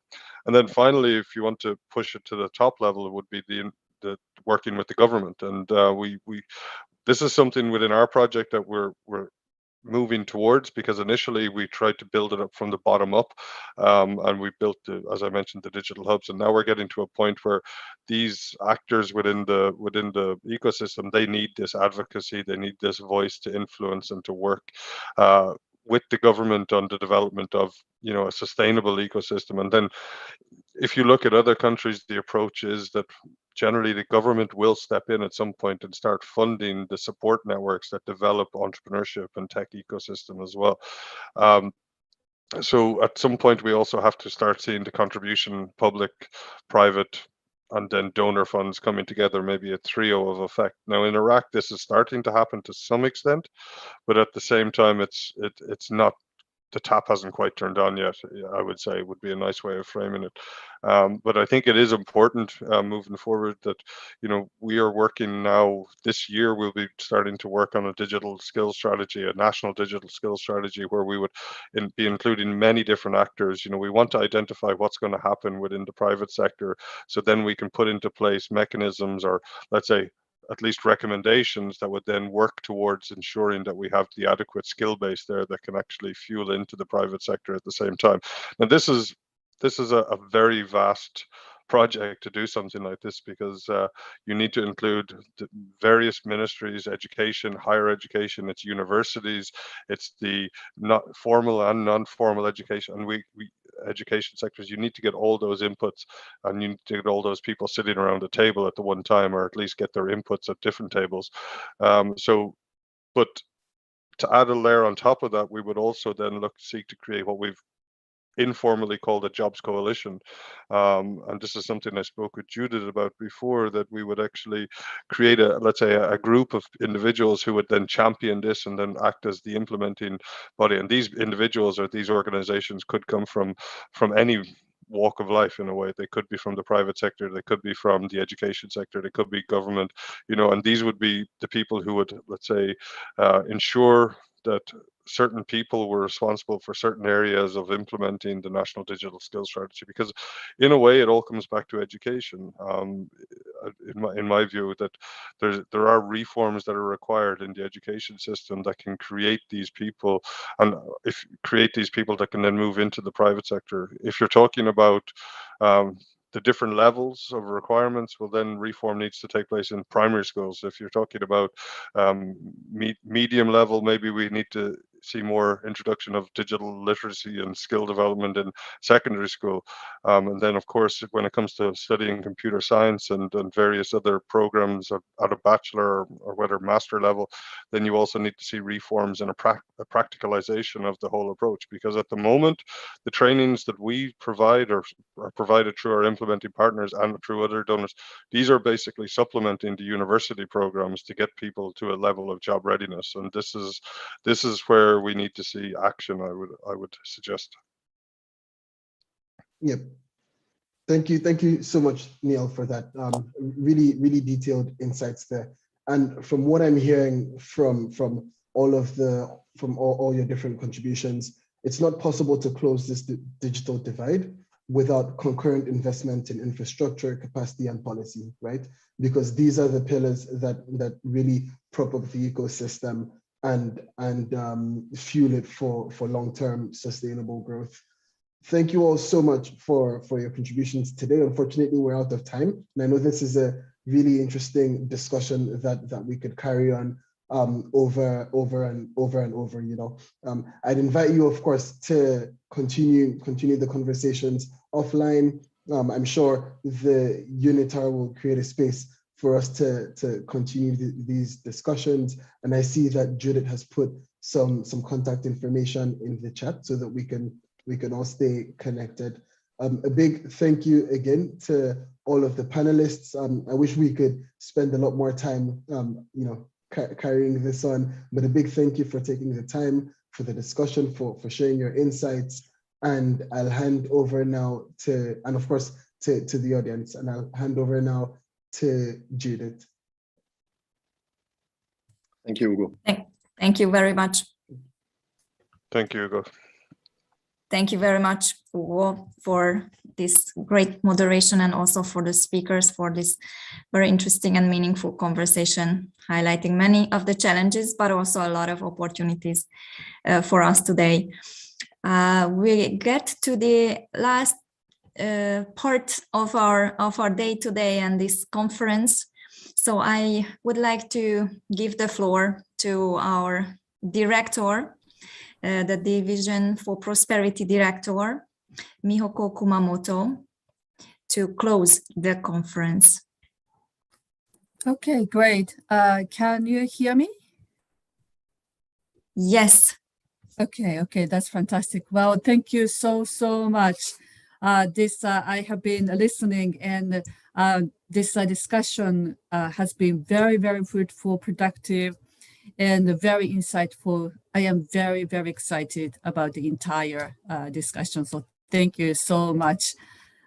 This conference today aimed at discussing the important topic of closing the digital divide by strengthening the digital infrastructure and digital literacy around the world, with a special focus on the Sahel region, Iraq, and Afghanistan.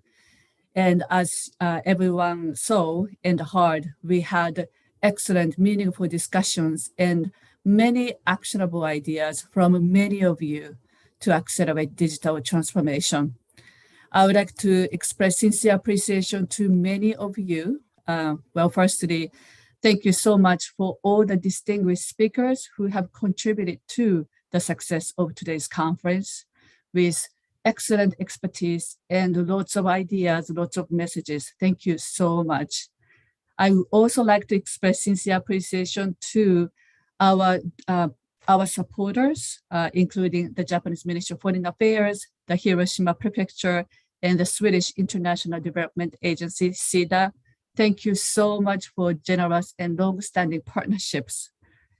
And then I would like to express sincere appreciation to the Organisation Internationale de la Francophonie, OIF, for their generous support with the logistics of today's conference. Thank you so much. And for all of you who have been listening, who have participated from many parts of the world, thank you so much. I am very excited that today, as many as 220 people have participated from many parts of the world to listen to this important discussion through Zoom and also through YouTube channel. So thank you so much. We have learned so many lessons on digitalization from many parts of the world today. Digital technologies have huge potential to transform our lives, societies, and communities and make our world better. We have to make sure that digitalization benefits everyone around the world and does not exacerbate inequalities. Many people have acknowledged, and lots of ideas came out of today's conference. UNITA's Division for Prosperity is committed to promoting inclusive and sustainable digital transformation by reflecting these excellent ideas that came out of today's conference into our ongoing training activities and knowledge platform, knowledge exchanges. And of course, to do so, and many of the speakers have mentioned this multiple times, partnership is going to become critical. Working together and forming important partnerships are key. collaboration between the public and private sectors, academic institutions, civil society, and other players will become of paramount importance. And we look forward to joining hands, working together with all of you so that we can accelerate the achievement of sustainable development goals through digital transformation. Once again, thank you so much. And thank you, and have a wonderful rest of the day. Thank you. Back to you, Judith. Thank you. Thank you very much, Mihoko, for the closing remarks. I would like to also personally thanks for our interpreters to be with us for the day and make this conference also be available in French. Thank you very much. And I also would like to thank UNITAR, the UNITAR team and the Prosperity Division, our director, Mihoko Kumamoto, for her continued support for all the activities and driving us forward in the division. Thank you very much. And also my colleagues and our colleagues at UNITAR who supported this event behind the scenes. All of our colleagues, a big thank you to you and for your encouragement and support throughout these weeks and throughout the day. Thank you very much. And thank you everyone for listening and participating today. With that, I'm closing the conference officially. Thank you very much for your participation. Thank you.